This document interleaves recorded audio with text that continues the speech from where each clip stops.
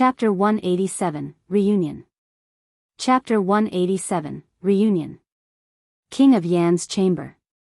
The King of Yan, Su Hong, had a solemn expression. He was playing chess against Uncle Zhang, and it was at a particularly intense situation. The guards Lu Yu and Yu Qihua stood at the side, standing watch over the both of them with sharp gazes. Uncle Zhang, Lu Yu, and Yu Qihua were the oldest and most loyal three in the Su family. They never left even when the Su family was at its lowest and was almost annihilated. Young master, you aren't young anymore. Are you really planning to continue wasting your time like this and not get married? After 4 years, Uncle Zhang looked much older. However, his eyes were still clear and exuded the glint of wisdom. In private, everyone addressed each other no differently from before. Su Hong remained silent. Young master, the bloodline of the Su family has to continue, Uncle Zhang persuaded again. With a sharp slap, Su Hong put down a chess piece and pointed to the chessboard with a smile. Uncle Zhang, if you get distracted again, you're going to lose. Seeing that Su Hong clearly did not wish to talk about it, Uncle Zhang gave a bitter smile and sighed. I'm not as energetic as before. I'm old now. Right then, a burst of laughter came out outside and Song Qi's voice rang. Young master, Mr. Zhang. Guess who's here? The door to the King of Yan's chamber was closed. Su Hong and the rest could only see vague shadows, but they could not see the appearance of the visitors. When he heard that, Su Hong shook his head and smiled. What's there to be mysterious about? Who could it be? Uncle Zhang went silent for a moment. A thought struck him as he whispered, could it be the second young master or miss? Xiaoning wouldn't have time to return since she's on the path to immortality cultivation. As for Zimo, there was a look of worry in Su Hong's eyes. I don't know where that lad has gone off to. I haven't seen him in 2 years. Big brother, I'm back. One of them pushed the door open. He was dressed in green and carried a scholarly aura around him, looking refined and graceful. It was none other than Su Zimo. Second young master? It really is the second young master. Lu Yu and the others revealed looks of joy as they broke into laughter. Zimo. Su Hong's eyes sparkled. He stood up slowly and walked forward, sizing Su Zimo from head to toe. As much as he tried to control himself, he could not conceal the excitement in his heart. While Su Hong was sizing him up, Su Zimo was looking at Su Hong as well. After 2 years, Su Hong did not seem to have changed much. Back when he had failed to assassinate the King of Yan, he was disheartened and his hair turned white overnight. At first glance, he looked like a venerable old man. In fact, Su Hong was only 34 this year. Stretching both hands, Su Hong gripped Su Zimo tightly on the shoulders and shook the latter vigorously. Finally, he nodded in satisfaction. Not bad, you're stronger than before. Young master, I'm afraid you don't know yet, but second young master Su is now a cultivator as well. Not just that, his cultivation is even much higher than mine. Song Qi remarked at the side. Oh. For real? Su Hong's eyes lit up. Su Zimo did not hide anything and nodded.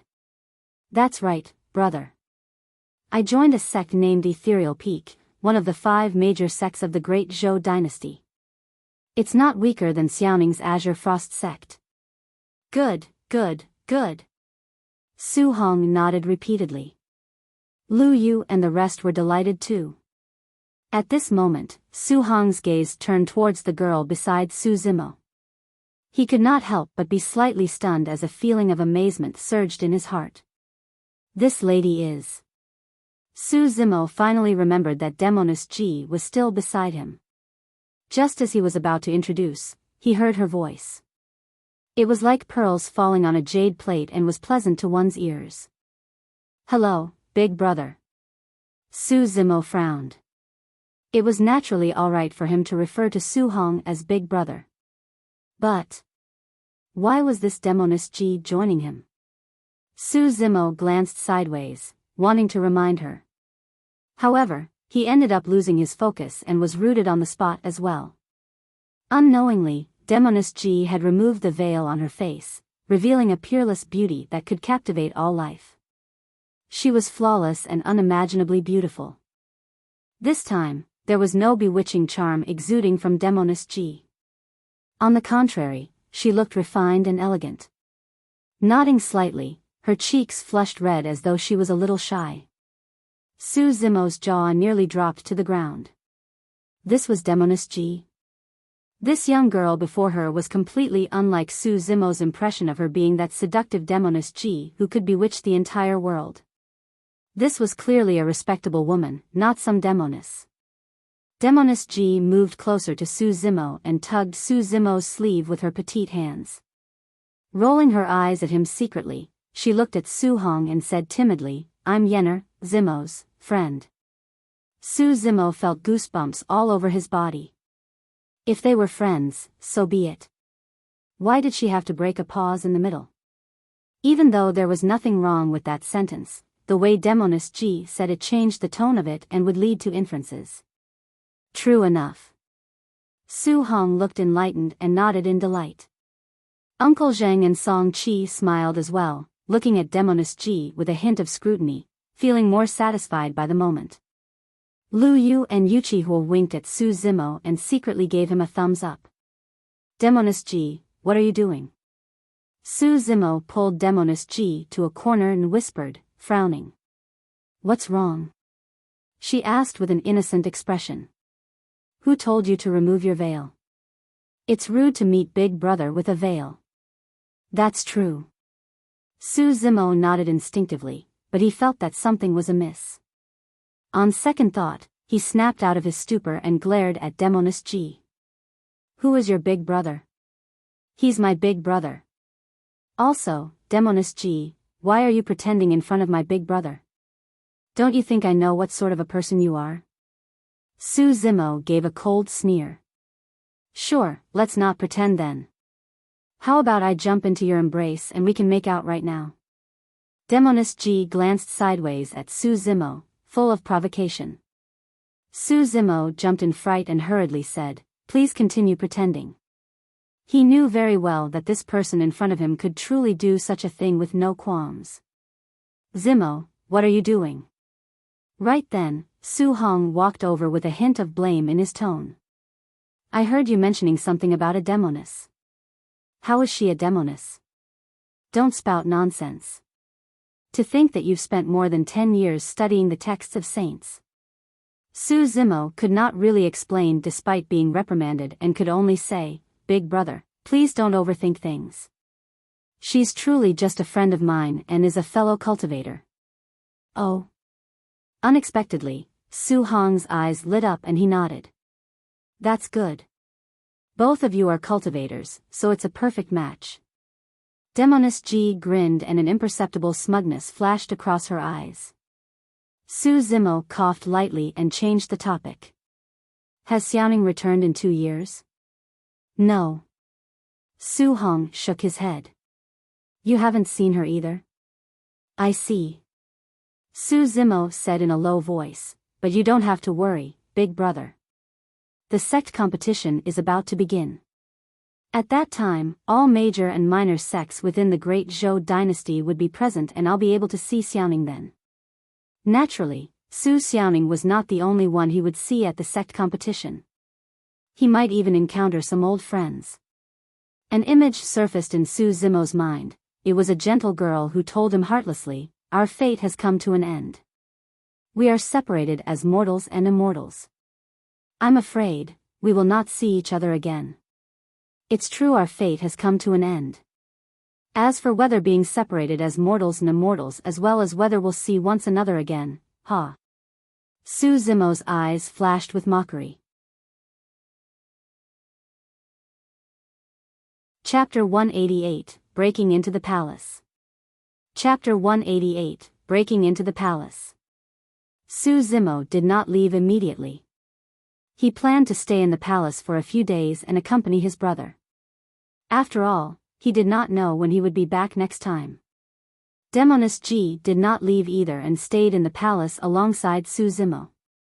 She merely took occasional walks outside and came over to tease Su Zimo when she had nothing to do. As the king of Yen, Su Hong would naturally not reside in the back palace all the time. Every day, he would take time to evaluate the memorials in the imperial court.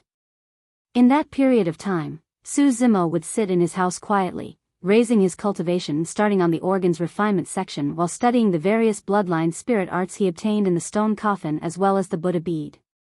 Before leaving Ethereal Peak, Su Zimo's cultivation was already at the peak of early-stage foundation establishment.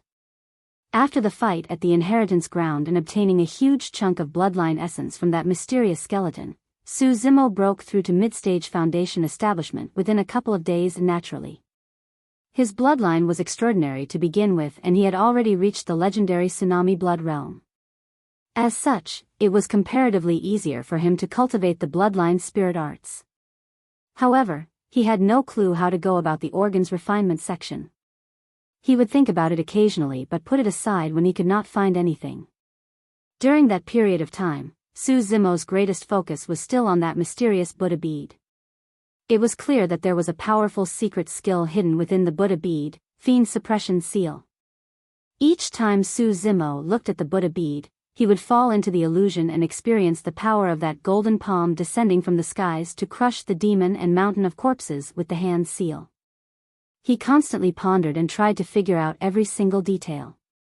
This day, a group of foundation establishment cultivators arrived at the capital of Yen country, led by a man and woman, Su Yu and Shenmingqi. Junior sister, if you want me to say it, let's openly barge into the palace and bring the king of Yen out. After asking about news of junior brother Zhou, we can seek revenge. How about that? Su Yu asked for Shenmingqi's opinion with a smile. Shenmingqi frowned and shook her head. I don't wish to see those old friends so I won't be going with you guys. Su Yu rolled his eyes and nodded. That's true.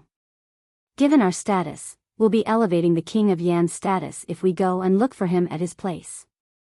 Junior brothers Liang Hao and Lu Hongyi, please bring our fellow sect mates to the palace and invite that king of Yen over. Su Yu placed emphasis on the word invite. His intentions were clear, he wanted Su Hong to suffer. Two iridescent clouds palace cultivators stood up and cupped their fists. Don't worry, senior brother Su. Leave it to us. Su Yu nodded. Liang Hao and Lu Hongyi were both late-stage foundation establishment cultivators.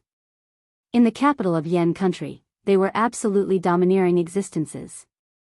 Furthermore, they carried the badge of Iridescent Cloud's palace on their waist. Which idiot would dare provoke them? Su Yu, Shenmingqi and Shen Nan looked for a random inn and moved in, waiting for Liang Hao and Lu Hongyi to bring the king of Yen over. Shen Nan was the most excited among them. In the 2 years since Su Hong was conferred king, he had been on tenterhooks, afraid that the Su family would seek revenge on him one day. Now, he no longer had to be afraid. After Su Hong's court session of the day, he headed for the back palace. When he reached Su Zimo's door, he realized that it was tightly shut. Pausing for a slight moment, he did not knock and instead turned to leave. He gathered that Su Zimo was probably in seclusion and did not disturb the latter. Upon returning to his chamber, Su Hong continued to read the account memorials. Not long after, there was a sudden commotion outside the door. Who's there? Ah! Sounds of fighting and screaming could be heard vaguely. It was as if someone had barged into the palace and headed straight for the chamber. Oh! Su Hong frowned, his expression calm and composed. Lu Yu and Yuchihua exchanged glances and quickly stood in front of Su Hong, whispering, "Young master, leave from the back." Song Qi stood up and retrieved a flying sword from his storage bag. He shook his head with a solemn expression. It's most likely too late to leave. Snap! Just as he said that, the door to the chamber was smashed apart by a tremendous force. More than 10 cultivators barged in with large strides, their heads reared with an imposing aura. Song Qi looked at them and could not help but feel shocked, his breathing stagnated. Foundation establishment cultivators. There were more than 10 cultivators, all of them foundation establishment cultivators. The two people leading them were even at late-stage foundation establishment. The power they possessed was almost enough to destroy a vassal state. When did Yan country offend such a faction? Song Chi's thoughts raced and he pondered, it makes no sense. We rarely have any interaction with cultivators, so we couldn't have offended these people. His gaze landed on the badge on the waist of the Foundation Establishment cultivators. Iridescent Clouds Palace. One of the 5 major sects, Iridescent Clouds Palace. This was big. Song Chi forced himself to remain calm as he revealed a smile and said in a deep voice, "Fellow seniors of Iridescent Clouds Palace who have come to visit the capital, please forgive us for being impolite and failing to welcome all of you." Liang Hao did not even bother to look at Song Chi. His head was raised, his nostrils facing the skies as he looked around. Finally, his gaze landed on Su Hong in the middle as he asked with raised brows, "You're the king of Yan, Su Hong?" "I am." Su Hong stood up slowly with a calm expression. He pushed Lu Yu and Yu Qihua aside, facing Liang Hao and the rest directly. "Fu." Lu Hongyi's lips curled into a cynical smile. He laughed lightly. "The ignorant are truly fearless. You can stay calm now, but I wonder if you'll roll in your pee out of fear later on. May I know why you guys have barged into the palace of Yan country?" Su Hong's tone was calm and composed, neither overbearing nor servile. "Why?" Liang Hao's expression darkened and he suddenly shouted, "Su Hong, how bold of you! Kneel down when you see immortals of the Iridescent Clouds Palace." His voice was deafening, reverberating in the chamber strongly. It was as if there was really an immortal looking down on all life and questioning loudly. Mortals aside, even Song Chi's expression was slightly pale. His chest felt stuffy and his heart raced. Su Hong raised his head and suddenly smiled. "Why should I kneel? You're indeed ignorant. It seems like you're someone who won't cry until you see the coffin. I've got to let you suffer for a bit," Lu Hongyi declared sinisterly with a malicious expression. Right as he was about to step forth, a voice came from outside. "The people from Iridescent Clouds Palace are truly promising. They're always forcing people to kneel, Fufu." Those words were clearly filled with disdain and mockery. Immediately, the group from Iridescent Clouds Palace were enraged as they turned back. A green-robed man strode over. Refined and delicate, he was elegant like a scholar. However, his eyes were narrowed like a sharp blade, carrying an intensely cold glint. Behind the green-robed man was a girl in a pink dress. She was breathtakingly beautiful and her eyes seemed to be able to speak. Every glance of hers caused waves of light to swirl around her, fluttering the hearts of the many cultivators present as well. Chapter 189, Might of the Fiend Suppression Seal. Chapter 189, Might of the Fiend Suppression Seal. Be it male or female, the dozen or so cultivators of Iridescent Clouds Palace were attracted by the girl in pink's appearance, forgetting where they were for a moment. It was only after the green-robed man and girl in pink brushed past them and entered the chamber that everyone came to their senses. Liang Hao and Lu Hongyi used their spirit-peering art to probe the two of them immediately. The girl in pink seemed to have cultivated some secret technique, concealing her cultivation in a blurry and unfathomable manner. There was nothing special about the green-robed cultivator. He was a mid-stage Foundation Establishment cultivator. Liang Hao and Lu Hongyi sneered to themselves. When both of them saw that neither the green-robed cultivator or girl in pink had any identity badges, they assumed that these must be itinerant or minor sect cultivators and there was nothing to be afraid of. The moment they saw the girl in pink, be it Liang Hao or Lu Hongyi, both harbored a thought. They wanted to show off their strength and vie for the girl in pink's attention. The green-robed cultivator and girl in pink were naturally Su Zimo and Demonis Ji. Su Zimo walked into the chamber and swept his gaze. Upon seeing that no one was injured, the killing intent in his eyes lessened slightly. Even though Song Chi did not say anything, he kept giving Su Zimo a meaningful glance to remind him that his opponents were of a higher cultivation realm. Furthermore, they were from Iridescent Cloud's palace and were strong with a powerful backing. Worry flashed in Su Hong's eyes when he saw Su Zimo appearing as well. Su Zimo merely smiled and nodded to Su Hong, Song Qi, and the rest, indicating for them to be at ease. He found a random chair and sat down calmly without even glancing at the group from Iridescent Cloud's palace. Liang Hao and the rest were furious when they saw how arrogant Su Zimo was despite his lower cultivation. "Were you the one who spoke just now?" Liang Hao glared at Su Zimo fixedly and asked coldly. "Yes." Su Zimo lowered his head and pressed his middle finger against his thumb, rubbing it lightly as he replied expressionlessly. Liang Hao narrowed his eyes and said icily, "In that case, do you have any objections if I get Su Hong to kneel down?" Su Zimo raised his head and looked askance at Liang Hao, asking with a smile, "Are you worthy? You must be courting death." Liang Hao's fingertips moved in an incantation gesture, and the spirit energy in his dantian burst out, forming a long sword out of thin air. This was one of the more ordinary spirit techniques in the cultivation world, the condensing sword art. Using rich spirit energy as a foundation, a long sword was condensed. However, its sharpness was no weaker than a spirit weapon. Furthermore, its aura was terrifying and emitted a suppressive force. Right then, Su Zimo moved as well. His mind flashed repeatedly with the shocking scene he had witnessed when he delved into the illusion of the Buddha bead. Subconsciously, Su Zimo's middle finger and thumb pressed together to form a weird hand seal. The secret skill hidden in the Buddha bead, Fiend Suppression seal. At that moment, the spirit energy in his dantian circulated crazily and continuously surged into the newly formed hand seal. The speed was too fast. The Fiend Suppression seal was like a bottomless pit, absorbing the spirit energy in Su Zimo's dantian constantly like a whale swallowing a cow. Su Zimo had a feeling that if he did not make a move, the Fiend Suppression seal could even absorb his spirit energy entirely without a single drop left.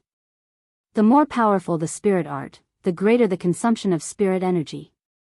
Right now, Su Zimo was at mid-stage foundation establishment. Due to the presence of the blood-bone palm, the quality of his spirit energy could even match that of a late-stage foundation establishment cultivator. If the Fiend Suppression seal could absorb all the spirit energy of a late-stage foundation establishment cultivator, how terrifying was that spirit art? Su Zimo did not dare to wait any longer and attacked directly. Boom! There was a deafening sound. Under everyone's watchful eyes, a giant golden palm descended from the sky. Smashing through the heavens, it suppressed all air flow and crushed towards Liang Hao and the others in a repressive manner. At that moment, even those who were not involved felt a sense of trepidation. Pust! Song Qi gasped as his heart trembled. Even though the strike was not aimed at him, he could still feel a suffocating pressure. Demoness Ji watched with an open mouth and widened eyes in disbelief. As the pure maiden of the Fiend's sects, she naturally had a sharp eye. The power of this spirit art before her was far beyond her imagination. Ethereal peak aside, even the Fiend's sects that had survived through the ancient times did not have many spirit arts of this level. Liang Hao and Lu Hongyi, who were situated beneath the Fiend Suppression seal, were horrified. They looked up with widened, bloodshot eyes and shuddered in fear. Both of them could see clearly. The patterns on the golden palm were clearly visible, as though they were corporeal. It was as if the divine god's palm carried with it a supreme might as it came crushing down, seeking to destroy all living things. "Everyone, help me." The Fiend Suppression seal descended extremely quickly and encompassed a large area. Liang Hao did not have time to dodge and could only roar loudly. Beside him, Lu Hongyi was also the first to bear the brunt.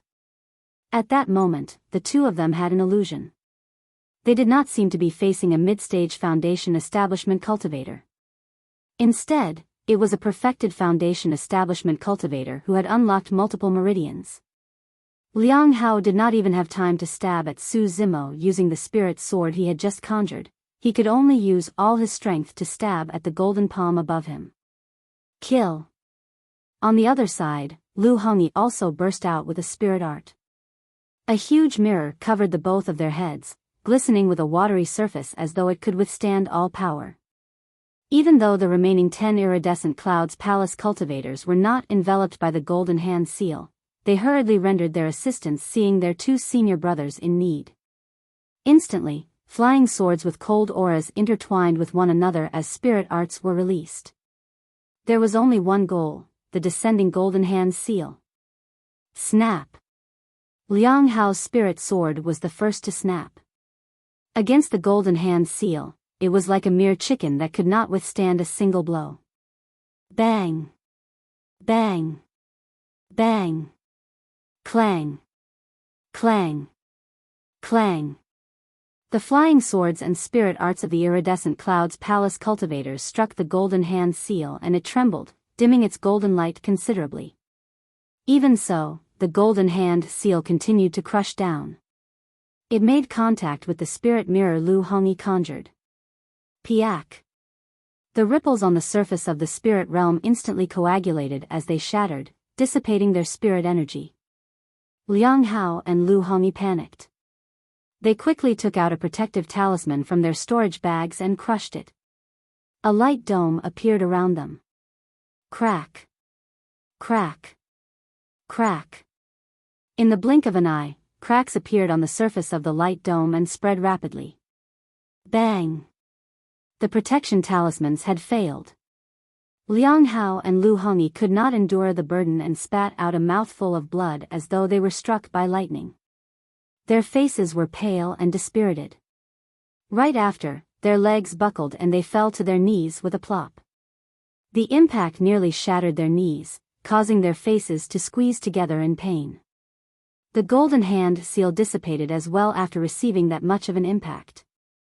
It was completely silent within the chamber. No one had expected this. Demoness Ji knew that Su Zimo was terrifying in his melee combat ability. However, she had not expected that he would be able to unleash such domineering powers in terms of cultivation techniques as well. The 2 late-stage Foundation establishment cultivators were seriously injured and lost their combat power. The remaining 10 iridescent clouds palace cultivators were not enveloped by the Fiend Suppression seal after all. Since they only attacked by the side, they were not injured. Even so, they had expended quite a bit of spirit energy as they looked at Su Zimo with frightful eyes. Chapter 190, Get Over Here Yourself. Chapter 190, Get Over Here Yourself. Right from the start, Su Zimo had been seated on the chair without any major movements. In fact, he did not even stand up and looked calm and composed. In reality, he felt quite the shock as well. The might of the Fiend Suppression seal had far surpassed his expectations. At that moment, the spirit energy in his energy was almost depleted. If he could provide sufficient spirit energy, how terrifying would the power of the Fiend Suppression seal be?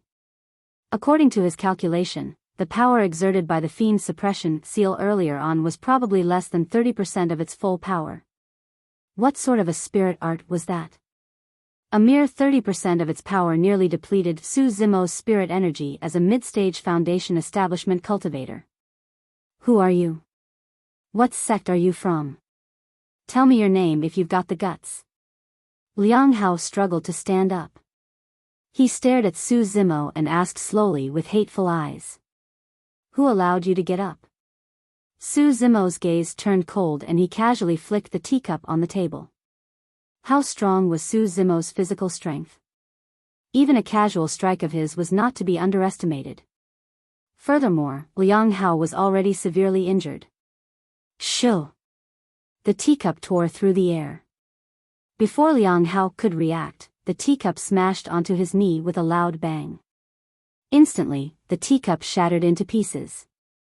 Liang Hao was just about to get up when he was forced to kneel after such a heavy blow once more. Ah! He cried out in pain and cold sweat trickled down his forehead in the blink of an eye. At the side, Lu Hongyi was about to get up as well. However, the scene scared him so much that he shivered and continued kneeling on the ground obediently with a lowered head, not daring to mutter a word. The situation was pressuring. At a time like this, being stubborn was only asking for trouble. Even though there were 10 Foundation establishment cultivators from Iridescent Cloud's palace remaining, all of them were stunned by Su Zimo. How would any of them dare to make a move? The 10 Iridescent Cloud's palace cultivators exchanged glances and tacitly retreated. The matter before them could only be handled by senior brother Su Yu and senior sister Shenmingqi. It was useless for them to stay here. This is not over yet. All of you, stay here. Su Zimo sat on his original spot with no intention of getting up. Even though his tone was calm, it carried an unquestionable strength. Hurry, let's go. Someone shouted loudly and summoned a flying sword, running outside without looking back. Su Zimo pointed forward and hollered softly, "Instant thunder." Snap! Accompanied by a deafening roar, a thunderbolt as thick as an adult's arm suddenly descended and shot down in the middle of the Iridescent Cloud's palace cultivators in a dazzling manner. The dense thunderbolts quickly spread out and crackled. Thunder art was the most offensive of all spirit arts. Coupled with the fact that Su Zimo had cultivated the ancient Void Thunder Manual, the power of thunder in his bloodline was extremely strong. Of the remaining 10 people, 4 were at mid-stage while 6 were at early-stage Foundation establishment, how could any of them withstand the might of thunder? Ah! Ah! Ah! Tragic cries could be heard from the crowd. The 6 early-stage Foundation establishment cultivators were instantly electrocuted and charred. Green smoke billowed from their bodies as they fell to the ground. The 4 mid-stage Foundation establishment cultivators were also covered in dirt. Although they had barely managed to withstand the blow, they were severely injured with blood oozing from the sides of their mouths. All their hairs turned charred and curly from the shock. Su Hong, Song Qi and the others were long dumbfounded by what they saw. How could they have expected that his younger brother, the second young master of the Su family, would be so powerful in just 2 years? Fellow Daoist, you better not go too far. Lu Hongyi gulped and mustered his courage to declare. Interesting. Su Zimo smiled. You're the ones who came knocking to provoke, forcing others to kneel in an intimidating manner. Why am I the one blamed for going too far now? He, don't you get arrogant now. Liang Hao endured the pain in his knees and said sinisterly, "Punk, my senior brother and sister are in the capital now. Wait and see what happens if we don't bring Su Hong back with us." Oh. Su Zimo read between the lines and asked with interest, "Does that mean that you are here today to take away the King of Yen?" Liang Hao replied loudly, "So what if I am?" Very good. Su Zimo nodded and asked again, "Why do you want the King of Yen? Is it because he has a feud with you guys or is it something else?" "That's none of your business." Liang Hao snorted. Even though Su Hong is the King of Yen, he's a mere mortal. It's his honor if senior brother Su wants to see him. Honor? Su Zimo sneered coldly, "In that case, I'll let one person leave. You. Go back and tell your senior brother Su my exact words." Su Zimo casually pointed at a slightly injured Iridescent Cloud's palace cultivator and said indifferently, "If you want to meet the King of Yen, sure. Get over here yourself." The Iridescent Cloud's palace cultivator nodded with a terrified expression and fled on his flying sword. In an inn near the capital, Su Yu and Shenmingqi were casually eating and chatting. Su Yu asked with concern, "Junior sister, you don't look too good. Are you feeling unwell?" "It's nothing." Shenmingqi shook her head and frowned. "For some reason, I'm feeling a little frustrated." Su Yu smiled. "Junior sister, you don't have to think too much about it. If you don't wish to see those old friends, you can just avoid Su Hong when he's here later. Leave everything to me." "All right," Shenmingqi nodded. Right then, the sound of clothes fluttering through the air could be heard from afar. It was obvious that someone had sped over on a flying sword in a seemingly flustered manner. "Oh." Su Yu frowned and waved his robes gently, causing the entrance door to open as a figure rushed in. "Junior brother Lu?" Su Yu and Shenmingqi were slightly taken aback. The person's clothes were torn and some places even had burn marks. He had rushed over in haste with white smoke still rising from his charred, curly hair as though he had just been electrocuted. "Junior brother Lu, how could you be so careless to be struck by lightning?" Suyu frowned and berated. "You're an immortal cultivator and yet you don't even know how to dodge lightning. Look at you, how inappropriate." The cultivator with the surname Lu was about to land from his flying sword. When he heard that, it triggered his internal injuries and he spat out a mouthful of blood, falling head first onto the ground. Suyu went forward and helped him up. "Oh." His expression changed, he could sense the fluctuations of a spirit art from this person's body. "Your injuries were caused by a thunder art?" Suyu asked with furrowed brows. Lu finally managed to catch his breath and nodded. "Senior brother Su, something has happened." He quickly recounted what happened in the palace, even relating Su Zimo's statement word for word. "Humph, what big words. A mere mid-stage foundation establishment cultivator and he dares to get so cocky with me?" Suyu's expression darkened as he asked, "What's his name? What sect does he belong to?" I don't know." Lu shook his head. Chapter 191, Old Flame. Chapter 191, Old Flame. Lu frowned as he recalled, that person wears a green robe and he looks refined and elegant, like a cultured scholar. Pausing for a moment, Lu grumbled indignantly, "But, it's all a lie. Who would have thought that the frail scholar would be this powerful? He was so terrifying when he attacked."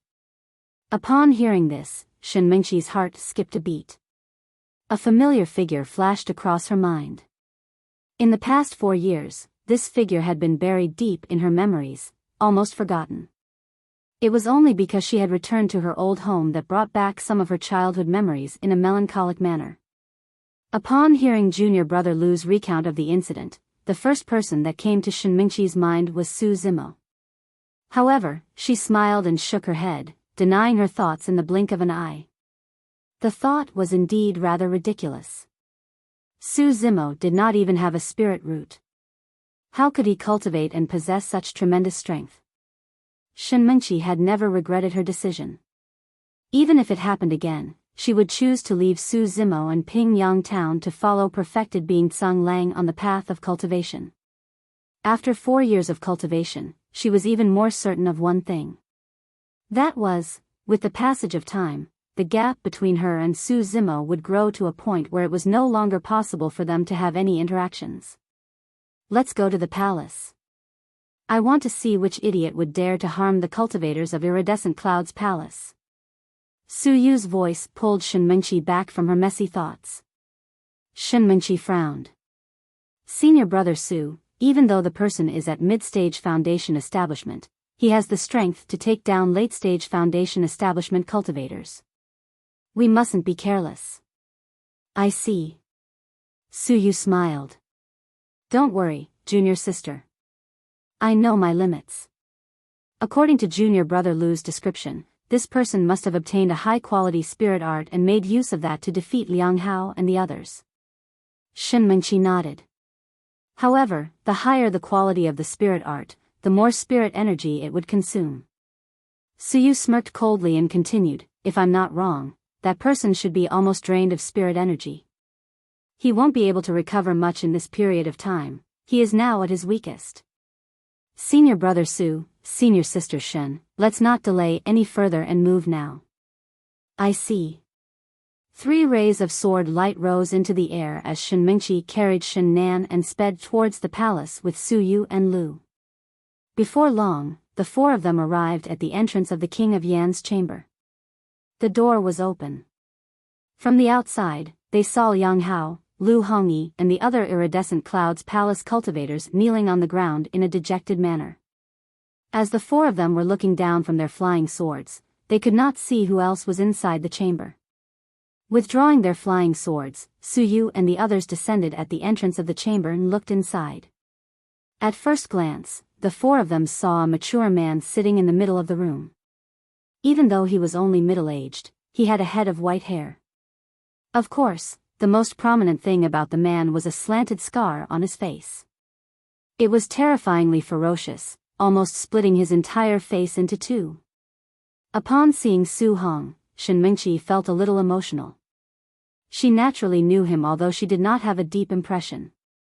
Even though this person before her was already the king of a country with considerable power, compared to her, he was nothing in terms of status and strength. When Su Hong saw Shen Mingqi, he was slightly stunned. The Shen family girl? After 4 years, he could barely recognize the gentle and simple girl from back then. Shen Mingqi exuded a clear, cold aura that kept people at arm's length. Even though they were both cultivators, Su Hong did not feel the same coldness from Su Zimo. At that moment, he suddenly felt relieved. He was relieved Shen Mingqi chose to leave his brother back then. They were not the same type of people to begin with. Shen Mingqi's gaze moved away from Su Hong after pausing for a while and turned to the two people seated at the side. A green-robed man sat on a chair at the side of the chamber. His side view was facing the entrance as he leisurely sampled freshly brewed tea that emitted a fragrant scent with a calm expression. Upon seeing the green-robed man, Shen Mingqi felt as if she was struck by lightning. Her body trembled slightly and she froze on the spot. Shaking her head gently, her cherry lips opened slightly as disbelief filled her eyes. Her mind was going blank. Even though it was just a side profile. Even though it had been 4 years. Even though that person had matured a lot. Shen Mingqi recognized him at the first instance. If it was any other time, so you would definitely notice something unusual about Shen Mingqi. However, at that moment, his full attention was drawn in by the girl in pink sitting beside the green-robed man. He almost forgot where he was. She smiled at him tenderly, her eyes curved into crescent moons that were filled with love. Ah! Suddenly, an exclamation was heard from the chamber. Shen Nan had obviously recognized the green-robed man and his expression changed. Back then, the impression left on Shen Nan by this man wielding a long saber in the courtyard of the Zhao family while drenched in blood was too deep.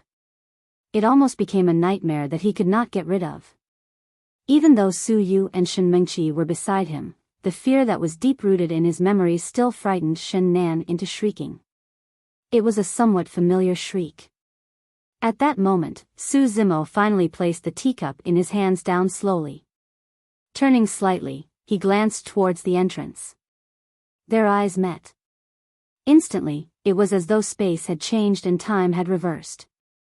A series of images flashed past his mind and gradually dissipated. There was silence for a long time. Shen Mingqi's expression was complex. Su Zimo was slightly startled. However, his eyes regained their calmness before long. From the moment he stepped onto the path of cultivation, Su Zimo knew that he would definitely meet Shen Mingqi again. However, he did not expect that it would be under such circumstances, that it would be today. 4 years ago, she left resolutely and Su Zimo suffered a huge blow. He could still remember that heart-wrenching pain till this day. If not for Dai Yu's appearance, it would have been difficult for him to get out of that ordeal so quickly. Su Zimo initially thought that he would be filled with resentment towards Shen Mingqi. He had even imagined that if they were reunited, he would stand proudly before Shen Mingqi and tell her that there was nothing tough about living in a world without her. However, reality was different from imagination. Now that he met Shen Mingqi once more, Su Zimo was extremely calm. In fact, he seemed relaxed.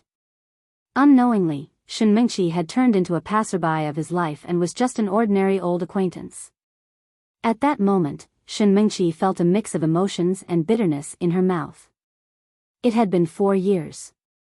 He did not seem to have changed much. He was still dressed in green and exuded a scholarly air. However, Shen Mingqi had just used her spirit-peering art and could naturally tell that Su Zimo was now a cultivator. Furthermore, he was a mid-stage foundation establishment cultivator. How could that be?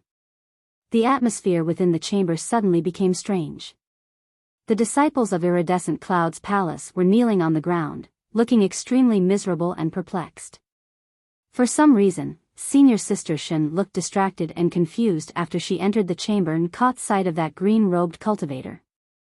It was the same for Senior Brother Su, who was staring at the girl in pink. No one was bothered about them at all.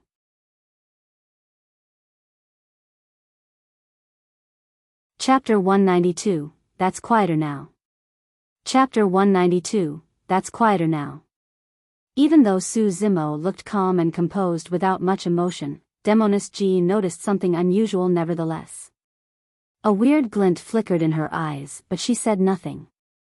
Su Zimo tapped his fingers on the table and attracted everyone's attention. He then said slowly, "Tell me, why are you looking for my elder brother?" There was no greeting nor pleasantry as Su Zimo went straight to the point of questioning. A flash of panic appeared in Shenmingqi's eyes as she was suddenly at a loss of what to do. Su Zimo's gaze turned to Shen Nan, who was cowering at the side. Raising his brows slightly, he asked, "You're here for revenge?" That gaze of Su Zimo sent Shen Nan shivering as he shook his head like a rattle drum. "Was it your idea?" With a slight pause, Su Zimo shifted his gaze to Shenmingqi and asked coldly, "Or yours, And no, Shenmingqi shook her head subconsciously. Shenmingqi was a cultivator after all. Taking a deep breath, she composed herself and explained, "It's because 2 years ago, a junior brother of the sect may have disappeared within Yen country. We're here to see if the king of Yen has news of him." "Oh, right. You know the missing person too. We're all from Pingyang town, he is Zhou." Suddenly, Shenmingqi paused. Looking at Su Zimo, she seemed to know something. Prior to this, she had not considered that Su Zimo might have something to do with Zhou Dingyun's disappearance. But if Su Zimo was a mid-stage foundation establishment cultivator now, he should have been a cultivator 2 years ago as well. In addition, Su Zimo and Zhou Dingyun had a feud to begin with. The truth was revealed. 2 years ago, Zhou Dingyun returned to Pingyang town to cause trouble for Su Zimo. Unexpectedly, he was killed by the latter, who wiped away all traces. Shenmingqi's speculation was similar to the truth. It was just that Su Zimo was not a cultivator 2 years ago, he merely possessed the capability to kill Zhou Dingyun as well. With that, Shenmingqi had already calmed down. Su Zimo had become a cultivator just like her. However, his spirit root and endowment were inferior to hers.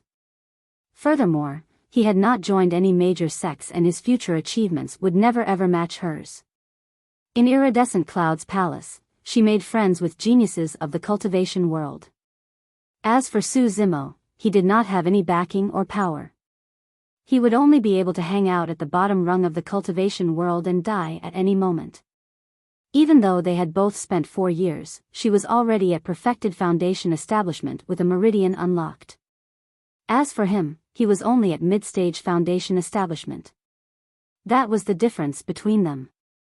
Moreover, Shenmingqi believed that the gap between them would only deepen as time passed. She was certain of that. Her decision back then was still the right one. At that thought, Shenmingqi regained her confidence and composure. She looked at Su Zimo with a smile. "It's been a couple of years, but you've changed quite a bit." Su Zimo was about to say something when he felt a lotus root-like arm coiling around his arm. Fragrance assaulted his senses as Demoness Ji spoke. "Zimo, who is this woman?" Shenmingqi frowned. Only now had she noticed that there was a girl in pink seated beside Su Zimo. More importantly, this girl in pink was far superior than her in terms of looks or aura. Shenmingqi felt uncomfortable when she saw the girl in pink hugging Su Zimo intimately. It was as if something that belonged to her had been stolen by someone else. Staring at Demoness Ji, Shenmingqi asked coldly, "Who are you? What do you think?" Demoness Ji smiled like a flower and squeezed next to Su Zimo. She raised her chin slightly and looked at Shenmingqi as if she was exerting dominance. Su Zimo removed Demoness Ji's arm. Just as he was about to speak, his heart stirred, he felt a killing intent. "If the king of Yen is your brother, that means you're Su Zimo?" Su Yu could not help but flare up when he saw Demoness Ji almost squeezing herself into his embrace. He interrupted with a murderous aura. Su Zimo reversed the question, "So what if I am? All my fellow juniors were injured by you?" Su Yu narrowed his gaze and asked again. Su Zimo nodded. That's right. All right, hand over your life then. Su Yu shouted and conjured a hand seal, his eyes turning cold. All of a sudden, Shen Mengqi swiftly blocked in front of Su Yu and whispered, frowning, "Senior brother Su, let's forget about this. There might be some misunderstanding." Misunderstanding? Su Yu's face darkened. He injured so many of our fellow juniors. Is this a misunderstanding? If it was in the past, Su Yu would not object to anything Shen Mengqi said. But now, he was completely charmed by Demoness Ji. He only knew that killing the green-robed cultivator before him was the only way he could obtain Demoness Ji's body and heart. Shen Mengqi pursed her lips. I'll get him to apologize to you and our fellow juniors now. Please let him off this once, senior brother. With that, Shen Mengqi turned to Su Zimo and said in a low voice, "What are you waiting for? Come over and apologize." Su Zimo suddenly laughed, his eyes filled with mockery. You were the ones who came to provoke and cause me trouble. Why should I apologize? Shen Mengqi frowned and glared at Su Zimo, hollering softly, "Su Zimo, don't be ungrateful. I'm trying to save you." Oh. Su Zimo did not stop smiling. Shen Mengqi said, "Do you know of the 5 major sects? Do you know of Iridescent Cloud's palace? There are some people and factions you can't afford to offend in the cultivation world. What are you still waiting for? Come and apologize." Demoness Ji clapped her hands and smiled. "Sister, you're truly right about that. There are truly some people and factions you can't afford to offend in the cultivation world." Foo-foo. Su Yu laughed icily, "Junior sister, an apology has to be sincere. I'll only let Su Zimo off if he kneels and kowtows 3 times in front of me." In Su Yu's opinion, humiliating Su Zimo in front of the girl in pink might produce an even better effect than killing him. "Senior brother, isn't that a little overboard?" Shen Mengqi frowned slightly. "Humph." Su Yu replied coldly, "That's not all. Su Zimo is not the only one who should be kneeling and apologizing. His brother has to do it as well. Senior brother, I'm begging you. Let this matter. This matter is non-negotiable." At this moment, Su Zimo suddenly stood up and walked towards Su Yu expressionlessly. Thinking that Su Yu had compromised and was about to apologize, Su Yu could not help but laugh smugly. At least you know your place. How annoying. Su Zimo came in front of Su Yu and said. Suddenly, he reached out and grabbed Su Yu's throat with lightning speed. Su Zimo squeezed hard. Crack. The sound of bones cracking echoed as Su Yu's eyes turned bloodshot and almost popped out of their sockets, looking at Su Zimo in disbelief. He had not expected that Su Zimo would dare lay a hand on him. More than that, he had not expected that Su Zimo would dare kill him. Furthermore, there were no chances given at all, it was a sure kill strike. Su Zimo released his grip and heaved a long sigh of relief, muttering softly, "That's quieter now." Su Yu's head tilted and fell to the ground in a thud. He was dead. A dead silence took over the chamber. Complete silence.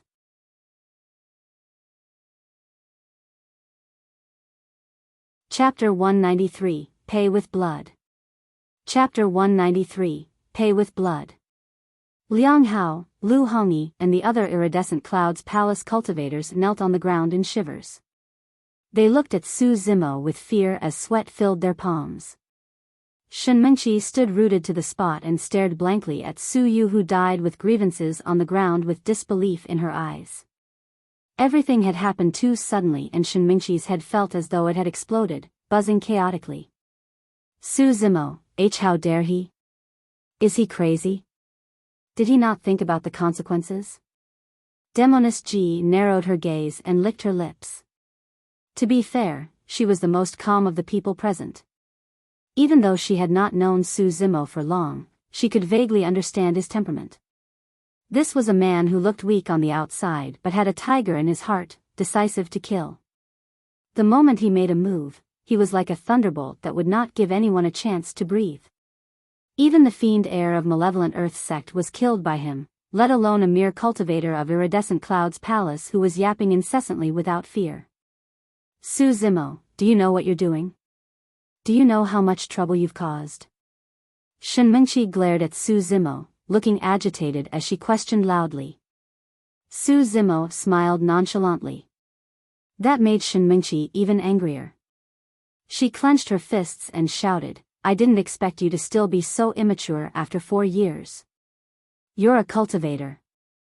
Even if you can escape, have you ever thought about your brother who will still be in the capital of Yen country? Have you considered that you would implicate your family? Su Zimo glanced sideways and waved his sleeves. A golden silk cloth floated over from the table in front of Su Hong. It emitted a faint authority as if the emperor had descended and was inspecting the world. The imperial edict. Shenmengqi and the others recognized the origin of that golden silk cloth immediately and were shocked. The status of the emperor of Great Zhou was much higher than theirs. Su Zimo replied indifferently, my brother has the imperial edict with him. Anyone who dares goes against him is going against the Great Zhou dynasty, making an enemy of the emperor. Everyone from Iridescent Cloud's palace fell silent. Furthermore, grudges of the cultivation world should not implicate mortals. Pausing for a moment, Su Zimo swept his gaze across everyone from Iridescent Cloud's palace and finally fixed it on Shenmengqi, saying slowly, whoever dares lay a hand on my brother and break the rules first, I'm sorry. I'll have them pay with blood. As soon as he finished speaking, a torrential murderous aura burst out from Su Zimo's body, almost materializing. It caused everyone's hearts to tremble. The temperature in the chamber plummeted.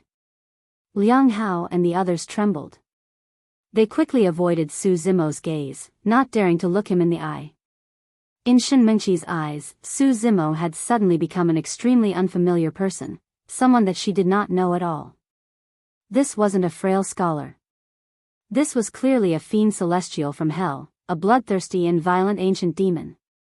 That feeling was fleeting, as if it was an illusion. In the cultivation world, while there was no official rule, many cultivators had a tacit understanding that they would not involve mortals in their grudges. Shenmengqi took a deep breath and composed herself before continuing, all right, even if your brother is safe, you'll have to account for killing a disciple of Iridescent Cloud's palace. From now on, you'll be running away from home, living in fear every day. Is this what you want? Su Zimo smiled, looking at Shenmengqi calmly and asked, who said that I'll be homeless? You still refuse to come to your senses. Shenmengqi looked at Su Zimo in disappointment. Iridescent Cloud's palace is one of the 5 major sects in the Great Zhou dynasty. As long as you're within the borders of the Great Zhou dynasty, who can protect you? Which sect will dare take you in? Su Zimo, wake up. Piak. Right then, Su Zimo took out a long badge from his storage bag and tossed it at the table beside him. I forgot to mention, I'm a disciple of Ethereal Peak. It's no big deal killing someone from Iridescent Cloud's palace. Ethereal Peak will naturally protect me. Shenmengqi stared intently at the identity badge on the table. Biting her cherry lips, she stood there in a daze. Everything she was prepared to say could no longer come out of her mouth. Ethereal Peak. It had been 4 years, but Su Zimo had actually joined one of the 5 major sects as well, Ethereal Peak. From the moment she saw Su Zimo, Shenmengqi had been looking down at him condescendingly. All of a sudden, Shenmengqi realized that Su Zimo had everything she relied on as well. Her pride seemed to have turned worthless. In that 4 years, the gap between them had not increased. Instead, it shrank. What comforted Shenmengqi slightly was that she was still higher than Su Zimo in terms of cultivation realm. I'll be at Ethereal Peak. Whoever wants revenge, come. I'll take you on. Su Zimo's tone was calm, as if he was talking about a trivial matter. After a brief silence, Shenmengqi gave Su Zimo a complicated look. She turned around and said, let's go back to the sect. With that, she walked over to Liang Hao and Lu Hongyi, wanting to help them up. Both of them eyed Su Zimo warily. Seeing that the latter was expressionless and did not object, they endured the pain and stood up. The group from Iridescent Cloud's palace supported one another and left the King of Yan's chamber. A breeze brushed past them and they felt a chill. Unknowingly, all of them had broken out in cold sweat. It was only when they walked out the door that everyone heaved a sigh of relief. They felt as though they had survived a disaster. Even though they were all Foundation establishment cultivators, for some reason, all of them felt a tightness in their chest against Su Zimo. It was as though there was a menacing pressure that prevented them from breathing. Shenmengshi said to everyone from Iridescent Cloud's palace in a low voice, "Leave the palace first. I'll be right after." Senior Sister Shen, don't fight with that Su Zimo anymore. What if, Lu Hongyi's heart skipped a beat as he hurried to persuade her. Everyone else nodded in agreement with fright in their eyes. It would be fine if Shenmengshi won. But, if she lost, they were worried that they would be implicated and lose their lives here as well. Senior Sister Shen, let him off this time. There will be many opportunities to take his life in the future. Another person tried to persuade while encouraging Shenmengshi at the same time. Don't worry, I'll be right back. I won't fight with him. Shenmengshi let out a reassuring smile and turned back. Coming in front of Su Zimo, Shenmengshi stared at him and said coldly, "Come out. I have some things to say to you." With that, Shenmengshi turned and walked out. Shenmengshi's tone made Su Zimo frown. What's the matter that's so mysterious that you have to hide it from me? Demoness Ji's eyes darted between Su Zimo and Shenmengshi as she asked meaningfully. Clang. Clang. Right then, Su Zimo knocked his fingers on the table. If you have anything, you can say it here. Su Zimo did not get up as he lowered his eyes and said calmly. Shenmengshi stopped in her tracks, back facing Su Zimo. Her expression changed continuously as she grit her teeth and turned around slowly.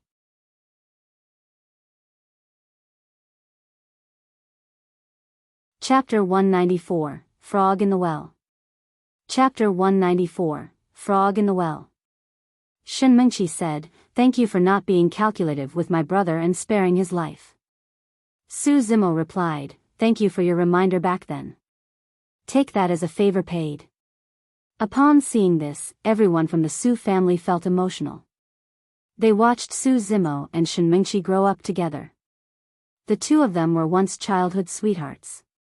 After seeing one another 4 years later, there was no joyful reunion nor deliberate avoidance. It was merely a polite exchange of indifferent thanks.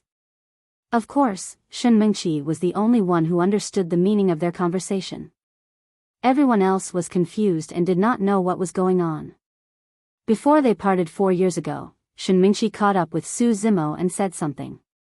Among it, she said, "Zhou Dingyun and I will be leaving Pingyang town with the perfected being tomorrow." It seemed like it was nothing, but if one thought about it carefully, they would realize that there was no need to mention Zhou Dingyun. At that time, perfected being Song Lang was in midair and Shenmengshi did not dare to make her reminder too obvious. However, she believed that given Su Zimo's intelligence, he would definitely be able to read between the lines. The facts proved it as well. After Su Zimo returned to his home, he pretended to be drunk and successfully bewitched Zhou Dingyun, scaring the latter off. Of course, even without Shenmengshi's reminder, Zhou Dingyun might not have succeeded with Daiyu around. After a brief silence, Shenmengshi asked, "Did you kill Zhou Dingyun?" "Yes." Su Zimo did not choose to hide the truth. He had even killed Su Yu, so he naturally did not care if Zhou Dingyun's death was added to it. "Zimo, even though you're a disciple of Ethereal Peak, I still want to say that you were too rash earlier on." Shenmengshi said, "If you didn't kill Su Yu, I would have helped you keep Zhou Dingyun's death a secret. At least you won't offend Iridescent Cloud's palace that way. Now that you've killed Su Yu in front of everyone, I can't help you hide this secret even if I wanted to." "Why should you hide it?" Su Zimo asked. "Huh?" Shenmengshi was momentarily stunned. He replied indifferently, "If I wanted to hide it, the simplest method would be to kill all of you." Shenmengshi's heart skipped a beat. From Su Zimo's gaze, she had a feeling that he wasn't joking about it. Su Zimo continued, if I didn't kill you guys, it meant that I have no intention to hide it. So naturally, I'm not afraid of offending Iridescent Cloud's palace. A killing intent flashed through Su Zimo's eyes at the thought of perfected being Song Lang. Furthermore, I've already offended Iridescent Cloud's palace before. Upon hearing this, Shen Mingqi's heart skipped a beat. She seemed to have recalled something and frowned. Shen Mingqi, are you still thinking of taking revenge on my master? Oh. Perfected being Song Lang is your master? Su Zimo smiled faintly and said sarcastically, how unlucky. Go back and tell him to live his life well. One day, I'll personally take his life. Su Zimo, that's enough. Shen Mingqi was a little agitated and questioned lightly, you want to kill my master just because of a horse? A horse? Su Zimo stood up slowly. His eyes flickered coldly and a murderous aura emitted from him through just that simple motion. Arriving before Shen Mingqi, Su Zimo stared at her with a piercing gaze that was sharp as knives. Shen Mingqi even had an illusion that Su Zimo's gaze stabbed her. She took a step back subconsciously. At that moment, she had even forgotten that her cultivation was higher than Su Zimo's. He said coldly, if not for Joy Feng, would have died. Your master wanted my life back then. Shen Mingqi couldn't refute him. She had witnessed what happened back then. If Joy Feng had not been psychic and managed to defend in time, Su Zimo would have been burnt to ashes. Shen Mingqi took a deep breath and raised her head, looking straight in Su Zimo's eyes. After 4 years, you're still arrogant and ignorant as ever. You overestimate your abilities. What right do you have to take revenge on my master as a Foundation establishment cultivator? Yes, you will grow stronger and raise your cultivation with the passage of time. However, master will not remain stagnant either. He will grow stronger too. You will never be able to catch up to him and take revenge. Pausing for a moment, Shen Mingqi scoffed coldly, also, I didn't attack you just now because I'm weaker than you. It's because I didn't want to fight you for old time's sake, but don't push your luck. Do you think that you have the strength to defeat me, a perfected Foundation establishment, just because you killed senior brother Su with a sneak attack? Su Zimo looked at Shen Mingqi calmly. At this distance, he had 100 ways to defeat Shen Mingqi. Sadly, those who were ignorant would never ever know of their ignorance.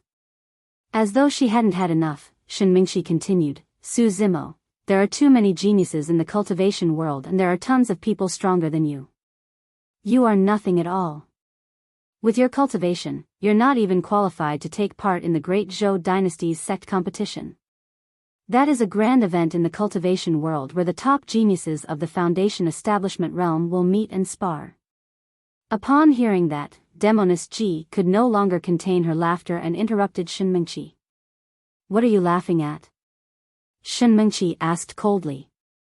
Demoness Ji ignored her and looked around as though she was looking for something, muttering, huh? I thought I heard a frog in the well croaking. How annoying. Shen Mingqi's face darkened. She placed her hand on her storage bag and remarked icily, who are you calling a frog in the well? Noticing Shen Mingqi's movement, Demoness Ji smiled. So be it if someone's a frog in a well. What's worse is that she's a self-righteous frog, boasting to others about how much of the sky she can see. What a joke. All right. Shen Mingqi harumphed coldly. Let me show you the methods of a frog in the well. As soon as she finished speaking, Shen Mingqi used her left hand to conjure a seal and slapped her storage bag with her right, causing a flying sword to land in her palm. Boom! A rumble echoed from within Shen Mingqi. Right after, a meridian shone brightly like a divine dragon, roaring in Shen Mingqi's body and emitting a rich spirit qi. One of the 8 meridians. The spirit-peering art could only determine if a cultivator was at perfected Foundation establishment, but it could not detect how many meridians they have unlocked. The more meridians that were unlocked, the more spirit energy they had and the stronger they were. It was obvious that Shen Mingqi had unlocked a spirit meridian. Swash! The moment Shen Mingqi made her move, a pink figure flashed and appeared in front of her.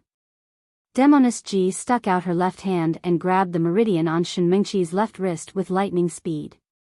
Instantly, Shenmingqi's expression changed. Her left arm turned numb and the spirit energy in her meridian turned sluggish, unable to circulate at all. The next moment, she felt her neck turn cold, prickling in pain as a cold air entered her body. Shenmingqi's face looked extremely terrible, not daring to move as she froze on the spot. Demoness Ji leaned over and smiled. Don't doubt it when I say that you're a frog in the well. If someone like you were to enter the ancient battlefield, the only thing that awaits you is death.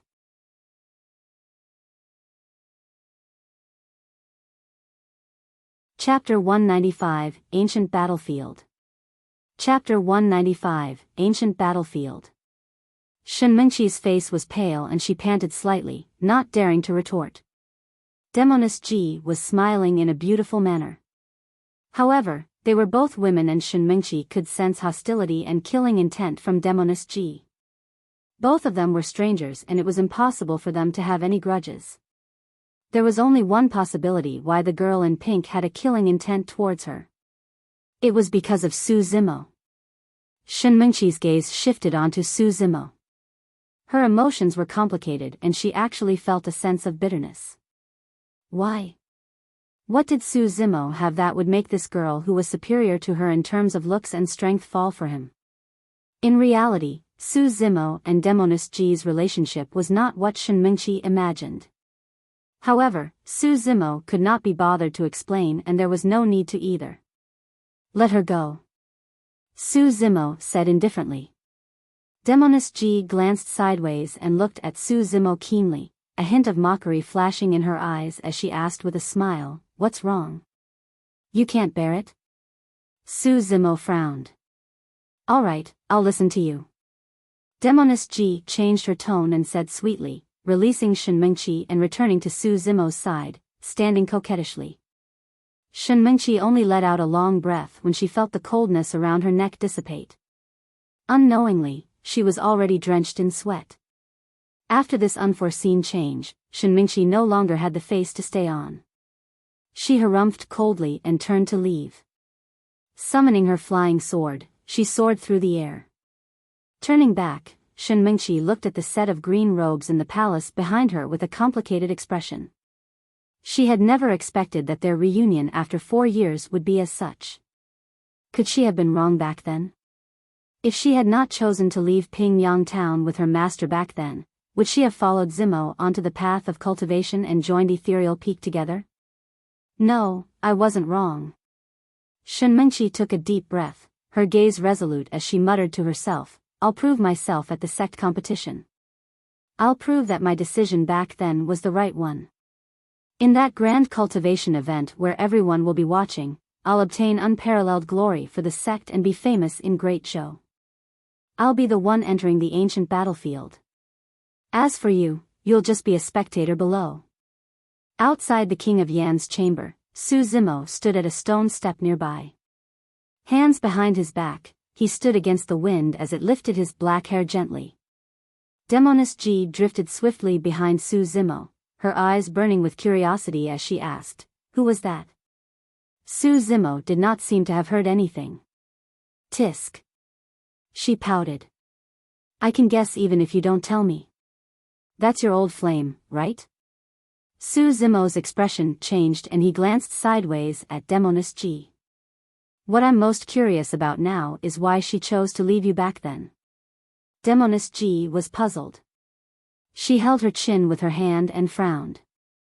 "At least among the younger generation, you're already very powerful. I don't think Iridescent Cloud's palace has anyone that can surpass you. Why did that woman choose to leave you? Isn't that a stupid decision?" "I was quite ordinary back then," Su Zimo replied. "I don't believe you." Demoness Ji shook her head. "She must have bad taste." Pausing for a moment, Demoness Ji smiled smugly. "However, that makes me look even more formidable. I picked you right away with my sharp wisdom, hee. Su Zimo did not laugh. Instead, he asked, "You've followed me for so long. What exactly do you want? Perhaps you haven't realized it yourself, but your personality is closer to that of a fiend's. Demoness G looked at Su Zimo meaningfully and said in a deep voice, "You abhor evil and are decisive to kill.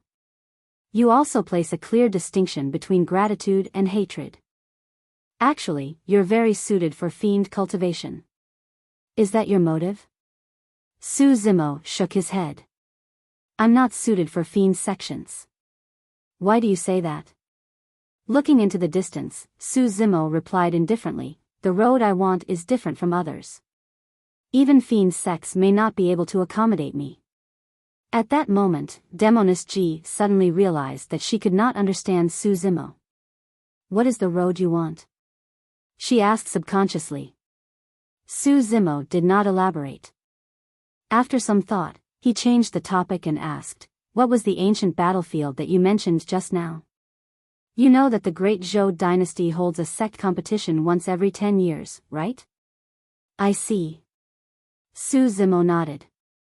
Ji Yaoshua had mentioned this 2 years earlier. It was a grand event for the Great Zhou dynasty where all major and minor sects will gather and spar. Their realms were limited to those below Golden Core.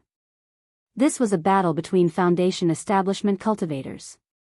There would be 4 ranking lists for spirit, talismans, elixirs and weapon with only the top 10 of each. The competition was intense. However, it also meant that this was the best opportunity for one to make a name for themselves. Furthermore, the Great Zhou dynasty would reward the cultivators on the ranking lists handsomely. It was also said that there would be additional mystery rewards. Demoness G continued, "Actually, the mysterious reward is for one to enter the ancient battlefield and cultivate for a year within." "Cultivate for a year?" Su Zimo frowned slightly. Demoness G laughed. "Don't underestimate that 1 year. Even if you cultivate outside for 10, or even 100 years, it might not match what you can obtain from cultivating in the ancient battlefield for 1 year. There are countless treasures within. Lost cultivation techniques, elixir and talisman recipes and even weapon refinement techniques can be found there. The opportunities inside are unimaginable to you." Su Zimo's blood boiled as he listened in shock. Demoness G continued, "There are some things you might not know. Back then, the founder master of True Fire sect obtained a long-lost flame's secret skill in the ancient battlefield. He then established True Fire sect, which turned into one of the 5 major sects in the Great Zhou dynasty. Of Ethereal Peak's 3 secret skills, one of them was obtained from the ancient battlefield as well. It's not an overstatement to say that all geniuses of Tianhuang mainland would have to venture to that place. However, only paragons will be able to return alive. If you die within." Su Zimo's heart skipped a beat as he recalled that terrifying expert of Ethereal Peak. That person mentioned at the Void Thunder Manual was obtained from an ancient ruin. A question suddenly flashed through Su Zimo's mind and he asked, "Since the ancient battlefield is so great, why aren't golden cores or even nascent souls sent there? Wouldn't that mean a greater chance of obtaining treasures and inheritance opportunities?" Demoness G explained, "Actually, every ancient battlefield was left behind by the ancient era and it forms its own dimension. In the most elementary ancient battlefield, only Foundation establishment cultivators can be sent inside. Furthermore, it would even require many void reversion Tao beings to combine forces in breaking through the dimensional barriers. Given the strength of the Great Zhou dynasty, only dozens of Foundation establishment cultivators can be teleported at best. That's the reason why we have the sect competition." Su Zimo pondered deeply. "Does that mean that only golden cores are allowed in the intermediate ancient battlefield?" "I see." Demoness G nodded. "However, there's no one in the Great Zhou dynasty that has the power to send golden cores into the intermediate ancient battlefield. Think about it. If you require the combined forces of many void reversion Tao beings to break the dimensional barrier of the elementary ancient battlefield, what sort of cultivators do you need for the intermediate ancient battlefield?"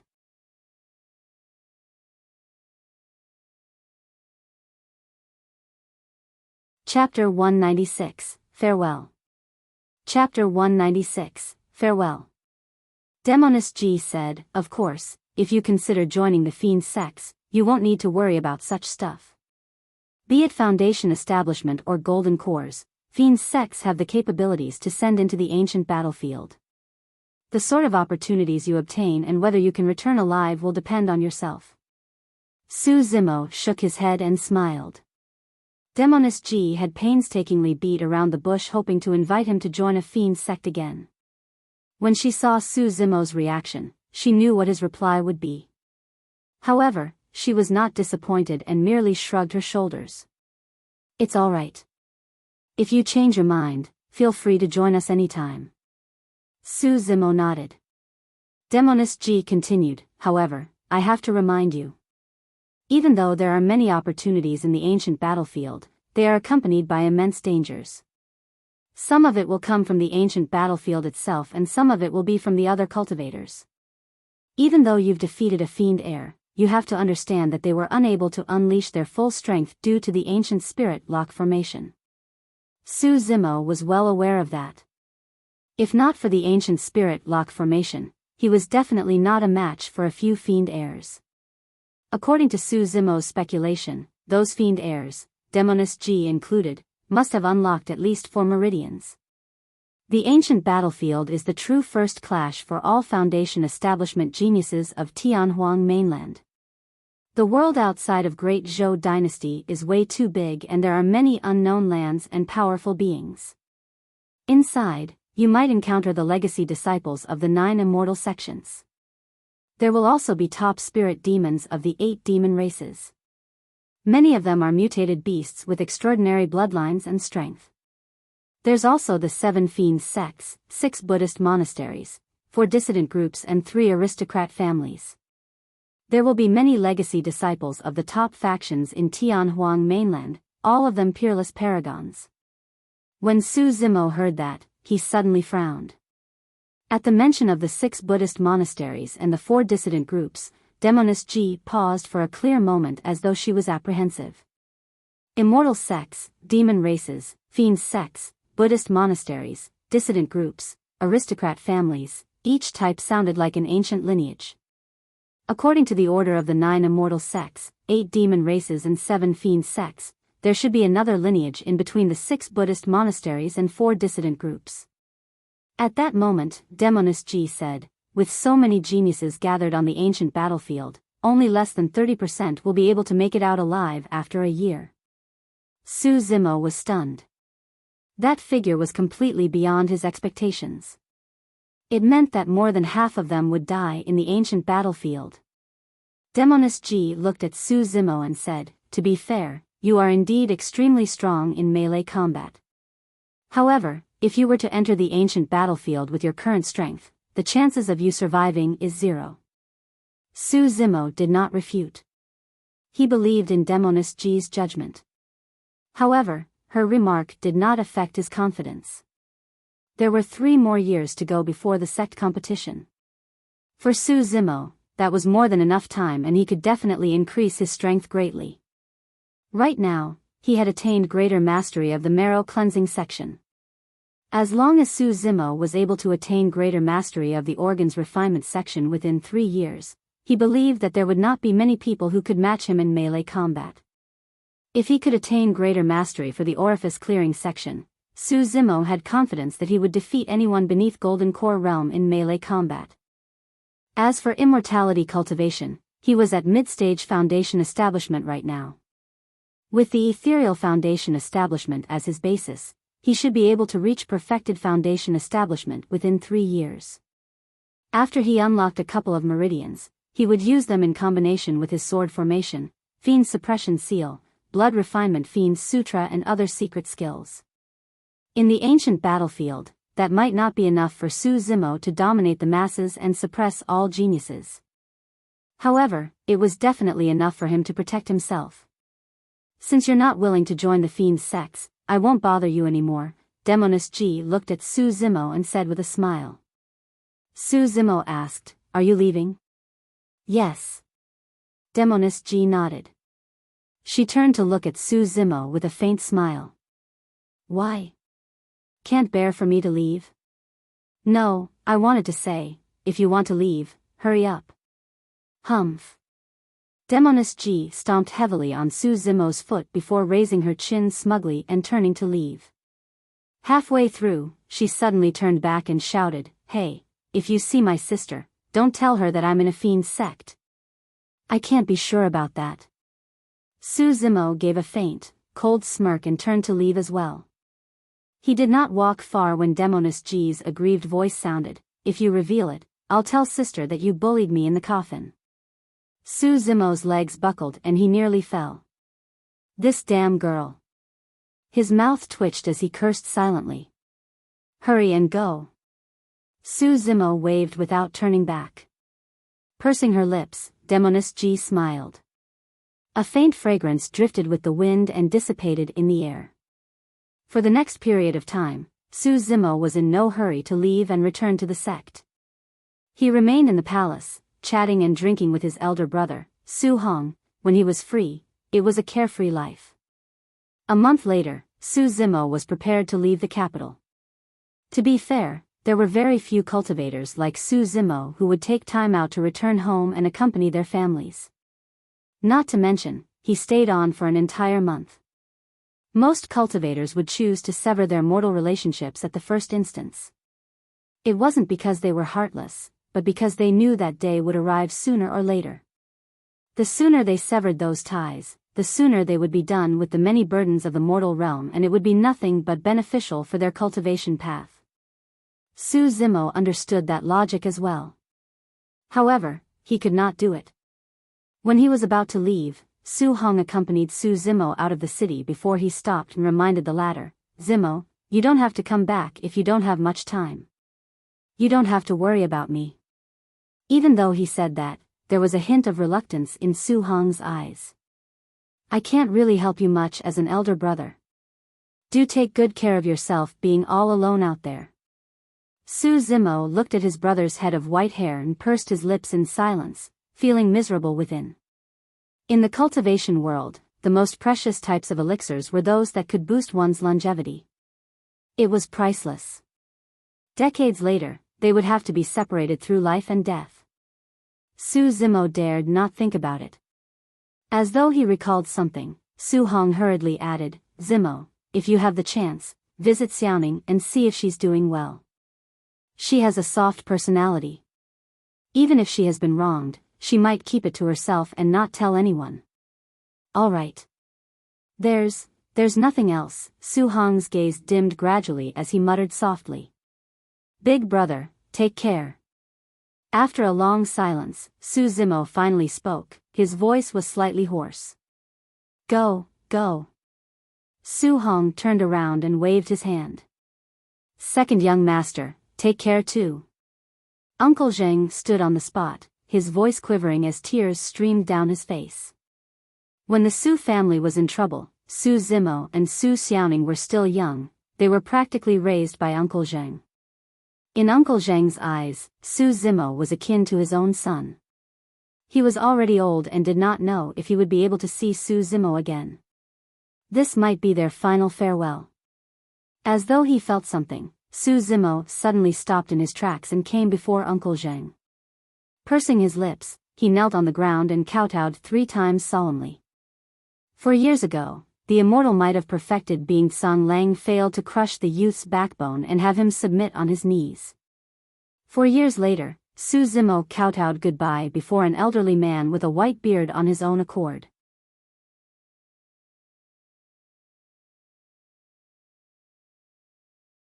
Chapter 197, Trapped Spirit Monkey. Chapter 197, Trapped Spirit Monkey. A streak of light flashed through the air, tearing through the skies and passing through the vast lands, brushing by cities and villages. A few mortals subconsciously looked up. Some of those with sharper eyes faintly caught sight of a set of green robes. Amidst the clouds, it disappeared before everyone swiftly. Su Zimo did not return to the sect immediately. Instead, he sped in the direction of the Tsang Lang mountain range. He had not seen the damn monkey for 2 years and missed it a little. Additionally, Tsang Lang mountain range had a cold lake. Back then, Su Zimo was too weak and could not get to the bottom of the cold lake since he had just cultivated the Tendon's transformation section of the mystic classic of the 12 demon kings of the great wilderness. Now that Su Zimo was at greater mastery of the marrow cleansing section and had a rich bloodline, he could attempt to check out the cold lake once more. The moment he arrived at the skies of the Tsang mountain range, Su Zimo heard a series of roars that shook the mountains with a murderous aura. That was the howl of the wolf, something Su Zimo was extremely familiar with. Back when he lived in Tsang mountain range for a year, he was fighting those spirit beasts most of the time. Wolves were cunning and extremely intelligent. If not for the spirit monkey's help, Su Zimo would have already died in a wolf's belly. Su Zimo furrowed his brows slightly. It was daytime right now. Logically speaking, most spirit beasts would lay dormant, and it was the same for the wolves. It was rare for such a commotion to happen now. This should be the work of a pack of wolves. Su Zimo muttered softly. Even when he joined forces with the spirit monkey back then, he could only rely on sneak attacks and was unable to fight powerful wolves head-on. Moreover, after killing a few wolves, it was inevitable that his body would contain the aura of a wolf's bloodline. If he did not conceal it with other auras, he would be tracked by the wolves before long. Su Zimo ignored the wolf pack and headed towards the cave he used to live in. If he wanted to look for the spirit monkey, this was his only clue. Otherwise, searching for a monkey in the vast Tsang mountain range was akin to finding a needle in a haystack. Su Zimo had not gone far when his eyes flickered, sensing that something was amiss. The roar of the wolves came from the direction of the cave. Was it a coincidence? Su Zimo pondered for a moment and withdrew his flying sword, descending into the forest. He dashed towards the cave with all his might while surveying his surroundings with a sharp gaze, trying to search for clues on the ground. Before he arrived at the cave, Su Zimo already had determined the situation based on the clues on the ground. The number of wolves this time was large, there should be more than 10,000. That was a terrifying figure. Typically, there would be a spirit demon level wolf in a wolf pack amounting in the hundreds. For a wolf pack of more than 10,000 wolves, there were at least 10 of those spirit demon wolves. The most terrifying thing was that the alpha of the wolf pack might even be a spirit demon equivalent to a golden core. The difference in strength between spirit demons was huge. The weakest of them were comparable to Foundation establishment cultivators. The strongest of them were equivalent to golden core perfected beings. Su Zimo's expression was grim. When he saw that he was about to reach the cave, he slowed down and moved forward silently. Soon, the figures of many wolves appeared before him, their eyes flashing with a green glint. Bloodthirsty and ruthless, they bared their teeth and saliva drooled from their mouths onto the ground as they snarled deeply. Su Zimo did not proceed forward rashly. Instead, he came beside a huge ancient tree and using all his limbs like a spirit ape, climbed it stealthily. Standing up high, he looked over and could not help but take a breath of cold air. There were too many. Densely packed, they covered the entire mountains, causing chills to run down one's spine. The wolf pack did not surround the cave. Su Zimo would definitely choose to avoid and not provoke these beasts.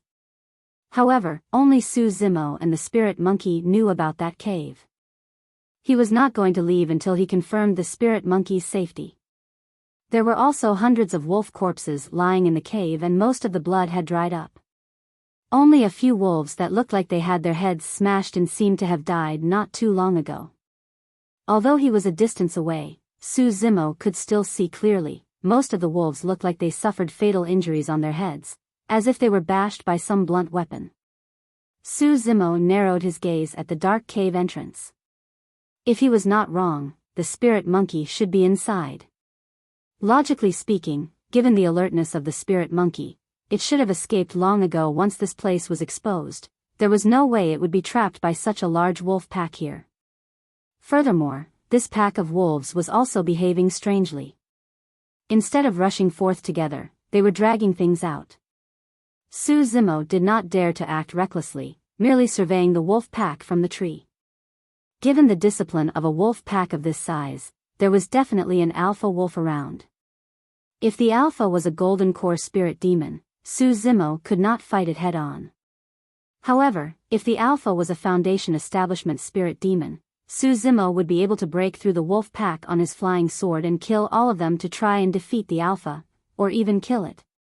That was because Su Zimo had an advantage that Foundation establishment spirit demons did not have. Sword Kinesis Flight. As long as Su Zimo were to ride on his flying sword, he would be invincible no matter how many wolves there were. However, if the alpha was a golden core spirit demon, Su Zimo would not dare to barge in. Be it humans or demons, core formation was an extremely important step. There is the saying that once one creates a golden core, one's lifespan will not be decided by nature. Once one forms a core, even spirit demons would be able to soar through the skies without the use of any external objects. This meant that even if the wolf did not have wings, it could fly as well, and Su Zimo's advantage would be gone. Furthermore, Su Zimo was not a match for a golden core spirit demon as well. They were on completely different levels. If the opponent was a cultivator that did not cultivate any concealment techniques and the difference in realm between them was not too great, one could easily detect the other party's cultivation realm using spirit peering art. However, the spirit peering art was useless against spirit demons. That was because there was no spirit energy in the spirit demons' bodies. Before a spirit demon attacked, one could only rely on experience, feelings and observation to gauge their cultivation realms. At the front of the wolf pack stood more than 10 tall and strong wolves that looked malicious. Pacing back and forth, none of the other wolves dared approach them. Su Zimo nodded silently. If he was not wrong, those 10 odd wolves were Foundation establishment spirit demons. Their status in the wolf pack was very high, akin to a small leader.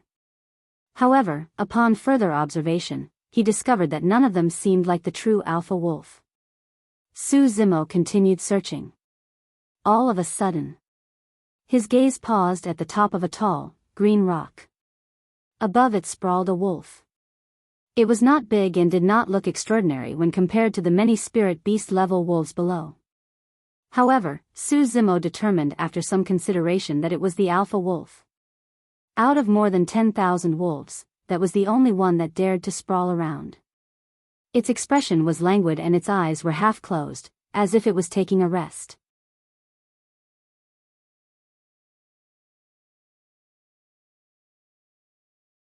Chapter 198, Tricked. Chapter 198, Tricked. Just as Su Zimo's gaze landed on the alpha, it suddenly moved as if it sensed something. Oh! Su Zimo's heart skipped a beat. His gaze was extremely obscure such that the 10 odd Foundation establishment wolves had not noticed it. If this alpha sensed it, there was an 80% chance that it was a golden core spirit demon. Su Zimo continued observing. The alpha merely moved a little and did not make any other motions. It did not even open its eyes, as though it was merely adjusting its position to make itself more comfortable. Su Zimo heaved out a sigh of relief. Roar! At that moment, 5 spirit demon wolves growled lowly and walked towards the cave slowly with feral expressions. The entrance of the cave was squeezy. The 5 wolves did not dare to barge in, merely loitering in front of the cave. Ow! Ow! Before long, a familiar cry came from within the cave, filled with provocation. Su Zimo's eyes lit up and he no longer had any doubts. That was the sound of the spirit monkey. The spirit monkey was very smart and defended the entrance of the cave with a terrain advantage, destroying the wolf pack one by one. However, that was only a temporary solution. The spirit monkey had to be constantly on guard against the wolf's sneak attacks and could not relax at all. If this continued, the spirit monkey would not be able to withstand it eventually. After all, there were more than 10,000 wolves and the spirit monkey was alone. The 5 wolves at the entrance did not fall for the spirit monkey's provocation. They continued loitering around the cave with a ruthless glint in their eyes. Su Zimo's gaze swept over the alpha on the green rock again. If it was a golden core spirit demon, the spirit monkey should have been dead long ago and would not have been able to last till now. At that thought, Su Zimo no longer hesitated. He wore the mystic gold silk armor and leapt down from the tree as a flying sword appeared beneath his feet in midair. Swash!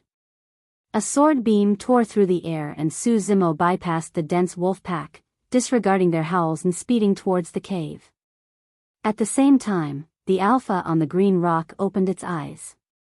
Narrowing its gaze, a cunning and savage glint was revealed. Swash! Swash! Swash! Su Zimo's expression was calm and his eyes were clear in midair. Waving his sleeves, 6 sword beams flew out of his storage bag. Hexagonal sword formation. He shouted softly and controlled the 6 flying swords which cut through the air swiftly. The sword chi left behind scars in the air which formed a gigantic hexagonal formation. Buzz! The light of formation patterns burst forth in a bedazzling manner. Zang! Zang! Zang!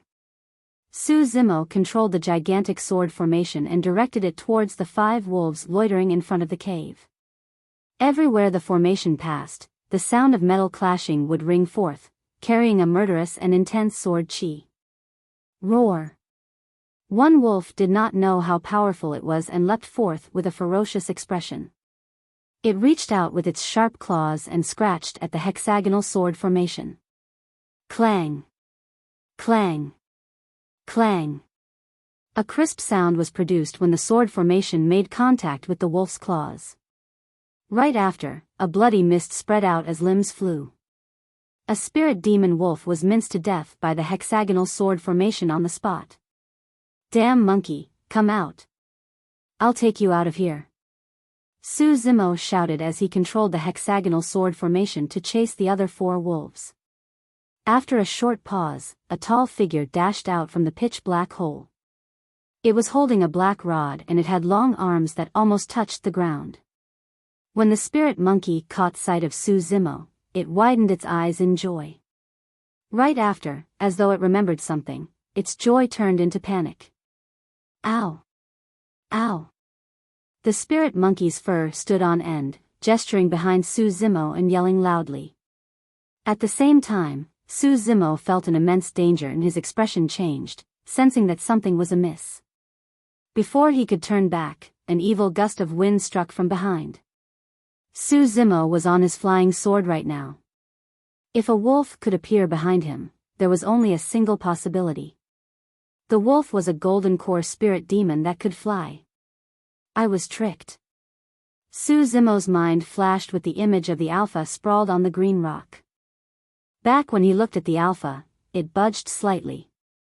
Su Zimo thought that it was a coincidence. But now, he was enlightened. The alpha had sensed something and subconsciously reacted to it. But right after, it did not move or even open its eyes and feigned ignorance while continuing to sleep. All of that was to lure Su Zimo out. That cunningness of the wolf was enough to send shivers down one's spine. A golden core spirit demon could crush Su Zimo completely in terms of strength. There was no fight at all won. A powerful aura that could still hearts enveloped him. Su Zimo charged forward with all his might and channeled body petrification. At the same time, he shifted the hexagonal sword formation to defend behind him. Swoosh! Spinning continuously, the hexagonal sword formation gave off a bedazzling sword light that shone like a gigantic mirror, defending Su Zimo's body. A look of mockery flashed in the alpha's eyes as it flew into the air. Tossing out a casual swipe, it struck the surface of the sword formation with its sharp talons heavily. Bang! There was a deafening sound. The hexagonal sword formation stopped spinning and slammed heavily against Su Zimo's back. His expression changed and he spat out a mouthful of blood, falling from the skies. The sword formation dispersed and all 6 flying swords had cracks on them, shining with a dim light. They were all broken. The attack of a golden core spirit demon had actually destroyed 6 inferior-grade flying swords. How terrifying was that strength? Roar! The alpha stood in midair. Suddenly, it opened its mouth and bared its grisly fangs and scarlet tongue, letting out a deafening roar that shook the forest and caused boulders to tumble down from the mountains. It was majestic and possessed an overwhelming ferocity. The spirit monkey leaped up and in the midst of the panic, caught Su Zimo who was falling from midair, intending to return to the cave. However, the cave behind the spirit monkey was now sealed by many wolves. From up above, the alpha looked at the man and monkey on the ground. Its eyes were filled with contempt, but it did not continue to attack. The surrounding wolves began to move towards the circle, layer after layer. Ow! The spirit monkey held Su Zimo with both hands and poked its head out, baring its teeth at the enemies. Its eyes shimmered with a bloody glow as it let out threatening snarls. "Damn monkey, let me down." Right then, Su Zimo said with a weak voice. "Ow." The spirit monkey was stunned for a moment and helped Su Zimo stand up. Wiping away the blood at the corner of his mouth with his sleeves, Su Zimo took a deep breath and swallowed an elixir. He regulated his breathing although his face seemed rather pale. A golden core spirit demon was way too strong. Even with the hexagonal sword formation and mystic gold silk armor, Su Zimo's organs still trembled from the impact and nearly shifted positions within. It was not hard to imagine that without the hexagonal sword formation and mystic gold silk armor, Su Zimo would have been smashed to pieces with that attack. The man and wolf exchanged looks. Raising its head proudly, the alpha turned towards the green rock as though it could not be bothered to attack again. In the eyes of the alpha, that attack was enough to severely injure Su Zimo even if he was not dead. Coupled with the loss of his flying swords, the man and monkey would definitely die against the combined attacks of the wolf pack.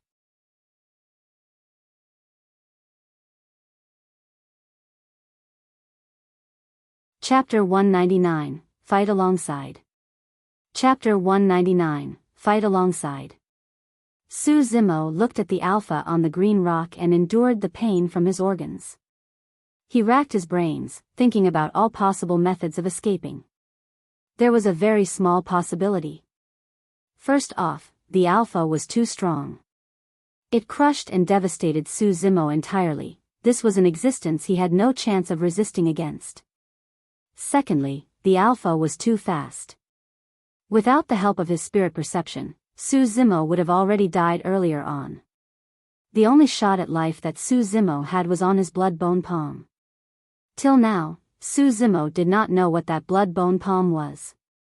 However, he knew that it was indestructible and possessed terrifying power. If it could strike the alpha, there was a high chance it could deal serious damage. Roar!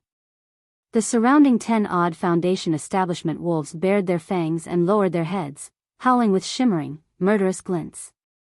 Boo, boo. The howl of wolves that lined the entire mountains was terrifying and shocked countless birds. Su Zimo took a deep breath and faked a relaxed smile. Damn monkey, it's back to 2 years ago when we fought alongside one another. Ow. Ow. Even though it was in the midst of wolves and could lose its life at any moment, the spirit monkey did not show any fear. Instead, it was filled with excitement and joy. The joy came from being reunited with Su Zimo. Sensing the emotions of the spirit monkey, Su Zimo could not help but laugh. 2 years ago, we didn't dare to fight these beasts head-on. Today's a rare opportunity. Let's kill to our heart's content. Damn monkey, show me how much you've grown over the past 2 years. Roar. The spirit monkey roared when it heard that. Its bloodline raced rapidly, causing its flesh to swell and its body to expand. Raising its rod, charged into the wolf pack first. That rod was filled with immense power and might. Even though the opposing wolf was also at Foundation Establishment realm, a trace of fear flickered through its eyes and it dodged to the side, not daring to fight it head-on. Poof! The wolves at the back were not so lucky. After the spirit monkey swept across with its rod, many wolves had their brains splattered to the ground and died on the spot. Whoosh! Su Zimo channeled his blood and his body gushed with a terrifying sound of tsunami. Streaks of blue lightning appeared on his skin and crackled wildly with a blinding light. Snap! Swinging his arms backwards, a thunderbolt as thick as an arm exploded in the pack of wolves, radiating with electric sparks and green smoke billowed. Under that terrifying power of lightning, the spirit beast wolves were all electrocuted to death on the spot. 2 Foundation establishment wolves shivered pathetically as their furs curled from the electric shock. Swoosh! 2 other Foundation establishment wolves pounced over from the side, their sharp claws flashing with cold light as they revealed sharp fangs and gnawed toward Su Zimo's neck. If Su Zimo was bitten, he would not be able to endure it even with his powerful body. You must be courting death.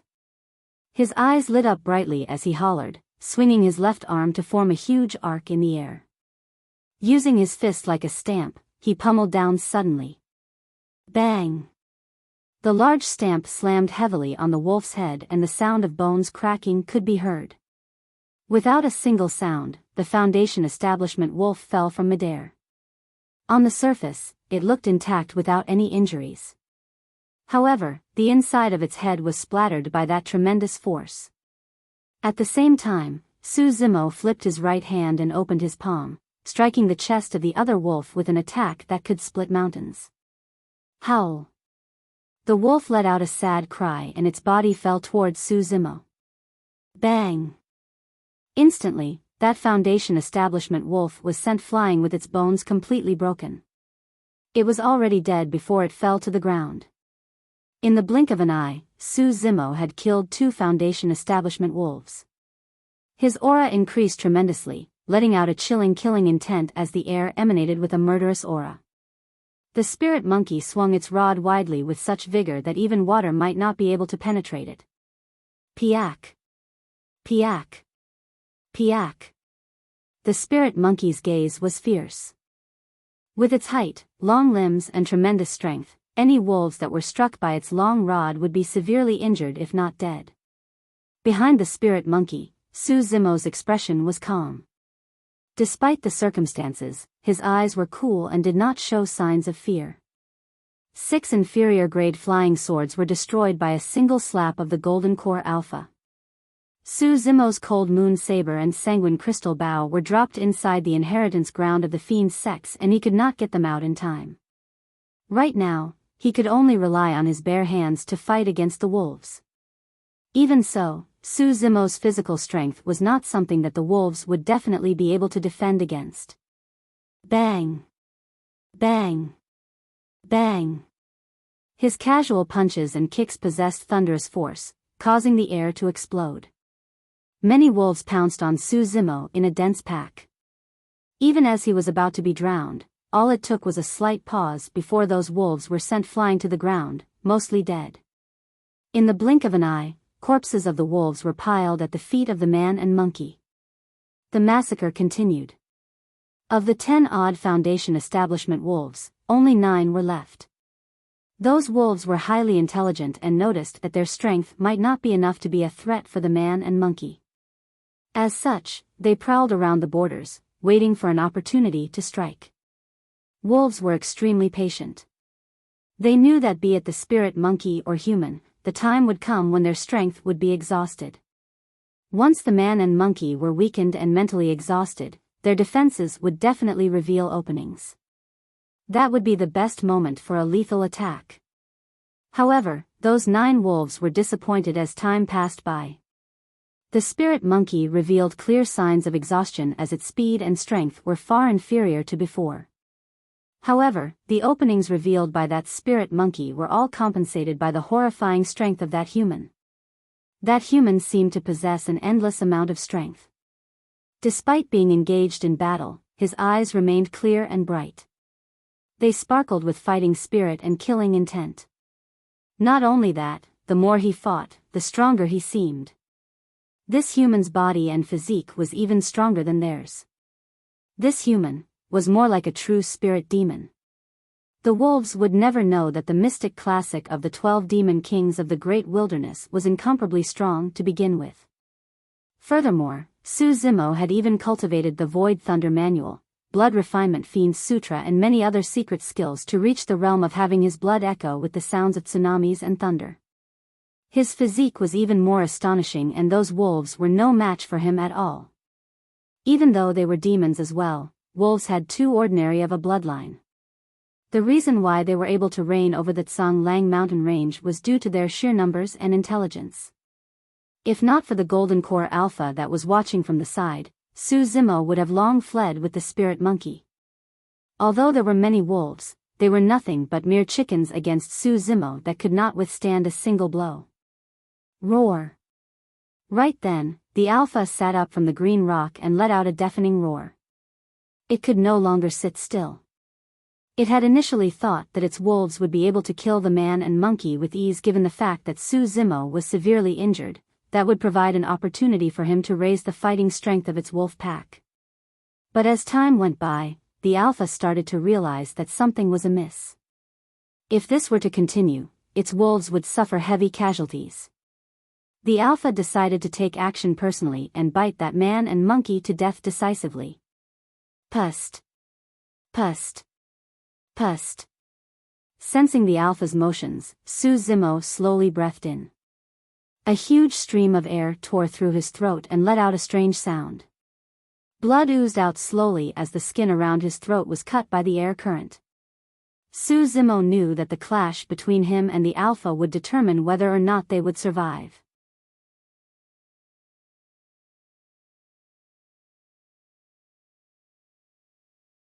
Chapter 200, Terrifying Strength. Chapter 200, Terrifying Strength.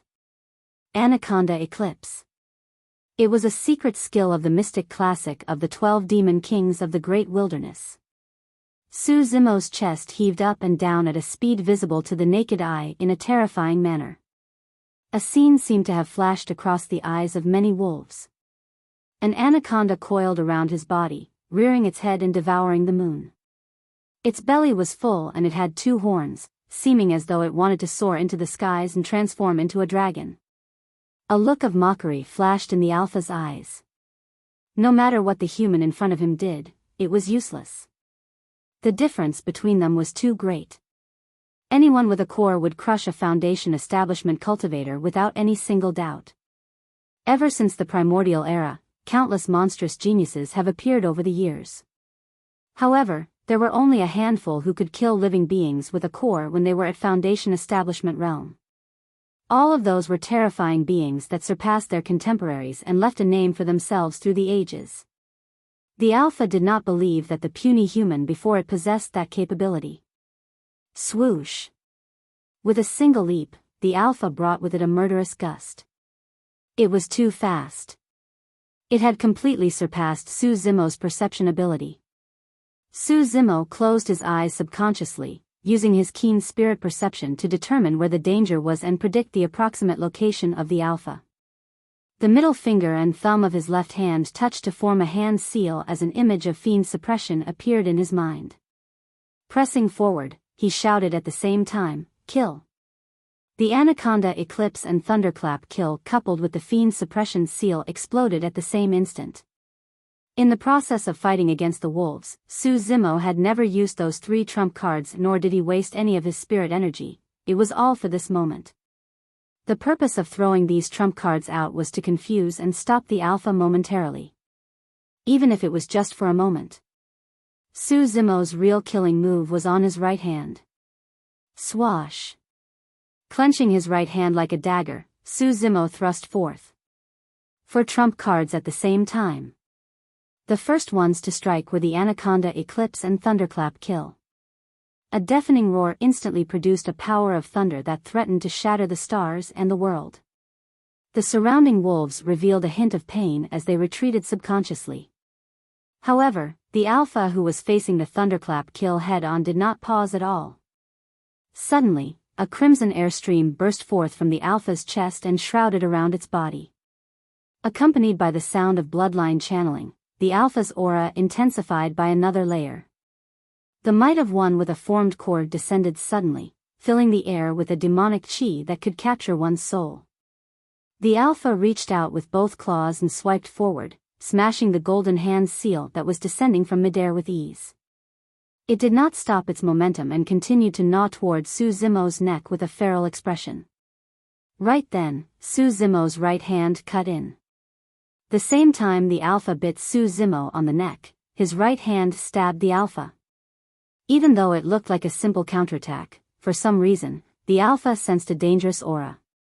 If it was any other spirit demon, it might not have chosen to dodge and would definitely have bitten Su Zimo's throat first. However, the Alpha was wary and cunning. It would definitely not take the risk. Against Su Zimo's incoming right hand, the Alpha suddenly stopped in its tracks. It swiped its claws forward against Su Zimo's chest, creating a distance between them as it leaped back. Bang! Su Zimo felt as if he was struck by lightning as his body flew back uncontrollably, his face pale. The attack missed. The Alpha was too fast and wary. Not only did it manage to dodge Su Zimo's right hand, it even took the opportunity to injure him severely. That swipe was intended to rip Su Zimo's stomach open, but it was blocked by the mystic gold silk armor. Being a broken Khanate spirit weapon after all, even though the mystic gold silk armor was able to fend off the sharpness of the Alpha's claws, it could not withstand the power that attack contained.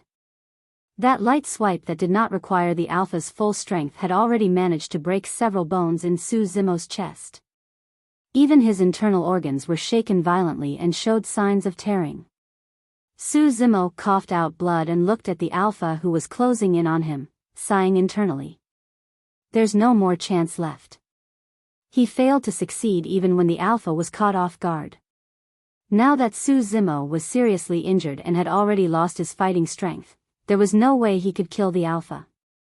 If I manage to master the organ's refinement section, my overall strength will increase greatly. Be it in terms of power or reaction time, everything will be swifter and I might have been able to kill it with my previous method. However, what a pity. It wasn't because the plan could not work, it was because the difference in strength between them was too great. The strength of a spirit demon with a core was far beyond Su Zimo's expectations. On the other end, the spirit monkey was covered in wounds. Falling to the ground, it tossed its rod aside and panted, clearly exhausted. The Alpha walked slowly towards the man and monkey, as if it was the king of the world. It looked at Su Zimo's right hand with scrutiny, doubt and curiosity. Just what was it that could cause it to feel fear? Was it an illusion? The Alpha decided to check out what was that human's right hand after biting him to death. Boo, boo. The surrounding wolves howled excitedly, awaiting the final kill. Striding over, the Alpha leaned its head in front of Su Zimo. Its nose and mouth let out a nauseating stench as sticky drool dripped onto Su Zimo's body. With no strength left to resist, Su Zimo merely glared at the Alpha coldly. Its face was filled with disdain as it opened its mouth and bared its fangs. Right as it was about to chomp down, its expression changed drastically, turning the ferocity in its eyes into shock. Su Zimo was momentarily stunned as well. Before he could react, he felt an overwhelmingly domineering force ripple out from the cave behind him before suddenly bursting forth. For that brief moment, Su Zimo had an illusion. The entire world seemed to stop. The world was filled with a murderous aura and the atmosphere was stifling. There was complete silence and one could hear even a pin drop. It was as if all living beings were choked by an invisible force, unable to make a sound.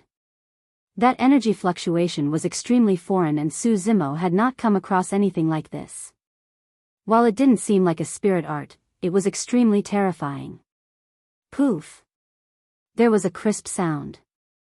Right in front of everyone, the Alpha's head, which was a mere inches away from Su Zimo, suddenly exploded as though some force had collided on it. A bloody mist filled the air and splattered all over Su Zimo. Su Zimo's entire body stiffened as he looked at everything in disbelief, almost unable to smell that gooey blood that covered his body with a nauseating smell. Even the spirit monkey was scared out of its wits and froze on the spot. The Alpha was a powerful golden core that crushed Su Zimo completely. Yet, it died without any chance to resist against that powerful energy fluctuation. How tough was the head of a golden core Alpha? Even if Su Zimo used the cold moon saber and cleaved with all his might, he would not be able to leave a scratch on it. But now, a head so tough had exploded right in front of Su Zimo.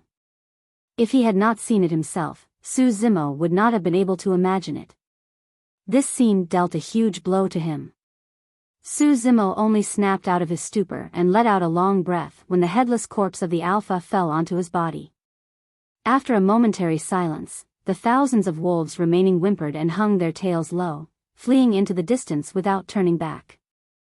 In the blink of an eye, they were completely gone, leaving nothing but a pile of wolf corpses and bloodstains.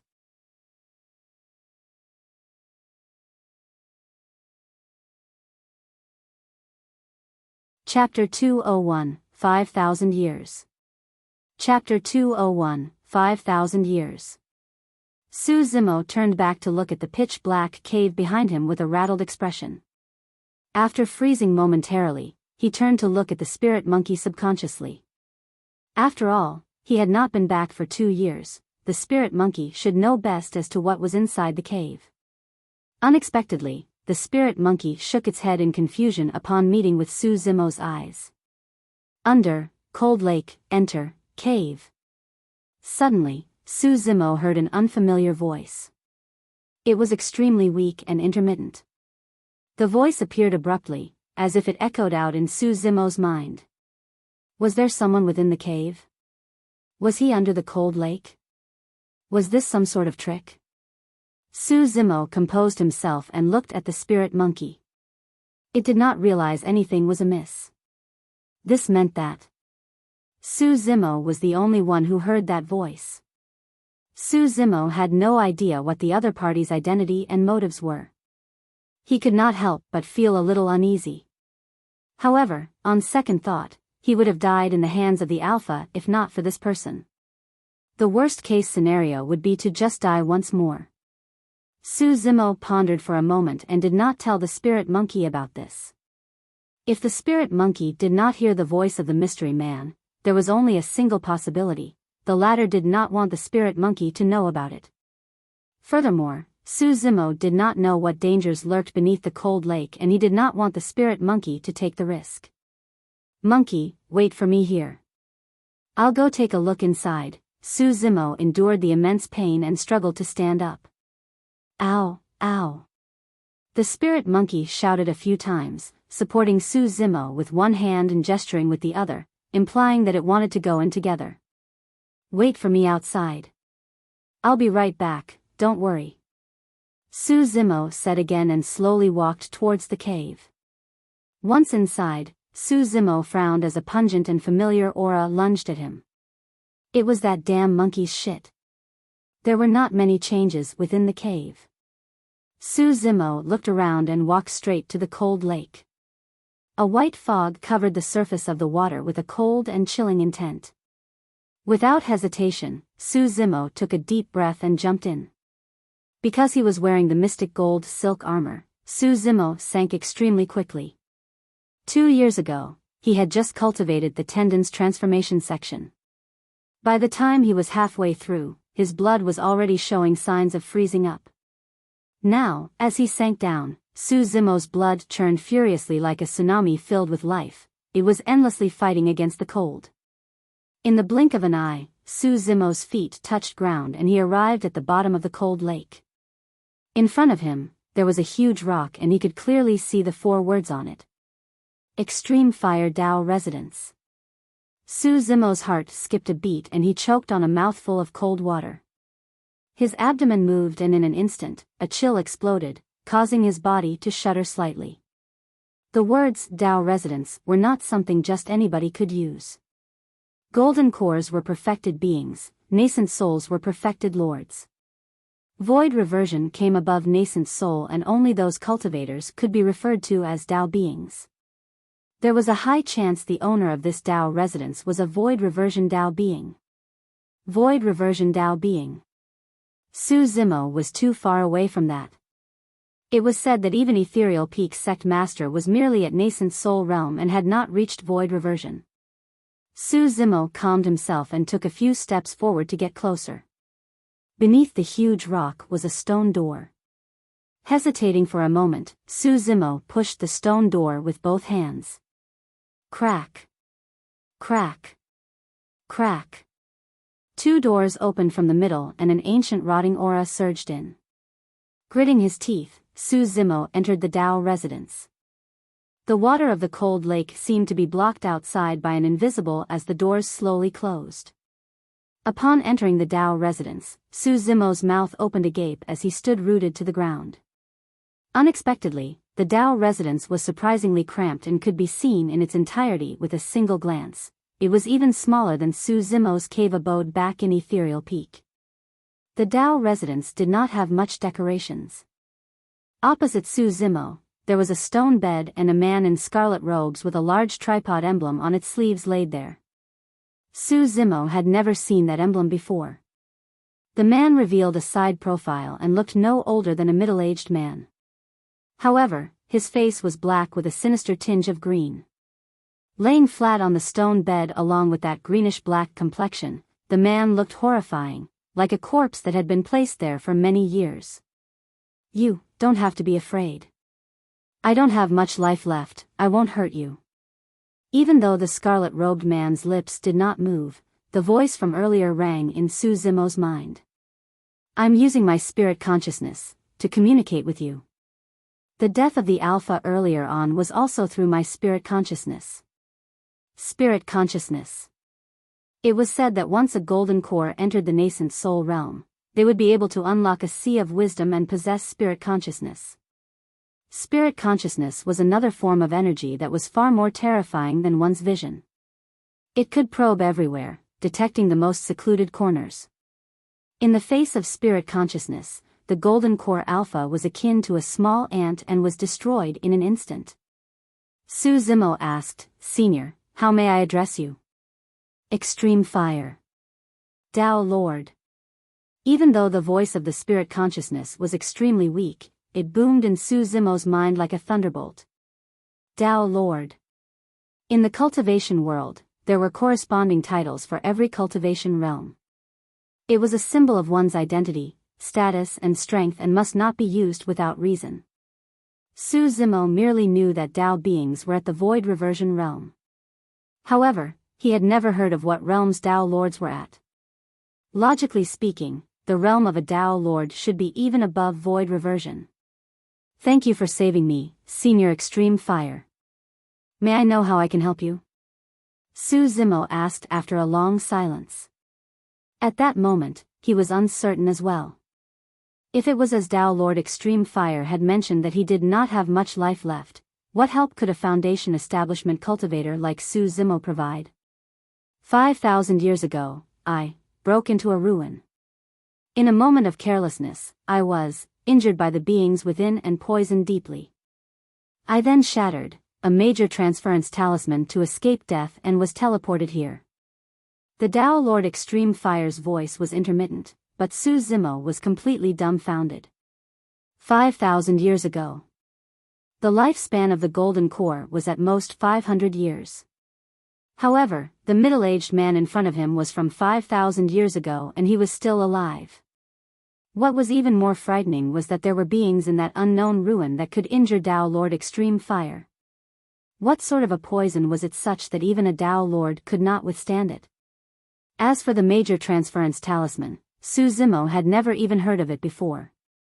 "I opened up this place, but the poison has already infiltrated my entire body and I'm unable to leave. If my essence spirit is sent forth, it will be tainted with the poison as well and will not last more than an hour. I had no choice but to use my spirit consciousness to resist the poison's corrosion.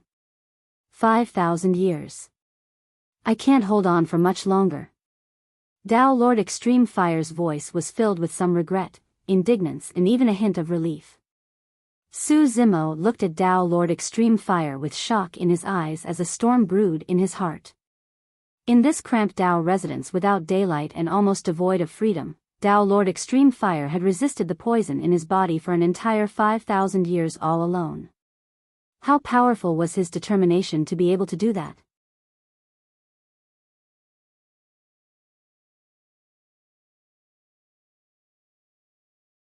Chapter 202, Candlelight Sword Formation. Chapter 202, Candlelight Sword Formation. If one were to say that Dao Lord Extreme Fire was too powerful, the poison in his body would be even more terrifying. That was because despite 5,000 years, Dao Lord Extreme Fire still lost. If one were to say that the poison in Dao Lord Extreme Fire's body was terrifying, the ruin that he entered would be enough to have one shudder at the mere thought of it.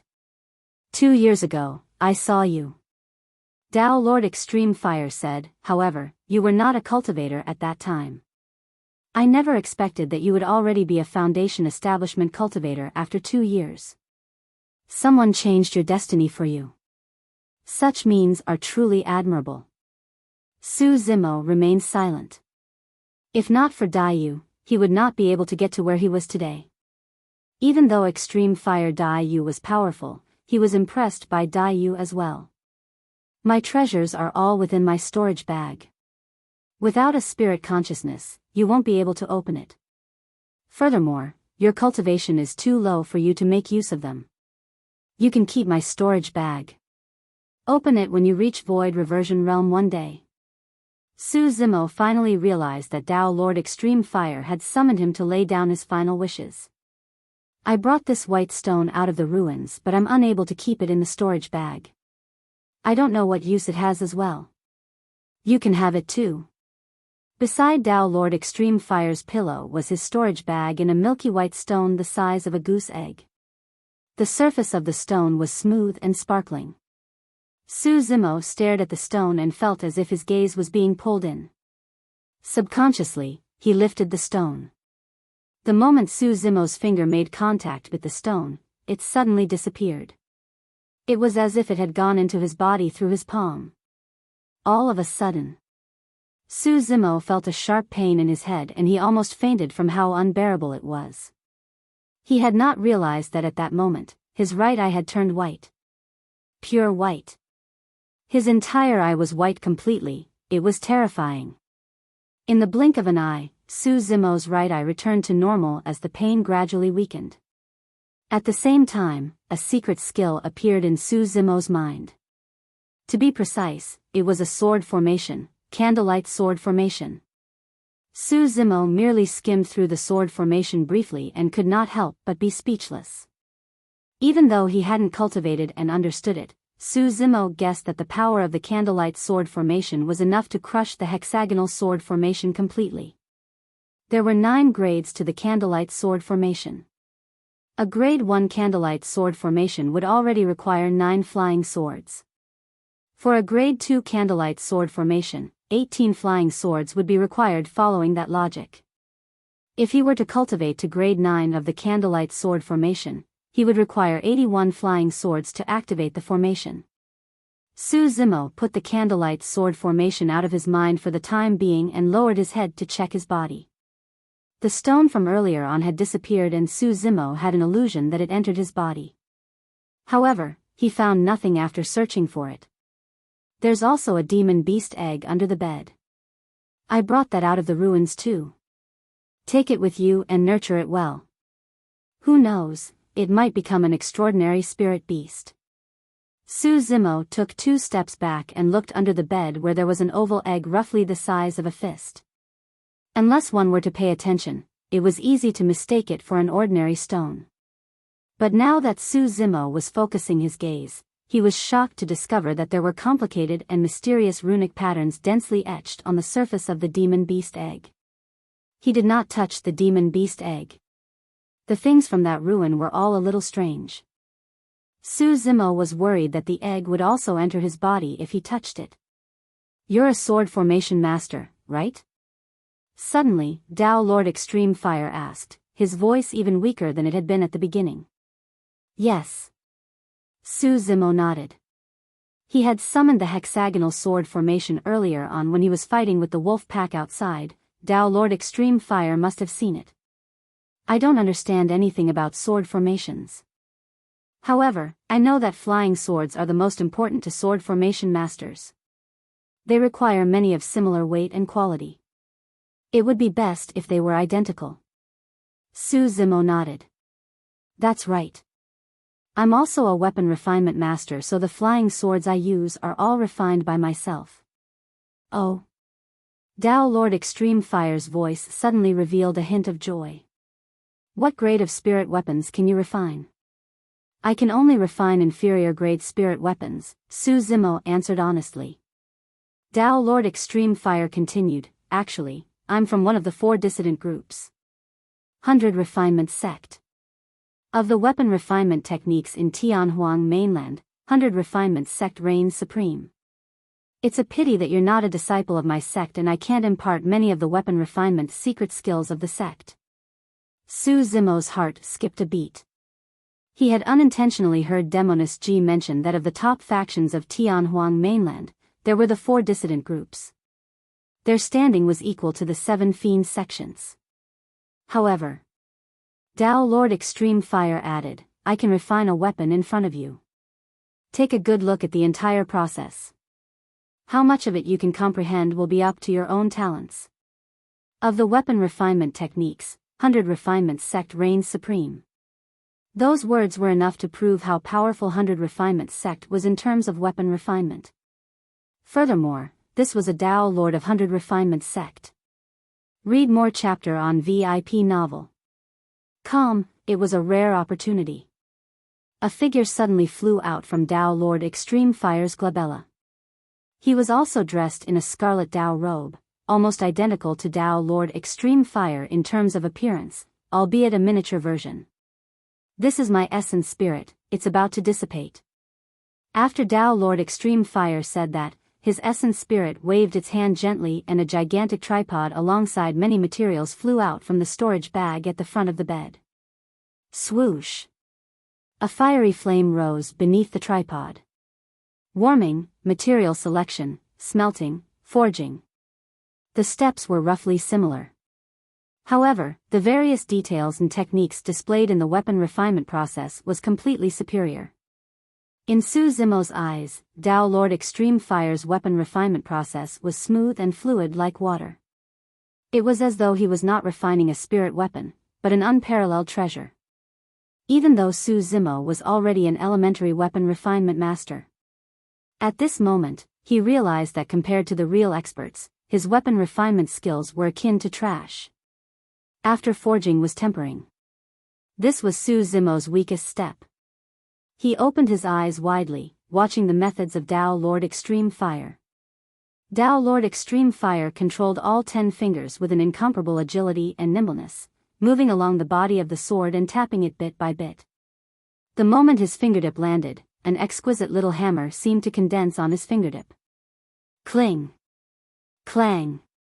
10 fingers struck the sword with a rhythmic pattern, giving off a pleasant and crisp sound. The intervals between the sounds were exactly the same. This is one of 100 Refinement Sect's secret skill. 1000-tempered finger. Dao Lord Extreme Fire's voice rang out, I won't be able to explain the secret behind the skill. You've got to take a closer look, think deeper and practice more to obtain your own insights. Before long, the tempering process was over and spirit gathering began. Buzz! Almost instantly, the first spirit pattern was condensed on the sword. Su Zimo was dumbstruck. The speed of that spirit gathering was way too fast. This is another one of our sect's secret skill, 100 Refinement Spirit Gathering Method. You won't be able to comprehend it through mere observation because it requires a mantra and a mental cultivation technique. Before he finished his sentence, a second spirit pattern was formed.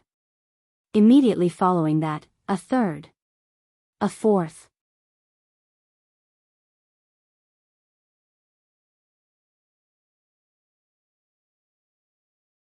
Chapter 203, Demon Beast Inner Core. Chapter 203, Demon Beast Inner Core. In just a few seconds, 4 spirit patterns had condensed on that flying sword. That was a supreme-grade spirit weapon. One more step and it would be perfect. Spirit gathering was the most difficult step of weapon refinement. However, Extreme Fire Dao Lord made it look extremely easy. One could be called an advanced weapon refinement master if they could produce a superior grade spirit weapon. Above advanced weapon refinement masters, there was the title of weapon refinement grandmaster. What title was Extreme Fire Dao Lord? In order to let Su Zimo have a good look at his weapon refinement techniques, Extreme Fire Dao Lord removed his weapon tripod during the tempering and spirit gathering steps. After condensing 4 spirit patterns, Extreme Fire Tao Lord showed no signs of stopping as he attempted for a fifth spirit pattern. Oh. Right then, a warning flashed in Su Zimo's mind. The feeling of danger came from the flying sword that was heated to a scarlet red. It was a familiar feeling, the premonition of a failed spirit gathering. Don't. When he saw that Extreme Fire Tao Lord had no intention of stopping, Su Zimo exclaimed instinctively. Extreme Fire Tao Lord paused for a moment and eyed Su Zimo, murmuring, "That's true. Even if I make you a perfect spirit weapon, you won't be able to use it given your current cultivation realm." Given Su Zimo's spirit energy, he would not be able to last long using a perfect spirit weapon. Too much spirit energy would be drained if all 5 spirit patterns were activated. Su Zimo heaved a sigh of relief and lamented internally, the spirit gathering technique of 100 Refinement sect is indeed incredible. But even then, it does not have a 100% success rate. While my spirit gathering technique is slower, it's guaranteed. In other words, if Su Zimo were to perfect the steps of material selection, smelting, forging and tempering, he would be able to create a perfect spirit weapon with 100% certainty. If news of that were to spread in the cultivation world, Su Zimo would definitely become the most popular weapon refinement master. There was no exception. This supreme grade flying sword is a gift for you. Take it. Swash. A sword beam flew by and pierced into the ground before Su Zimo. Sigh, I've managed to survive for 5,000 years, but it's all futile. The tinge of green on Extreme Fire Tao Lord's essence spirit was getting darker. Su Zimo furrowed his brows, trying his best to repress the shock in his heart. The brief moment of contact between Extreme Fire Tao Lord's essence spirit and his body was when it flew out of his glabella. Even then, it was tainted by the poison. The potency of the poison was evident. Outside, in the body of that wolf, there's an inner core. That's a great tonic for you, don't forget to take it out. Su Zimo's eyes lit up. In the path of immortality cultivation, cultivators that managed to form a core would condense a sparkling golden core in their dantian. As depicted in the mystic classic of the 12 demon kings of the great wilderness, demons on the core path will also produce an inner core in their body. Inner cores and golden cores were similar, they possessed the essence of the cultivator. However, golden cores were formed from spirit energy. However, inner cores were formed from the essence chi of the 5 organs. As depicted in the organs refinement section, the 5 organs essence chi was produced after organs refinement into 5 varying essence chi that would spread inside one's body. It will nourish the skin, flesh, tendons, bones and marrow, allowing the body to undergo a complete transformation. Be it in terms of power or speed, there would be a significant increase.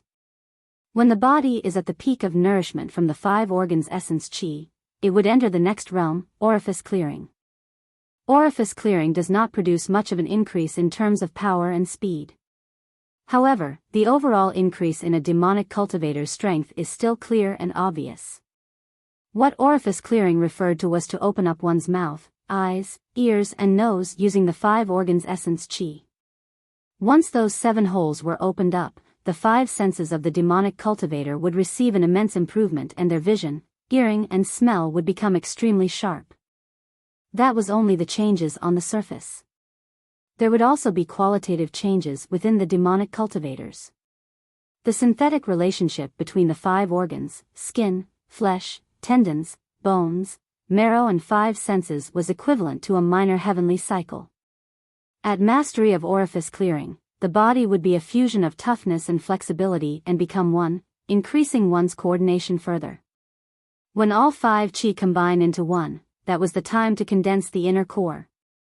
An inner core was the condensation of the bloodline and the 5 organs chi, the essence of the alpha's entire lifetime's worth of cultivation. That was way too important for Su Zimo.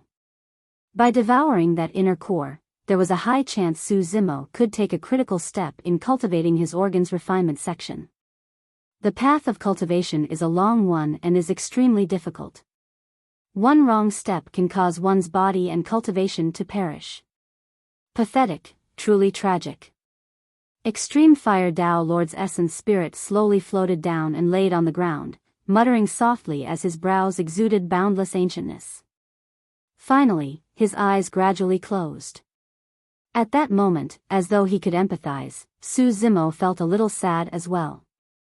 Extreme Fire Tao Lord was many times more powerful than him, but he still ended with such an ending. What was Su Zimo's future and how far could he go? Furthermore, the path he was taking was even more difficult and bumpy. Thank you for saving my life, imparting me the Tao and giving me treasures, Senior. Su Zimo bowed deeply in the direction of Extreme Fire Tao Lord's corpse. By now, Extreme Fire Tao Lord's essence spirit had already turned bluish-black with hardly any life signs. It was clear he couldn't survive any longer. Heis. Su Zimo sighed and came to the bed, preparing to put away the storage bag left behind by Extreme Fire Tao Lord. Because the storage bag was locked by the spirit consciousness left behind by Extreme Fire Tao Lord, Su Zimo was unable to open it with his current cultivation. Even so, it was worth looking forward to. As a Tao Lord of one of the 4 dissident groups, how many treasures were there in his storage bag? Su Zimo put away the storage bag and placed the supreme-grade flying sword on the ground into his storage bag. Su Zimo muttered softly. The moment he closed the storage bag, he vaguely felt a strange change in that longan-sized Buddha bead in his storage bag. He took the Buddha bead out. The moment he touched it, Su Zimo frowned and he was even more confused. The Buddha bead actually felt warm to the touch. Weird. Ever since he obtained the Buddha bead from the stone coffin, there had never been any changes to it. This was the first time. Su Zimo looked around his surroundings in deep thought. If he was not wrong, this cave abode or something in here had a connection to the Buddha bead. Holding the Buddha bead in his palm, Su Zimo walked around the cave abode. After taking a few steps, he suddenly paused and squatted down, looking at Extreme Fire Tao Lord's essence spirit that was lying not far away. He frowned in silence. A moment later, Su Zimo attempted to straighten his arm and move the Buddha bead closer to Extreme Fire Tao Lord's essence spirit. Shoo! A streak of light. Under Su Zimo's gaze, Extreme Fire Tao Lord's essence spirit was suddenly sucked away by the Buddha bead and disappeared in the blink of an eye. Oh! Su Zimo's expression changed and he tossed the Buddha bead on the ground hurriedly. Extreme Fire Tao Lord's essence spirit was tainted by the poison as well. Now that it was inside the Buddha bead, the bead would most likely be tainted by the poison too. After observing for a long time, Su Zimo discovered to his shock that the Buddha bead had not changed at all. He did not dare to be careless, picking up a stone rod on the ground to poke the Buddha bead. There was no change in the stone rod as well. This meant that the Buddha bead was not tainted by that terrifying poison. Su Zimo heaved out a sigh of relief. It was no wonder he had to be so cautious. That poison was truly way too powerful. Even a cultivator as powerful as Extreme Fire Tao Lord had to meet with such an ending after enduring for 5,000 years. Su Zimo had to be careful. He picked up the Buddha bead and studied it for a while before putting it back into his storage bag.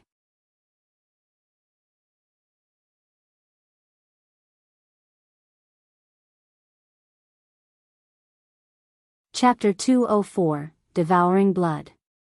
Chapter 204, Devouring Blood. There was nothing left in the cave abode. Su Zimo's gaze finally landed on that demon beast egg. Actually, he did not bear much hope towards that egg. Since this demon beast egg was taken from a ruin 5,000 years ago. It proved that the egg had been there for more than 5,000 years. Even a demon beast might not live that long, let alone a demon beast egg. However, on second thought, Su Zimo realized that the items in the ruin were not ordinary. The stone that might have entered his body, Candlelight sword formation and the poison that managed to even kill a Tao Lord. At that thought, Su Zimo came before the demon beast egg and examined it. All of a sudden, Su Zimo's heart skipped a beat. Since Extreme Fire Tao Lord had brought that demon beast egg out from the ruin when he was poisoned, why was the egg not tainted by the poison? Even extreme Fire Dao Lord's essence spirit was not spared, yet this demon beast egg was fine. It was immune to poison. Su Zimo thought for a moment and picked up the demon beast egg, trying to put it away in his storage bag. He could not do so. His eyes lit up in elation. Only non-living objects like weapons or elixirs could be placed inside the storage bag. Living being with life could not be contained by the storage bag. Now that the demon beast egg could not be placed within, it was proof that there were signs of life within the egg. It was still alive. Su Zimo's thoughts gradually became active again. If he could nurture a spirit beast, it might not be a bad thing. Furthermore, this spirit beast that came from the unknown ruin could very likely be immune to poison. Something like the demon beast egg was extremely rare within Tianhuang mainland, where only the top factions would possess them. These items were all prepared for the paragons of their respective sections. The stronger the bloodline and the rarer the species was, the harder it was to obtain their demon beast eggs, which were extremely precious. After all, demon beast eggs as such would definitely be guarded by extremely powerful pure-blooded and ferocious remnant beasts day and night. Furthermore, they would be located at the deepest areas off any forests or mountains. To obtain a demon beast egg as such, the top experts of the sects would have to turn up and engage in a ferocious battle with the pure-blooded remnant beasts.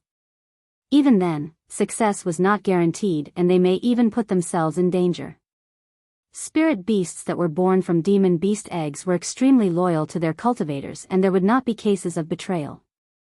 Even though Ethereal Peak, as one of the 5 major sects of the Great Zhou dynasty, did not have any demon beast eggs, they had instructions on how to hatch demon beast eggs.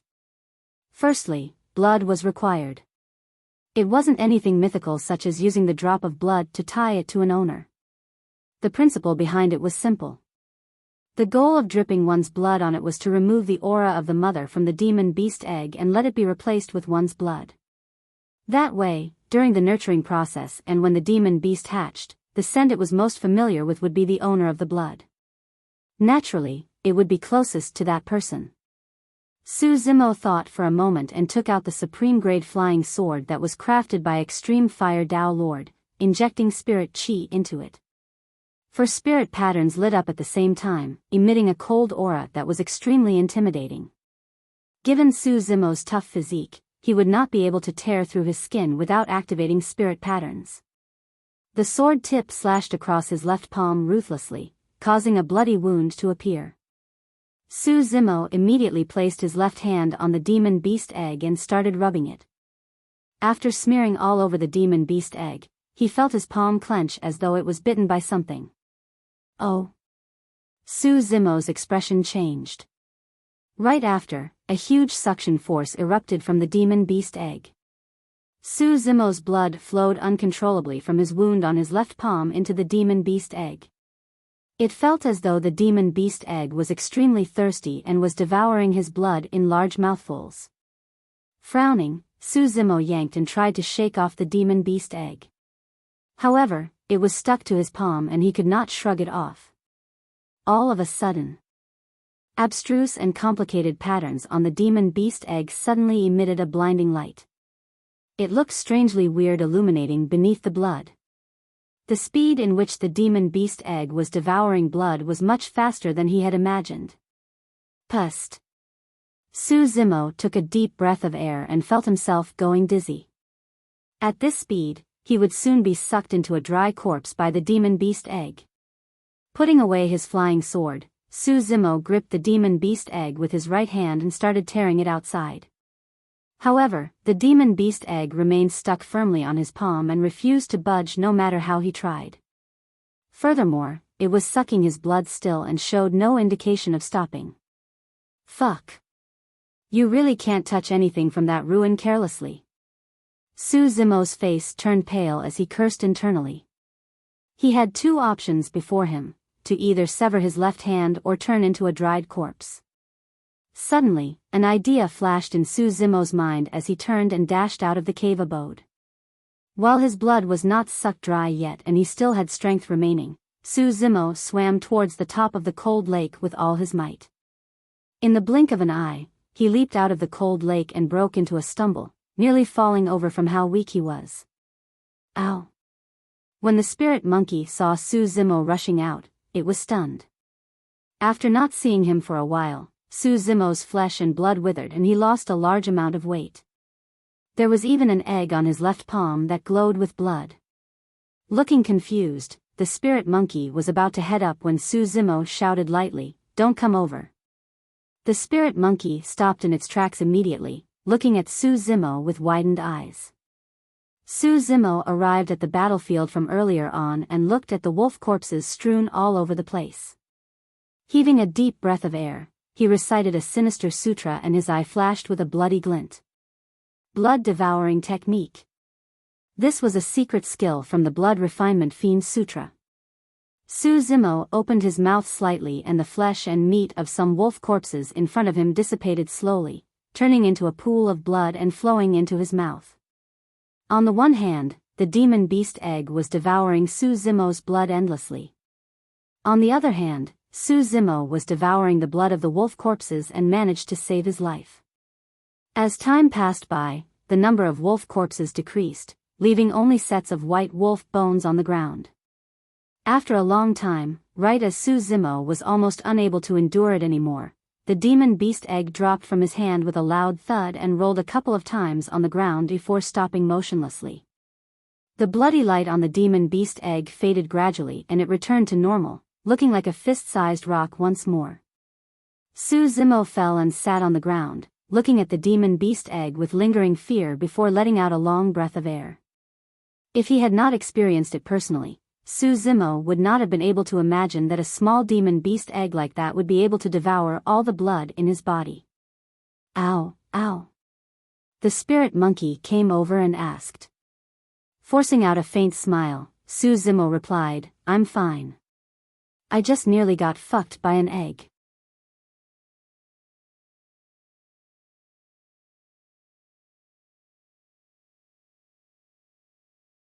Chapter 205, Organs Refinement. Chapter 205, Organs Refinement. Looking at the demon beast egg not far away, Su Zimo felt like he had survived a disaster. If not for the fact that he had cultivated 2 high-quality marrow cleansing techniques and the Blood Refinement Fiend Sutra, he might have been sucked to death by the demon beast egg in an instant. Egg? The spirit monkey walked close to the demon beast egg and blinked its eyes. He grabbed it and sized it up curiously. Surveying the place, Su Zimo's gaze landed on a place and his eyes lit up. Beneath the corpse of the alpha wolf was a round elixir around the size of a fist. It was light red. Demon Beast Inner Core. It was because of this round object that the alpha was able to produce such terrifying strength with a casual strike.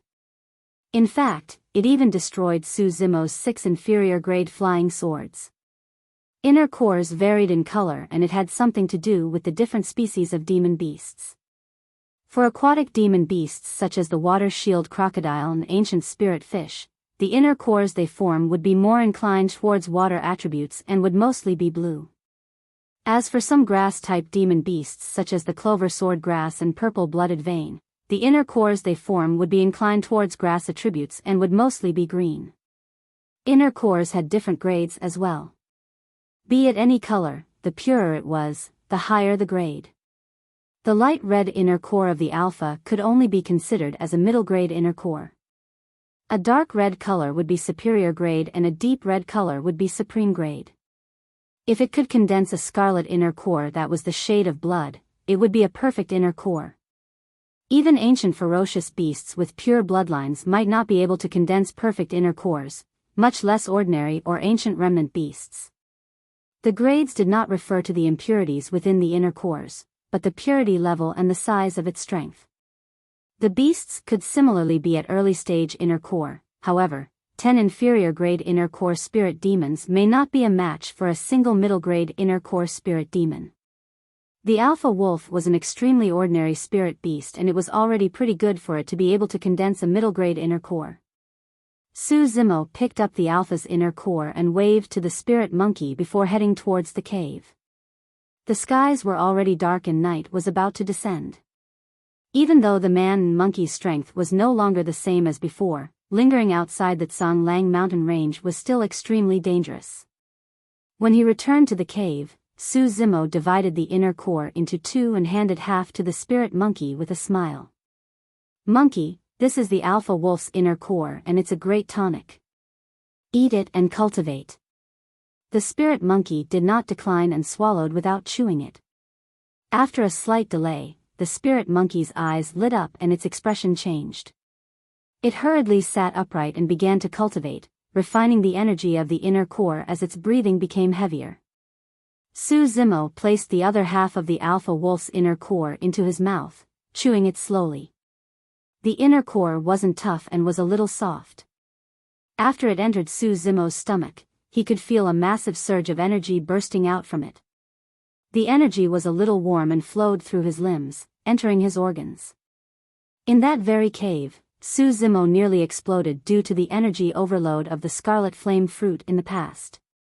Now, he did not dare to get careless as he hurriedly cultivated the Organ's Refinement Sutra, breathing in and out to try and refine the power of the inner core that was running rampant in his body. Time slowly passed. The man and the monkey sat in the cave with their eyes tightly shut.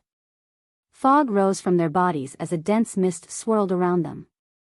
To be fair, if not for this alpha wolf inner core, it would be impossible for Su Zimo to cultivate the Organ's Refinement section without a couple years of research.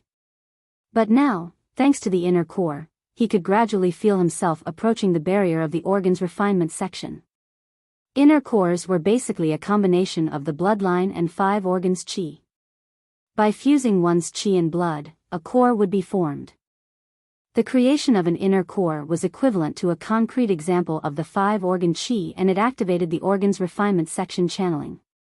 Gradually, Su Zimo found the feeling on how to refine his organs. By refining the 5 organs, essence chi of the 5 organs would be produced. The 5 organs corresponded to skin, flesh, tendons, bones and marrow. Organs refinement was not only an improvement of the 5 organs, it was also a baptism for the body, a conclusion of sorts to the first few chapters of the mystic classic of the 12 demon kings of the great wilderness. After a night, Su Zimo continued cultivating. Unknowingly, the injuries inflicted by the battle against the Alpha had already silently healed. Under the nourishment of the 5 organs essence chi, the hidden ailments left in his body were also repaired. As the sun rose, the spirit monkey's cultivation came to an end. Glancing at Su Zimo, who was still cultivating, the spirit monkey did not disturb him. Instead, it crept to a corner. It looked around furtively, and after ensuring that there was no one else, the spirit monkey secretly took out the demon beast egg and placed it under its butt. Squatting down, the spirit monkey squatted on the demon beast egg in a weird posture, as though it was passing motion. However, there was no feces. Furthermore, the spirit monkey was not sitting on it either. On the other side, Su Zimo was still cultivating. The entire cave was shrouded by a vermilion mist as demonic chi surged into the sky, causing one's heart to palpitate. The spirit beasts nearby had long fled from the area after sensing that aura. A figure appeared vaguely within the thick demonic chi. With every single breath, there was a current of air near his nose as though an ancient demon was devouring the entire world. Yet another day and night had passed. All of a sudden, 2 demonic beams of light shone in the vermilion mist. It was a pair of eyes. Su Zimo's cultivation was over. Looking at the thick demonic chi around him, he opened his mouth suddenly and sucked violently.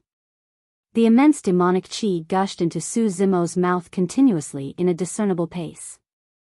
In the blink of an eye, everything vanished. Su Zimo stood up, twisting his neck and stretching his limbs. A series of crackling sounds came from within his body, as if beans were being fried. His organs vibrated gently as his blood rumbled like a tsunami while his tendons and bones rang together. The Alpha's inner core provided an immense amount of help to Su Zimo. In just 2 nights of cultivation, his physical strength had risen by an entire level thanks to the nourishment of the 5 organs chi. However, at the same time, cultivation of the organs refinement section had once again revealed a hidden ailment of demonic cultivation. Demonic chi. Su Zimo's body had produced demonic qi. When he was cultivating the marrow cleansing section, due to the blood swapping, Su Zimo's new bloodline was completely demonic. The demonic bloodline could alter Su Zimo's physique and appearance. Thankfully, he had managed to obtain the Void Thunder Manual in Thunderclap Valley by accident. Even though it was incomplete, there was the Thunder Marrow Cleansing Sutra that could help him get rid of the hidden ailment of demonification temporarily. But now, the demonic qi in Su Zimo's body was produced by his organs. The Thunder Marrow Cleansing Sutra could only cleanse the marrow, not the organs. Naturally, the situation this time round was slightly different from before. Su Zimo's appearance could turn completely demonic through his bloodline. However, demonic qi would not alter Su Zimo's physique or appearance. That meant to say that Su Zimo could continue to cultivate the organ's refinement section and make use of the demonic qi to nourish his skin, flesh, tendons, bone and marrow while strengthening his body. The hidden ailment was whether he would be noticed by others when he was unable to make use of the power of his demonic qi. After all, demon qi was way too different from a human's aura. Any cultivators would be able to discern it at the first instance.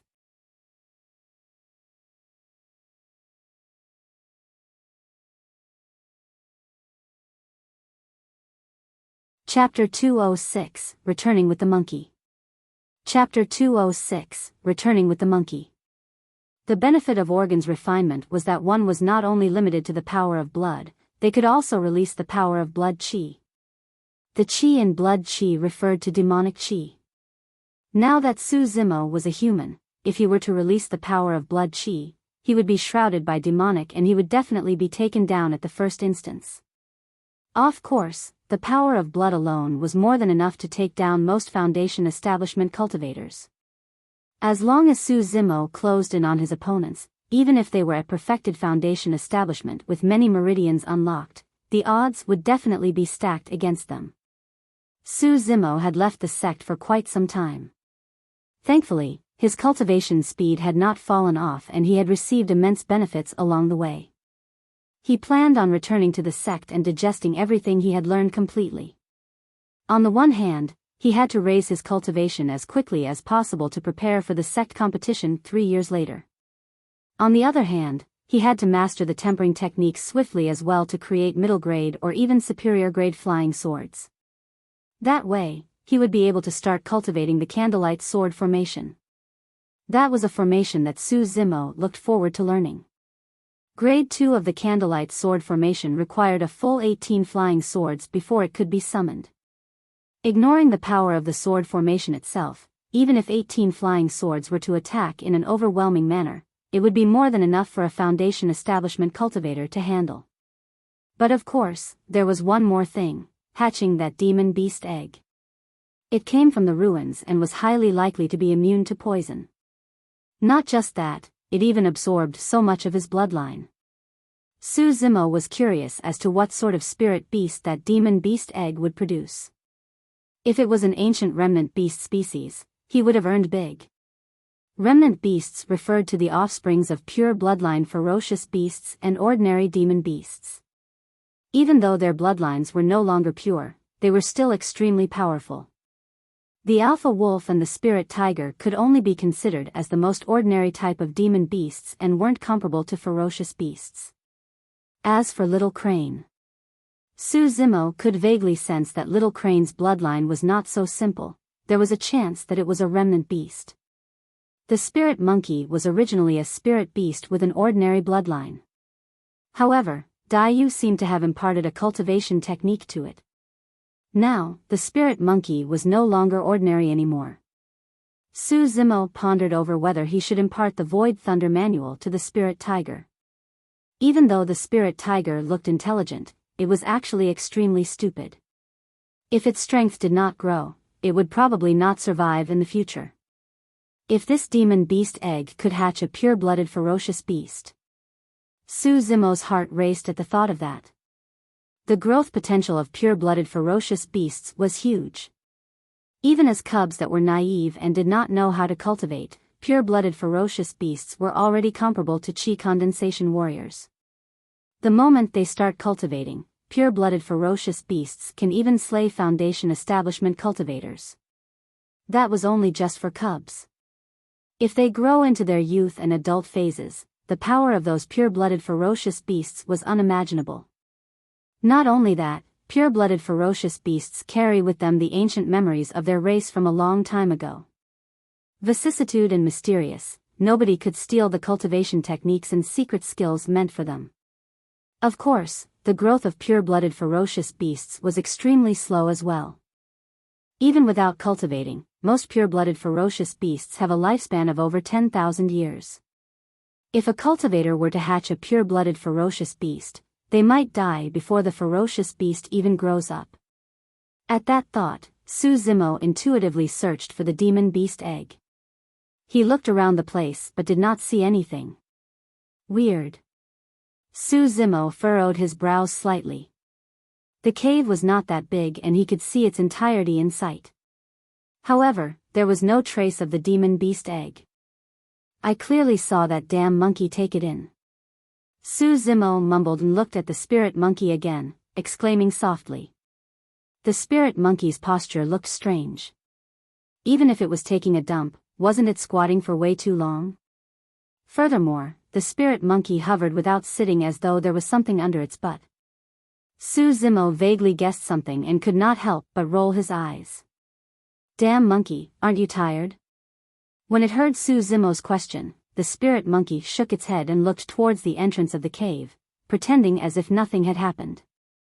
Su Zimo could not help but laugh. Stop pretending. Hurry and get up. Don't tell me you want to hatch that demon beast egg with your monkey bum. After being seen through by Su Zimo, a rare blush appeared on the spirit monkey's face as it stood up unwillingly. Upon seeing that, Su Zimo was amazed. The spirit monkey was usually extremely thick-skinned and unruly. This was the first time he was seeing it so coy. Ow! Ow! Pausing for a moment, the spirit monkey returned to its normal self and bared its teeth, gesturing and shouting at Su Zimo. Even though he had not seen the spirit monkey for 2 years, Su Zimo understood what it meant immediately. It was saying that Su Zimo knew nothing and should not interfere.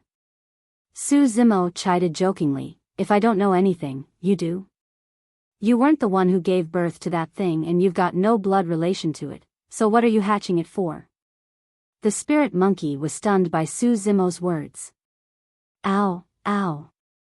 Right on the heels of that, the spirit monkey gave Su Zimo a disdainful look and gave him a sidelong glance. It was saying, what do you know? We're both demons and have similar auras. I can still incubate it. Su Zimo covered his nose in disdain. Your auras are far from similar. You reek of feces. Even if you manage to hatch it, it's going to die of your stench.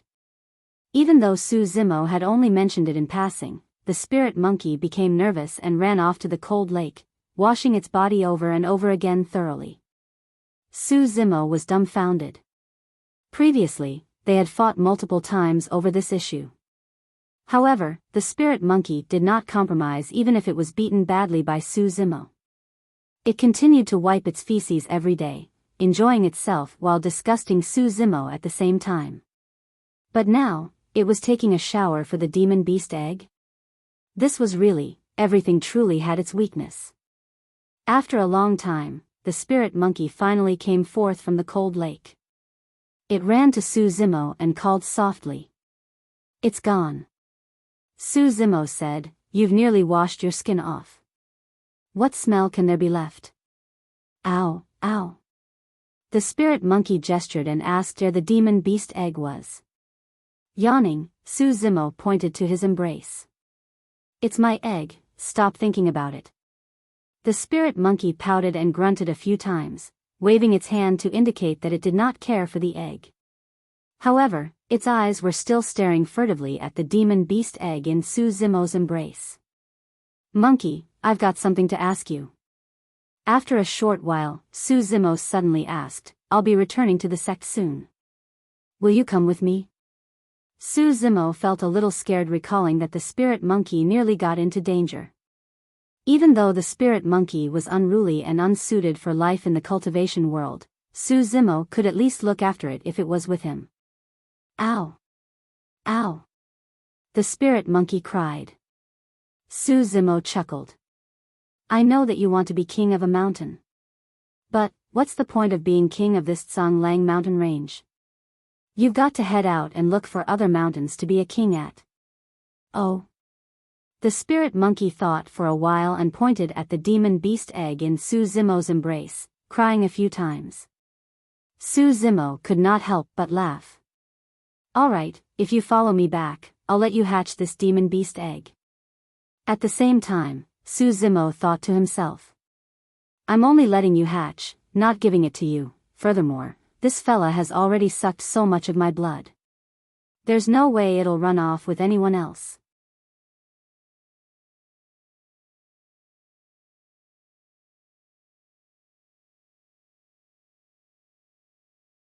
Chapter 207, Plotting in Darkness. Chapter 207, Plotting in Darkness. On this day, a man and monkey arrived in a rush outside of Ethereal Peak. Passing through the fog formation, their descent on the main peak attracted much attention. Junior brother Su is back. That monkey beside him is another spirit beast of his? Junior brother Su seems to have a special connection with spirit beasts. Including this monkey, he has two now. If one has too many spirit beasts, their power of the blood oath is spread out and will definitely weaken. This Su Zimo is going to get into trouble sooner or later. When the disciples caught sight of the man and monkey, their eyes had different looks as they discussed fervently. When Su Zimo had just joined the inner sect, he caused quite a stir when he overwhelmed Sun Tao and friends using his thunder techniques. Roar! The monkey felt extremely irritated being pointed at by so many strangers. It bared its teeth and roared menacingly at the many cultivators nearby, causing demonic chi to explode with a killing intent. Its hair stood on ends and made its physique look even bigger and intimidating. If not for the fact that Su Zimo was beside him, given its unruly nature, it would have charged forth and killed everyone. Many cultivators were shocked. The monkey's body was covered with endless blood. To survive in a place like the Tsanglang mountain range, it had to engage in battles almost every other day. It had experienced endless bloodshed and life and death situations. The aura around the monkey was even more violent and bloodthirsty than the spirit tiger and little crane. Su Zimo furrowed his brows slightly and raised his palm, patting the monkey on the shoulder gently, indicating for it to relax. On the way earlier, Su Zimo had already reminded the monkey repeatedly that it had to tone down on its animal instincts at Ethereal Peak. It must not be violently aggressive all the time. Grunting, two streams of air shot out from the monkey's nostrils and the fur on its body gradually went down. Before long, the man and monkey disappeared before everyone. Humph, that beast sure is arrogant. That's because junior brother Su was around. If that wasn't the case, I would have killed that beast right on the spot. How dare it shout at us? Many cultivators pretended to scold after the man and monkey was gone. The door of the cave abode was wide open and both the spirit tiger and little crane were sprawled inside, resting. Little crane was the first to sense something and looked over. Upon seeing that it was Su Zimo, it cried out in joy. The spirit tiger opened its eyes and looked over lazily. Instantly, it was energized at the sight of Su Zimo and leaped up. Monkey did not have much of a reaction when it saw the tiger and crane, merely twitching its lips in disdain. Following behind Su Zimo, Monkey swaggered in. This is Monkey, who is originally from Tsanglang mountain range. We went through life and death together. Su Zimo pointed to the spirit tiger and little crane. This is spirit tiger and that is little crane. The three of you can stay together from now on. Don't fight. Chi. When it heard that, Monkey sneered and stretched out its finger, waving it in front of the spirit tiger and little crane extremely provocatively. Even though Monkey said nothing, its meaning was clear. Even if we fight, you guys are not my match. The spirit tiger had just entered Foundation establishment and was in a cocky youth phase. Furthermore, the spirit tiger knew that it had been with Su Zimo the longest. If it was bullied by a monkey that came later, how could it continue to live its days? There was no way the spirit tiger could hold back seeing that hand gesture from Monkey. Roar! It crouched and readied as though it was about to pounce on its prey with a ferocious glint in its eyes. It was ready to strike at any moment. Caw, caw. On the other side, Little Crane could not take it lying down either, crying out a couple of times to Monkey as it prepared to pounce as well. After all, Little Crane had a closer relationship with the spirit tiger. Hearing the shouts from within the cave, Su Zimo suddenly felt a headache. Bang! Before long, Monkey and the spirit tiger collided massively. It was a pure explosion of strength without any gimmicks. After a momentary pause, the spirit tiger was sent flying by Monkey. Slamming onto the wall at the back, the cave abode shook and countless dust settled down. The spirit tiger's tendons and bones felt like they were breaking. Even if Monkey had an ordinary bloodline, the cultivation technique imparted to it by Dai Yu would cause that to change. As for the spirit tiger, it was indeed nothing more than any other ordinary beasts. Ignoring the fact that there was a difference in their cultivation realms, even if they were at the same realm, the spirit tiger would be beaten up badly by Monkey. The difference in their bloodlines was way too great. With a flip, Monkey rode on the spirit tiger and started pummeling its head with clenched fists. Gong! Gong! Gong! After a few consecutive strikes, the spirit tiger was completely dazed and was dumbstricken. Swoosh! Little Crane pounced over from the side, sticking out a pair of sharp talons that glistened with a cold light towards Monkey's back. Without even turning back, Monkey slammed with a rod. The wind howled. Little Crane was shocked and did not dare to take it head-on, dodging to the side to try and deal with it. Against Little Crane, who could fly at any moment, Monkey was helpless as well and could only ride on the spirit tiger while yelling at Little Crane. Ow! Ow! Caw, caw. Little Crane replied with a high-pitched and agitated tone. The spirit tiger beneath Monkey would roar from time to time as well. The concurrent cries of 3 different demon beasts rang out and Su Zimo could no longer hear clearly what they were talking about. However, he could roughly guess that Monkey wanted to be the king and leader of the trio. However, the spirit tiger and Little Crane were indignant and would not allow it. Monkey took the demon beast egg from Su Zimo's hands and pointed at it, screaming for a while. Before long, the 3 spirit beasts reached a common consensus. They would take turns hatching that demon beast egg. Whoever the spirit beast that's hatched chooses to follow will be their king. For 3 spirit beasts, the 24 hours in a day could originally be divided into 8 hours each. However, the spirit tiger was the most pitiful. The 8 hours that it originally had was forcefully taken over by Monkey and Little Crane, leaving it with only 4 hours. In another cave abode of Ethereal Peak. It was dark and quiet. Feng Haoyu assumed a lotus position, surrounded by many spirit stones. He had already reached perfected foundation establishment and had unlocked a meridian. All of a sudden, a sinister wind blew. Feng Haoyu opened his eyes. He was not in a hurry to look around and was instead deep in thought, as if he was waiting for something. Su Zimo is back. Before long, a hoarse and erratic voice sounded out right in Feng Haoyu's cave abode. Feng Haoyu frowned. The person in the darkness continued, "If I'm not wrong, that tempering technique that the disheveled old man obtained in Sky Treasure Auction House should be for him. It's easy to kill Su Zimo." Feng Haoyu said in a low voice, "However, how can we wipe out the other 3 legacy disciples of Ethereal Peak while killing him at the same time? If we only lay our hands on a single one of them, it's going to alert the rest. The only way to have Ethereal Peak suffer a great loss is by crippling 4 of them at the same time. That way, they won't be able to achieve anything in the 4 ranking lists of the sect competition. Don't worry, the opportunity has arrived." The hoarse voice said, "Once this fight is over, you and I can both return to the sect with honor in our names."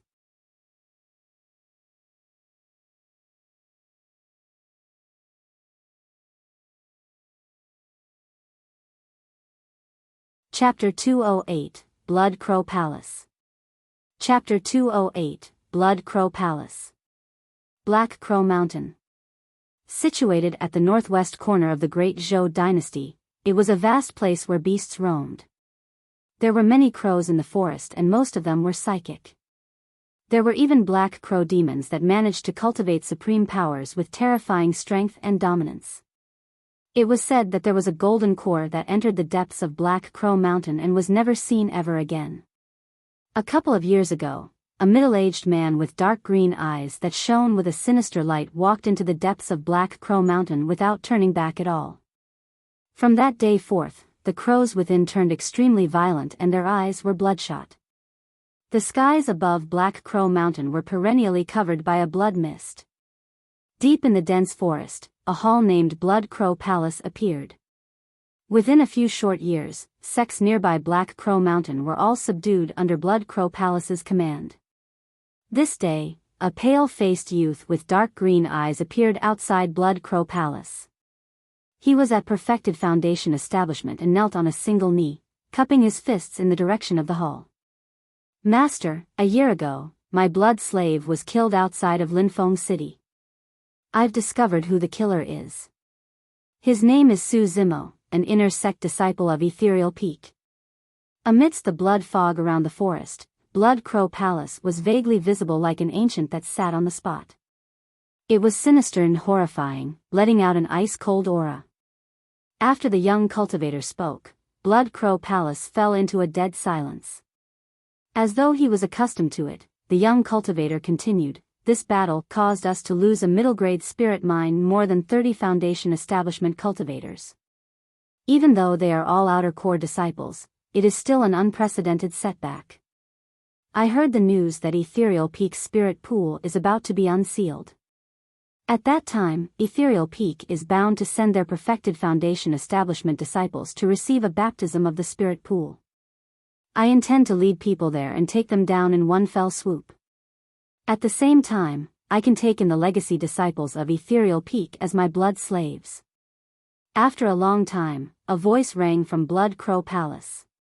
"All right, be careful. Take more men with you." The young cultivator lowered his head.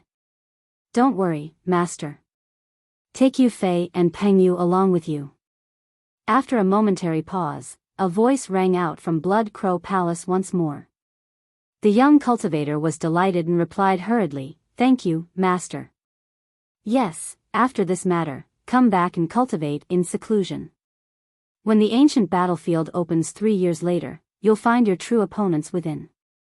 After saying that, the voice in Blood Crow Palace went silent once more. Before long, 2 people draped in black robes walked forth. They were expressionless with an occasional flicker of green light in their eyes. "Greetings, young master." The 2 men walked before the young cultivator and knelt on one knee, shouting in unison. The young cultivator nodded in satisfaction. The 2 people before him were golden cores. They were his master's blood slaves. Bearing extremely high standards, the people that his master were willing to accept as blood slaves were far from simple. His master was also the same person who founded Blood Crow Palace, the palatial lord. Given their relationship, even though this man was only a Foundation establishment cultivator, his status in Blood Crow Palace was extremely high. He was the young master of Blood Crow Palace. Ethereal Peak, Su Zimo, Fufufu. Ethereal Peak. Su Zimo had returned for a couple of days and had not spent it idling. Little Fatty, Shui Yi and other Weapon Peak disciples came to visit, so they naturally had their merry celebrations. During this period, Ling Ro came by as well and chatted with Su Zimo for a little before leaving. In the eyes of Shui Yi and everyone else, that was naturally something to cheer about. In the entire sect, Su Zimo was the only person who could make Ling Ro pay a personal visit. Previously, she had even specially given him 2 talismans. The 2 talismans were kept in his storage bag and Su Zimo had not used them yet. Even though it wasn't a massive favor, it was clear that the other party had put in quite a bit of effort. Su Zimo intended to create a middle or superior grade spirit weapon after he gained more insights into weapon refinement and give it to Ling Ro. The second day after Su Zimo returned to the sect, before he even had the time to visit the disheveled old man, the latter already took the initiative to visit. "You rascal, where have you been for the past 3 months with no news at all?" The disheveled old man scolded Su Zimo at first sight. Su Zimo replied with a half-truth, "I spent some time at home." "I see." Upon hearing that, the disheveled old man's expression softened and nodded. "Cough." He coughed gently and patted on his storage bag. Instantly, an ancient manual appeared on his palm as he said calmly, "Take it. This is an ancient tempering manual." True enough. As Su Zimo had expected, the disheveled old man was auctioning for this book at Sky Treasure Auction House for him. The person who wrote this ancient manual is Su Zhan, an advanced weapon refinement master 1,000 years ago. At his peak, he had created tens of supreme-grade spirit weapons, and it was said that he had even created a perfect spirit weapon. Even though there's no remnant projections of his weapon refinement process, you can study this ancient manual well. With your perceptivity in weapon refinement, it should not be an issue for you to create middle or even superior-grade spirit weapons in the future. The disheveled old man was extremely confident in Su Zimo. Even though Su Zimo already knew how the ancient tempering manual came about, it would attract the disheveled old man's suspicions if he acted too calmly. Su Zimo could only appear to be delighted and asked, "Master, this ancient manual must cost a lot of spirit stones, right?" It's all right." The disheveled old man nodded and replied indifferently, "At that time, the competition for this manual was extremely intense and I was unable to get it at the start too. In the end, I bumped into an old friend." At that point, the disheveled old man beat around the bush intentionally before continuing leisurely, "Heh. That friend of mine has a powerful background," and without a second word, he gave it to me on the spot. Even though the disheveled old man was trying his best to contain himself, his eyes were filled with pride. "Zimo, let me tell you how the scene was like at that time." Pft, pft. That huge auction house fell entirely silent. Even if others had spirit stones, they could not use it. No one could stop this friend of mine from giving it to me. Everyone else could only watch dumbfounded in envy. When he heard the disheveled old man bragging, Su Zimo could not help but lower his head and almost chuckled. "Zimo, what's wrong? You don't believe me?" The disheveled old man raised his brow when he noticed Su Zimo's abnormality. "No." Su Zimo waved it off hurriedly. "Cough, cough, all right, that's enough. Cultivate well."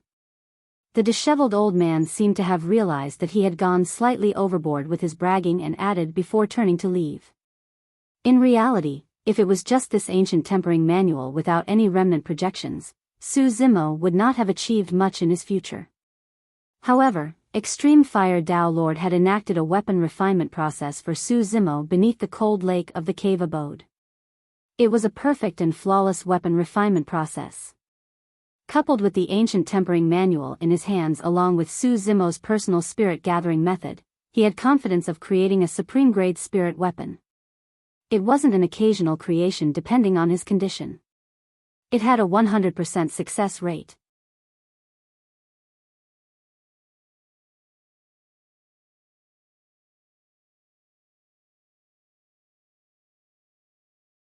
Chapter 209, Pure-Blooded Ferocious Beast. Chapter 209, Pure-Blooded Ferocious Beast. In the following period of time, Su Zimo resumed his usual cultivation habits.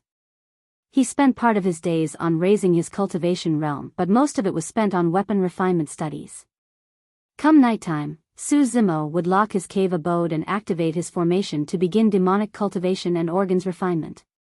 Because organs refinement would produce an endless stream of rich demonic chi, the formation was used to prevent outsiders from entering as well as to conceal the aura within the cave abode. In the morning of the next day, the demonic chi would be absorbed by Su Zimo entirely. For those past few days, Monkey, Spirit Tiger and Little Crane took turns around the demon beast egg. After Monkey incubated it for 10 hours, it was Little Crane's turn.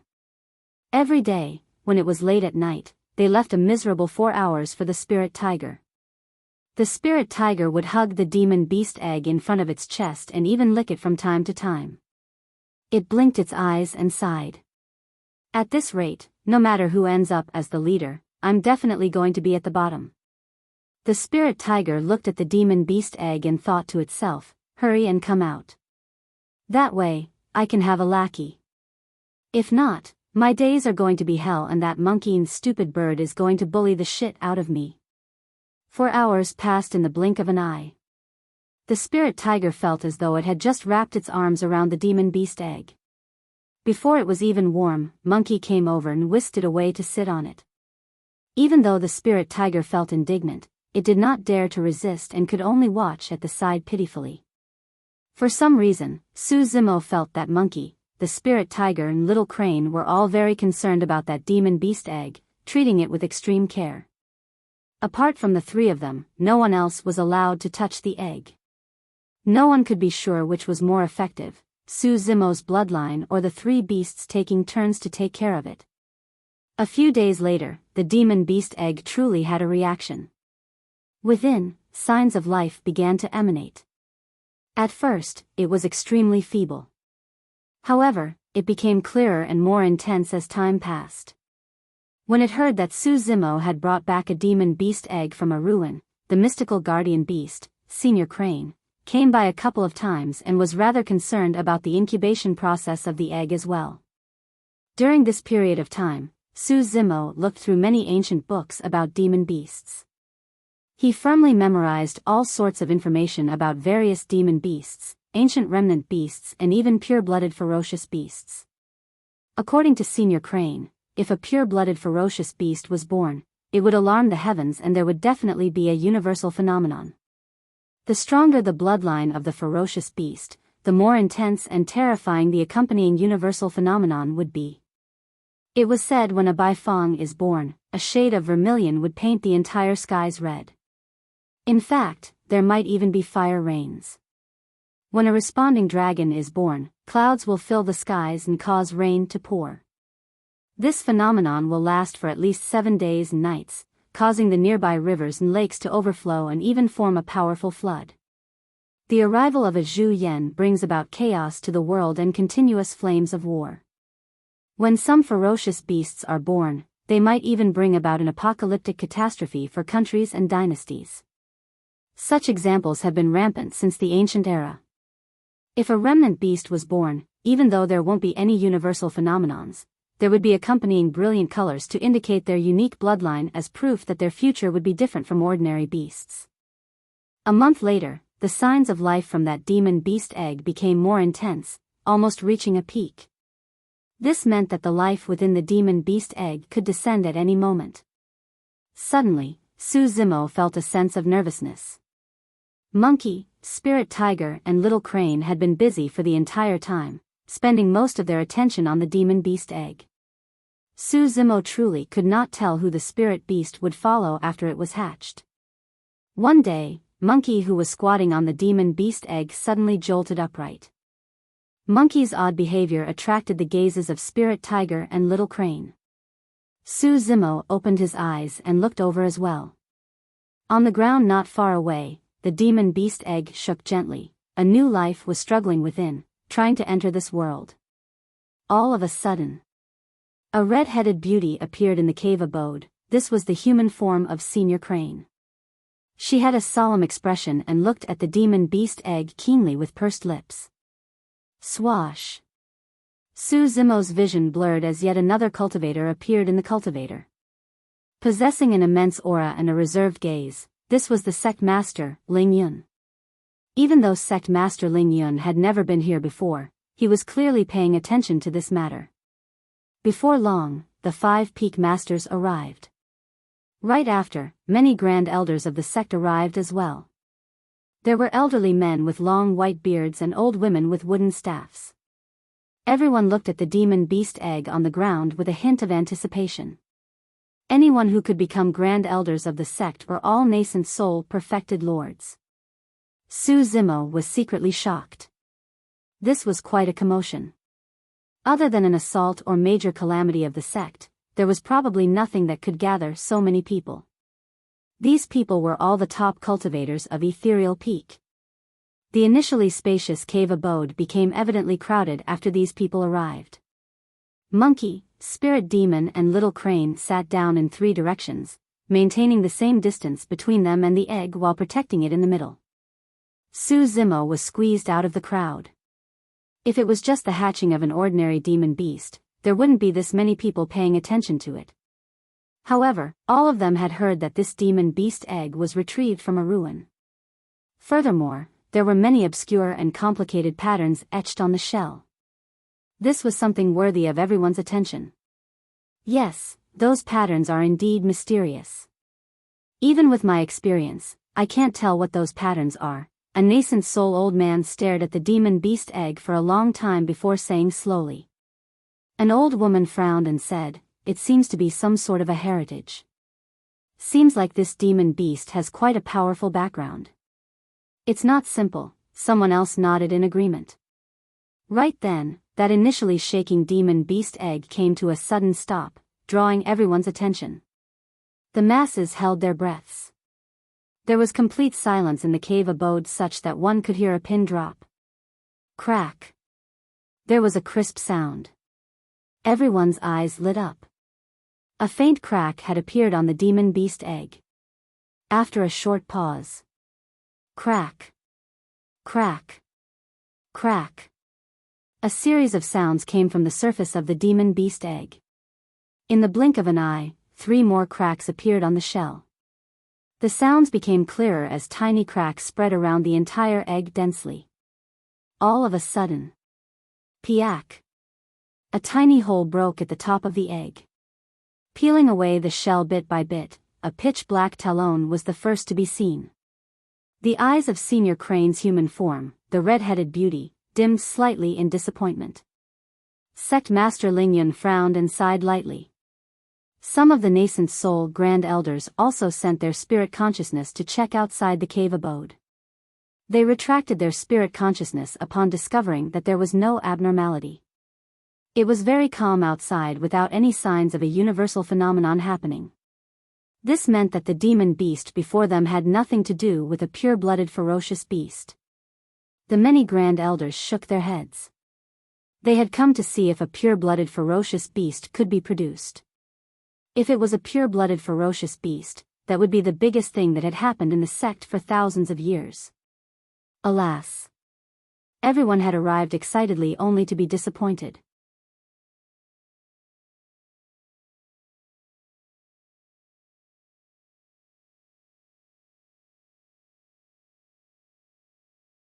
Chapter 210, Wild Beast? Black Bear? Chapter 210, Wild Beast? Black Bear? Su Zimo had once fantasized that it would be great if a pure-blooded ferocious beast was hatched as well. However, the moment this life was born, Su Zimo felt a vague feeling in his bloodline. It was faint but extremely mysterious. He smiled gently.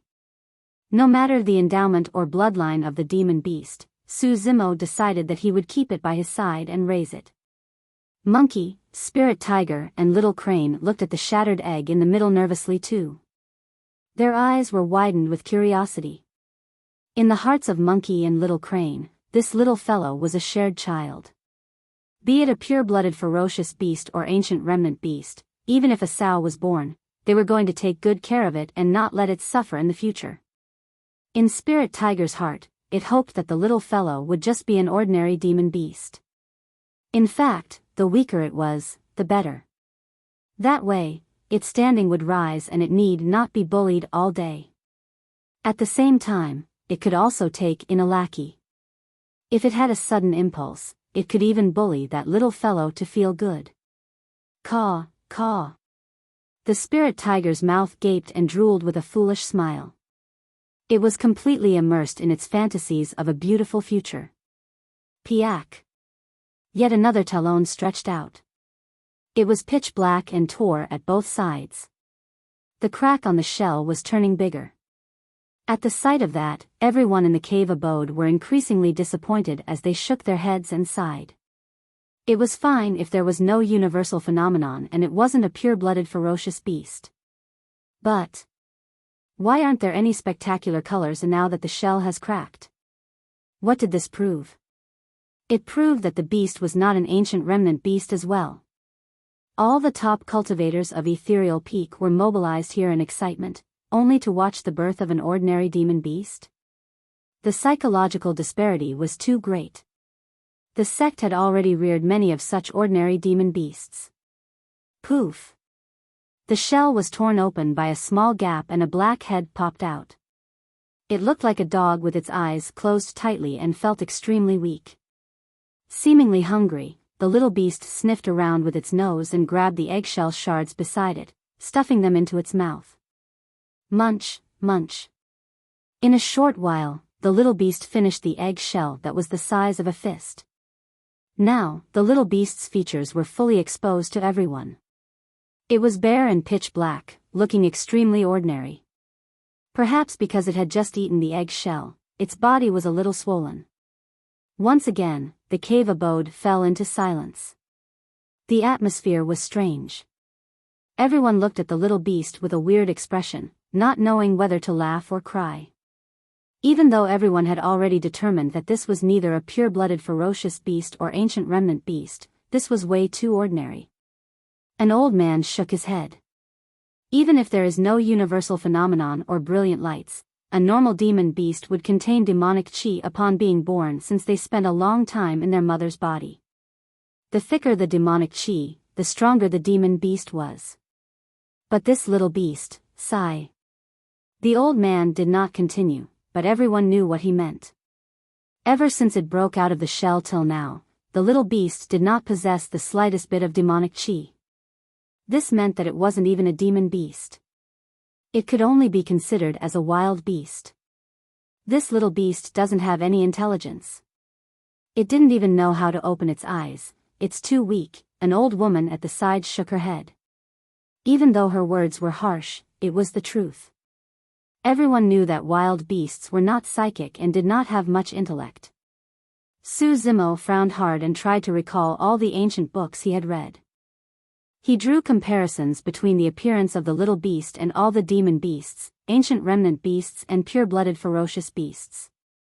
After a round of comparison, Su Zimo discovered that there was no demon beast that matched the little beast before him. In terms of similarity, the little beast resembled a black bear cub the most.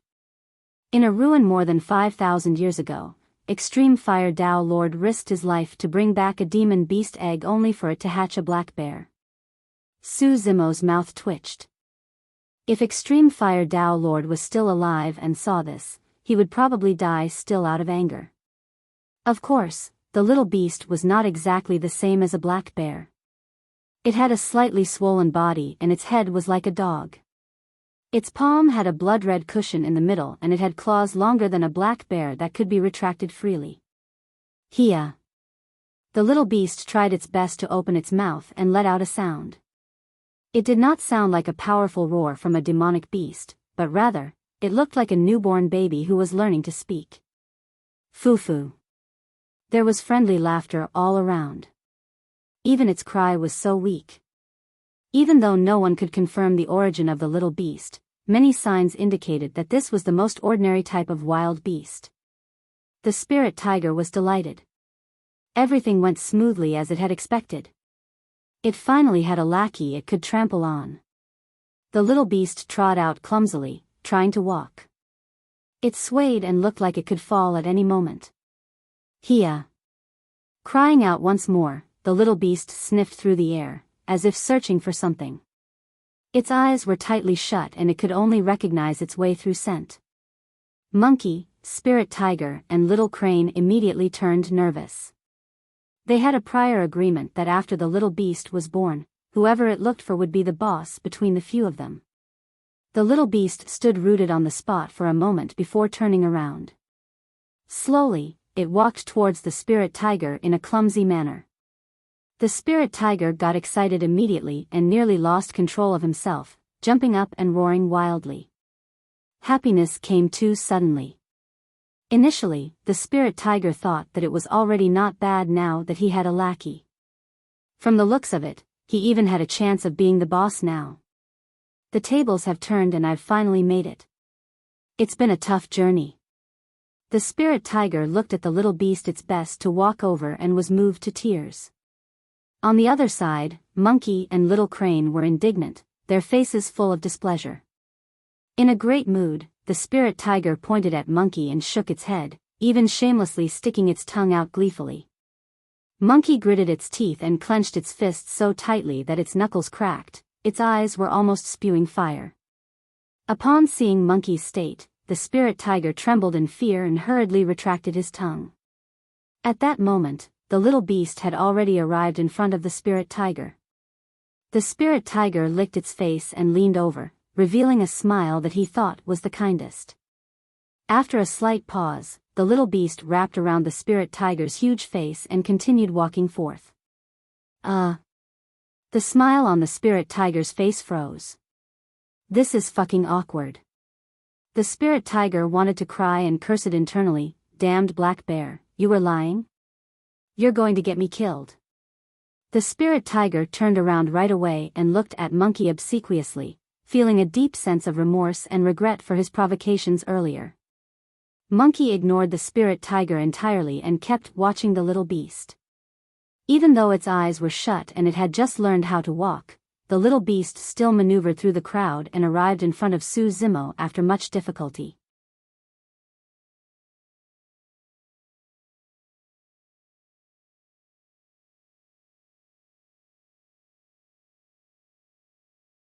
Chapter 211, Terrifying Little Beast. Chapter 211, Terrifying Little Beast. Little Beast raised its head and sniffed carefully again, as if making a confirmation. After a while, it climbed up Su Zimo's body. Su Zimo was in a lotus position and wasn't too tall. However, because Little Beast was too short, it tried to climb up from under Su Zimo's shirt but failed after several attempts. Instead, it fell and rolled over, causing a series of laughter. Many grand elders started to take their leave.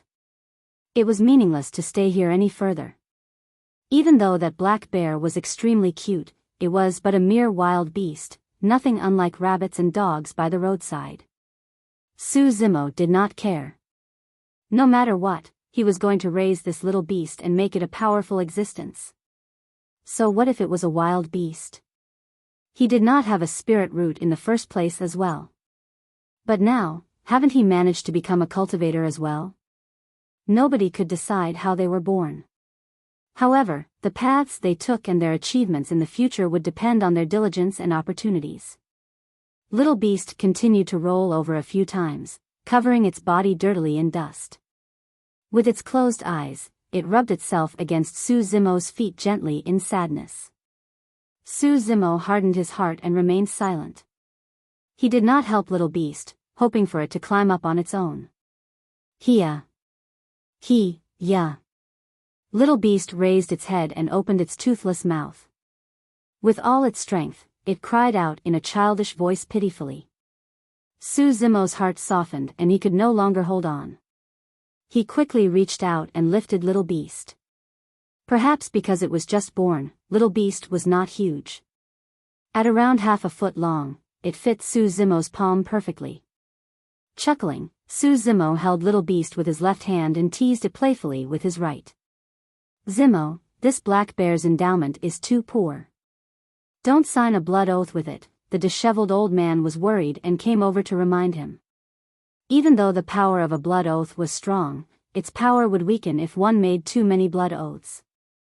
It was hard to guarantee that the demon beasts would not betray and kill their owners in the future. Therefore, most cultivators would only sign a blood oath with a single demon beast, 2 at most. In the eyes of the disheveled old man and everyone else, Su Zimo's life could be in danger if he continued signing blood oaths with demon beasts. Sect Master Ling Yun nodded in Su Zimo's direction as well. This little beast has yet to gain sentience. Just raise it casually and don't think too much about it. With that said, Ling Yun turned to leave. Su Zimo's head was lowered in silence. When the 5 peak masters saw that, they thought that he received a huge blow and was greatly disappointed. They could not help but sigh lightly and leave the place. At that moment, Su Zimo was looking at Little Beast sprawled on his lap with a strange gaze, seemingly in deep thought. Initially, Su Zimo thought that little beast was an ordinary wild beast as well. Perhaps it was truly a black bear's cub that had yet to gain sentience and was merely cute. However, an action by little beast earlier on changed Su Zimo's mind entirely. Little beast was definitely not as simple as everyone thought it to be. Earlier on, Su Zimo teased little beast with his right hand. Immediately, little beast's expression changed. It seemed to have sensed something and stuck its nose out, sniffing Su Zimo's right hand carefully. Finally, little beast opened its mouth and licked Su Zimo's fingertips. Finally, it changed to a comfortable position before falling asleep. That action seemed like it was nothing. However, it caused a huge stir in Su Zimo's heart. His right hand could be considered as his strongest trump card, helping him escape from danger twice. No one in the entire cave abode knew about the secret behind his right hand. Even Senior Crane was clueless about it. However, little beast had just been born and was able to sense it without being able to open its eyes. It tried its best to come over and grab his right hand. This was definitely not a coincidence.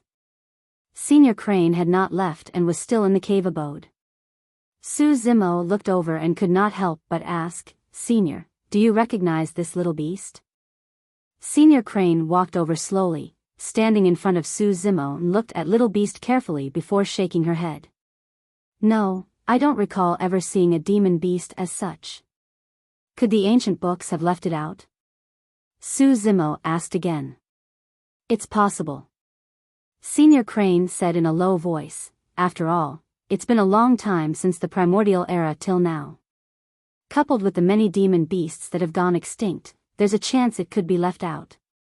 Pausing for a moment, Senior Crane continued, "However, it's true that there's no universal phenomenon, spectacular colors or demonic chi when this beast was born. Perhaps it might be just an ordinary black bear." As she said that, Senior Crane bent over and reached out, wanting to touch little beast.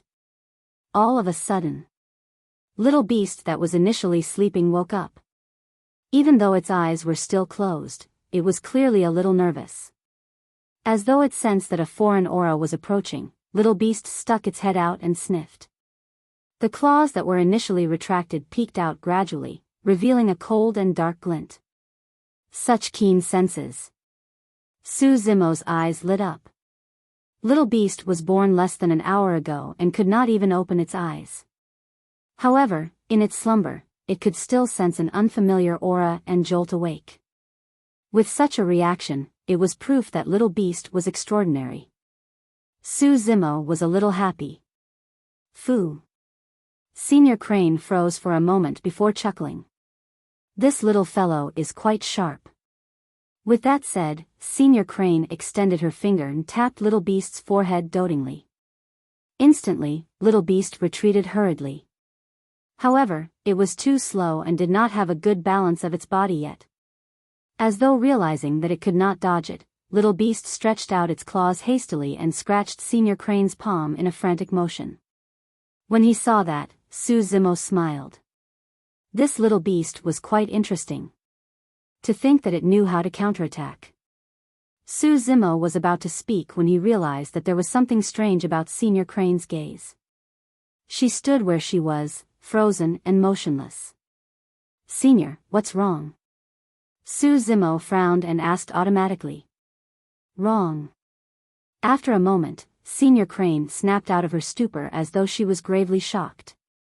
Somewhat out of sorts, she mumbled repeatedly, "Wrong. We were all wrong." "What do you mean?" Su Zimo was puzzled. Senior Crane looked at little beast who was hiding in Su Zimo's embrace with a lit-up gaze. In fact, there was even a hint of fear as she asked uncertainly, "That little fellow just scratched me?" "That's right," Su Zimo nodded, not understanding what Senior Crane meant. She took a deep breath of air and said slowly, "It hurt me." Su Zimo was frozen on the spot, feeling a chill run down his spine. Senior Crane's cultivation was no weaker than a nascent soul-perfected lord. Furthermore, being a demon, Senior Crane's body was extremely powerful to begin with. Even if Little Beast was a pure-blooded ferocious beast, its claws wouldn't pose any threat, it would merely scratch Senior Crane like an itch. But, Senior Crane had actually felt pain. The most terrifying thing was that little beast was born for less than an hour. If that scratch had landed on Su Zimo's body earlier on, it would have carved a few holes in his body.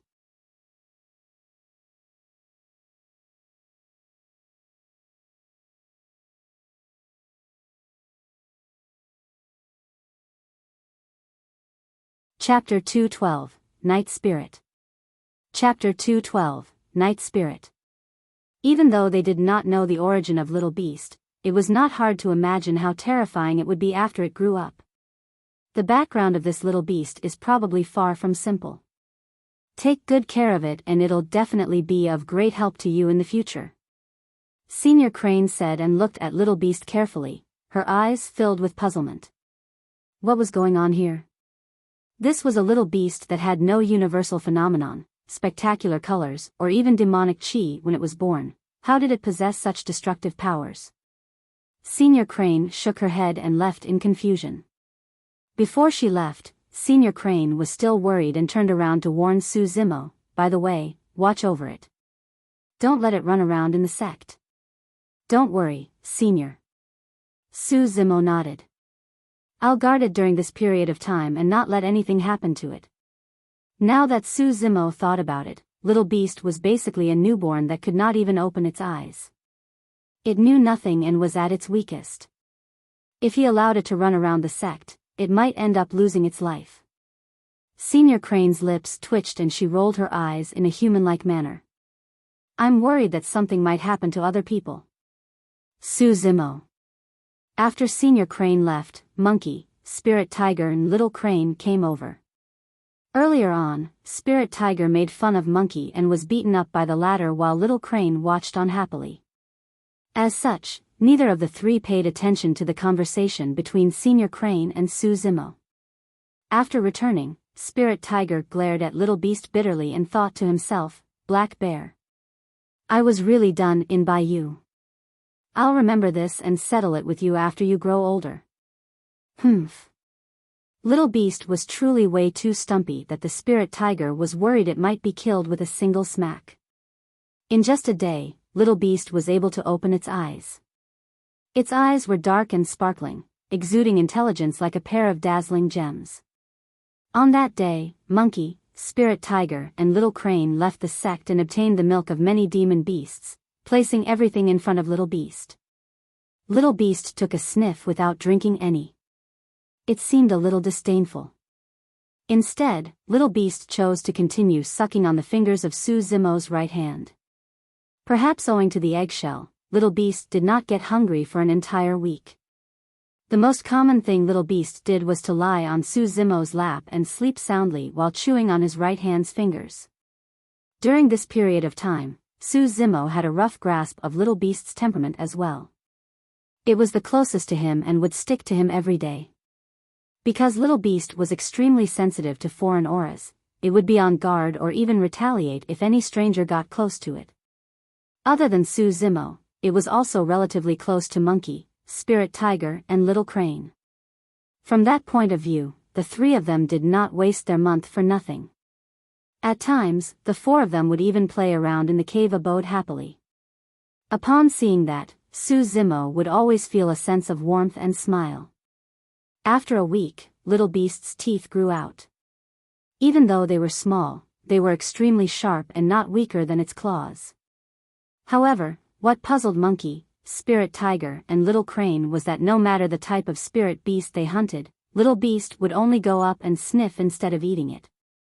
Even if it was hungry, it would choose to suck on Su Zimo's fingers rather than eat those actual food. That's strange. Su Zimo was perplexed as well. Could Little Beast be vegetarian? On second thought, Su Zimo felt that it was not right. The claws and teeth of Little Beast did not seem as though they were meant for it to be vegetarian. These few days, Su Zimo did not cultivate much. Instead, he specially refined a few cauldrons of elixirs and selected the supreme grade and perfect ones for Little Beast. Yet, Monkey, Spirit Tiger and Little Crane were the ones fighting for it while Little Beast refused everything. That's strange. Su Zimo tapped on Little Beast's head and chided lightly, "Why are you not eating everything, Hia?" Little Beast had yet to master demon language and could only cry out in Hia's. Blinking its diamond black eyes, it looked aggrieved. This day, Monkey and Little Crane went out to hunt. Su Zimo sat on his stone bed and held spirit stones in both hands, seemingly in cultivation, and could not be distracted. The opportunity is here. The spirit tiger had been cultivating the Void Thunder Manual during this period of time and felt that it had gotten stronger. It was now a Foundation Establishment spirit demon. Rubbing its paws together, the spirit tiger was prepared to take this opportunity to teach Little Beast a good lesson. It wanted to impose the image of a mighty, ferocious, and unstoppable being in Little Beast's heart. "Black Bear, stop sleeping. Wake up." The spirit tiger sneaked in front of Little Beast and growled softly, slapping Little Beast's head with a backhand. Initially asleep, Little Beast's body quivered and it stuck out its claws, blocking instinctively. Flashes of blood appeared. A few bloody holes appeared on the spirit tiger's paws. The spirit tiger was dumbfounded. Little Beast was completely awake as well. "Ow!" Howling in pain with a pale face, the spirit tiger glared at Little Beast and gritted its teeth, snarling, "Black Bear. You're not trustworthy at all. Even when you're asleep, you're so nervous. You've screwed me to death." Little Beast leaned over in embarrassment and stuck its tongue out to lick the spirit tiger's paw as a form of comfort. "It's completely different from what I imagined.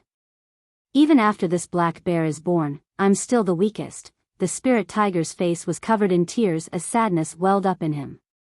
Right then, Monkey strode into the cave abode covered in blood. It was carrying a leopard on its shoulders, huge like a small mountain and covered in green fur. Emerald Cloud Leopard. Su Zimo recognized the leopard at first glance. It was an ancient remnant beast that was extremely strong. The Emerald Cloud Leopard's head was smashed in and it was filled with injuries all over, clearly already dead. Monkey had many wounds on its body as well. It was a devastating battle. The moment the Emerald Cloud Leopard's corpse was placed down, Little Beast suddenly jumped off Su Zimo and ran over to the corpse to sniff. Shing! Little Beast stretched its claws and cut through the skin and flesh of the Emerald Cloud Leopard easily. It opened its mouth and chomped down on a piece of meat, swallowing it. Su Zimo narrowed his gaze at the sight of that. He had been observing Little Beast during this period of time. In the past 10 days, Little Beast's body grew a little more. It was no longer bloated nor similar to a black bear. Little Beast's head resembled that of a dog's while its figure resembled a tiger's. Pitch black, it had no fur and upon retracting its claws, it could walk without a single sound. Su Zimo examined Little Beast's claws and teeth carefully, be it in terms of structure or sharpness. It was something he had never seen before. Furthermore, Little Beast had displayed signs of its terrifying combat talent while it was playing in the past couple of days. That combat talent seemed to be an instinct. Extremely sharp claws and teeth, keen sense of smell, robust strength, explosive power, terrifying combat talent. A demon beast as such was practically born to kill. In front of Su Zimo, Monkey, Spirit Tiger and Little Crane, Little Beast was extremely docile and adorable. However, late in the night, it would stand up quietly and patrol the cave abode, surveying with an icy stare. Occasionally, Little Beast would stand outside the cave abode and look up at the full moon, emitting an inexplicable aura that was vicissitude and mysterious. It was like a god walking through the mortal realms at night. "How about, we call you Night Spirit from now on?" Su Zimo mumbled.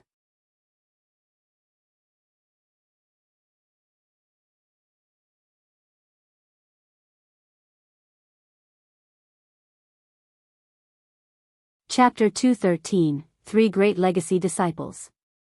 Chapter 213, Three Great Legacy Disciples.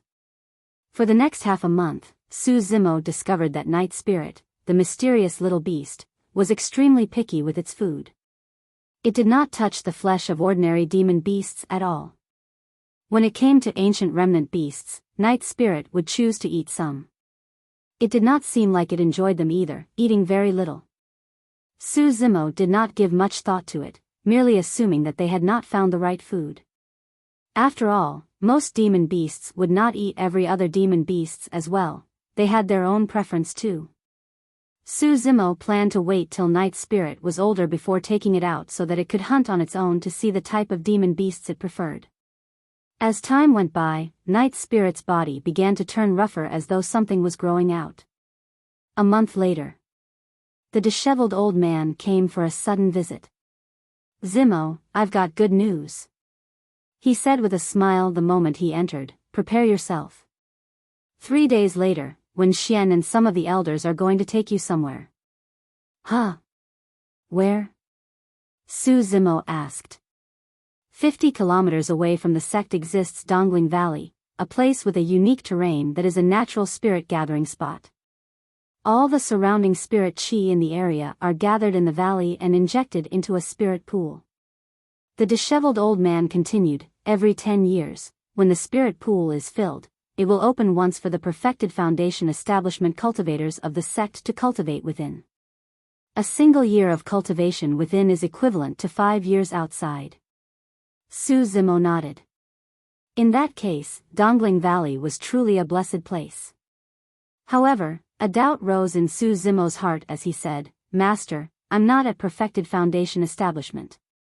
The disheveled old man chuckled. This was initially none of your business indeed.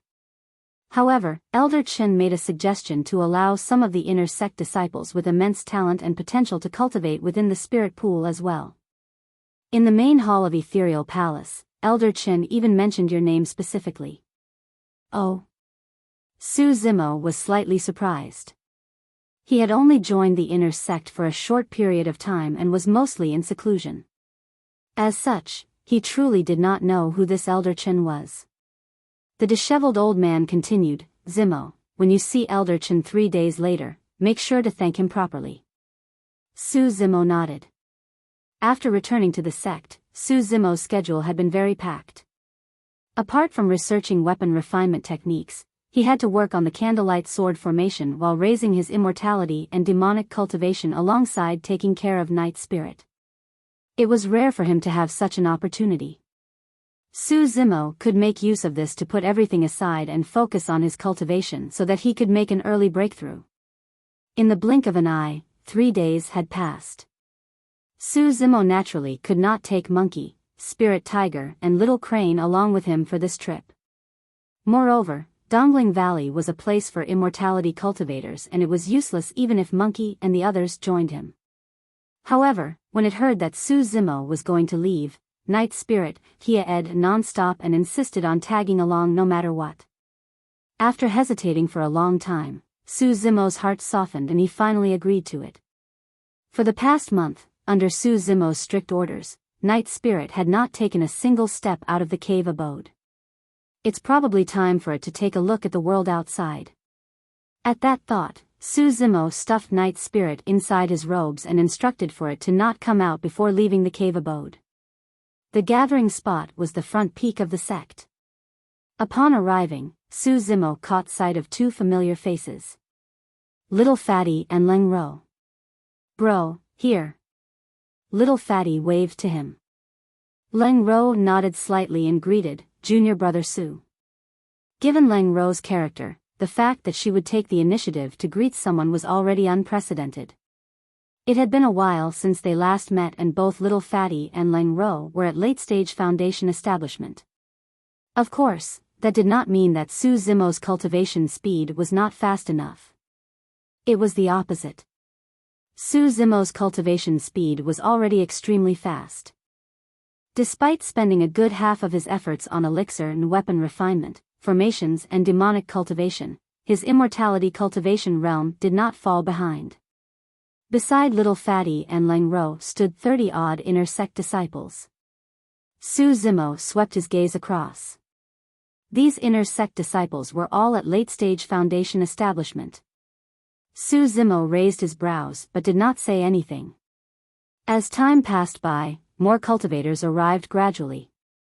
Surveying from the beginning, be it the cultivators that arrived first or later on, Su Zimo realized that he was the only mid-stage Foundation establishment cultivator. Su Zimo sensed an unusual aura and felt that something was amiss. If this Dongling Valley trip was based on one's cultivation, late-stage Foundation establishment disciples should be ranked before him who was at mid-stage Foundation establishment. If it was in terms of potential and endowment, why was it that other than him, the rest were all at late-stage and perfected Foundation establishment? The arrangement was filled with conflict no matter how he looked at it. Look! Those are the 3 great legacy disciples of our sect. Little Fatty gave a low cry and pointed at 3 people who were flying over not far away. The gray-robed cultivator on the left is Ji Ching Tian, and it said that he's a 4 Meridian Foundation establishment. Typically, perfected Foundation establishment cultivators would be referred to by the number of meridians they have unlocked. The blue-robed cultivator on the right is Luo Yi, and he's also a 4 Meridian Foundation establishment. In the middle is the leader of the 3 great legacy disciples, Qin Yu. He's at 5 Meridian Foundation establishment and is also the true number 1 of the inner sect. I even heard from Master that Qin Yu has a chance of unlocking the 6th Meridian before the sect competition. Normally, one would have an extremely high chance of forming a core if they had 4 Meridians unlocked. In the sect competition, 4 Meridian Foundation establishment cultivators had a chance of ranking in the top 10 while 5 Meridian Foundation establishment cultivators were a shoo-in for the top 10. As for 6 Meridian Foundation establishment cultivators, it was considered to be very good if 1 or 2 of them appeared in the once every 10 years sect competition. From that viewpoint, one could understand the preciousness of one of Ethereal Peak's 3 secret skills, Ethereal Foundation Establishment Manual. Cultivating Ethereal Foundation Establishment would ensure at least 4 unlocked meridians. Thereafter, it would depend on the cultivator's own endowment, talent, perceptiveness and fate. Through thousands of years, there had indeed been disciples of the sect who had unlocked 6 meridians. In Tianhuang mainland, even if those at 6 Meridian Foundation establishment continued cultivating till they were 100 years old, they might not be able to unlock the 7th Meridian. If they wanted to progress, they had to enter the ancient battlefield. That was the only place where they could obtain heavenly defying opportunities and lock their 7th, even 8th meridians. The reason why cultivators wanted to unlock as many meridians as possible wasn't only because of the increase in strength, it was preparation for core formation. The quality of a golden core formed from 4 meridians was naturally incomparable to the quality of one formed from 5 meridians. The quality of a golden core of 5 meridians was incomparable to a golden core of 6 meridians. It was said that once the quality of a golden core reaches a certain level, the spirit energy in their bodies would achieve a harmony with the heavens and earth, and a phenomenon that would shock the world would be born. That was the famous golden core phenomenon of the cultivation world. You're tuning into the Biyao's Wuxia Chronicles YouTube channel. Don't forget to subscribe and join us on this journey to catch the most captivating stories.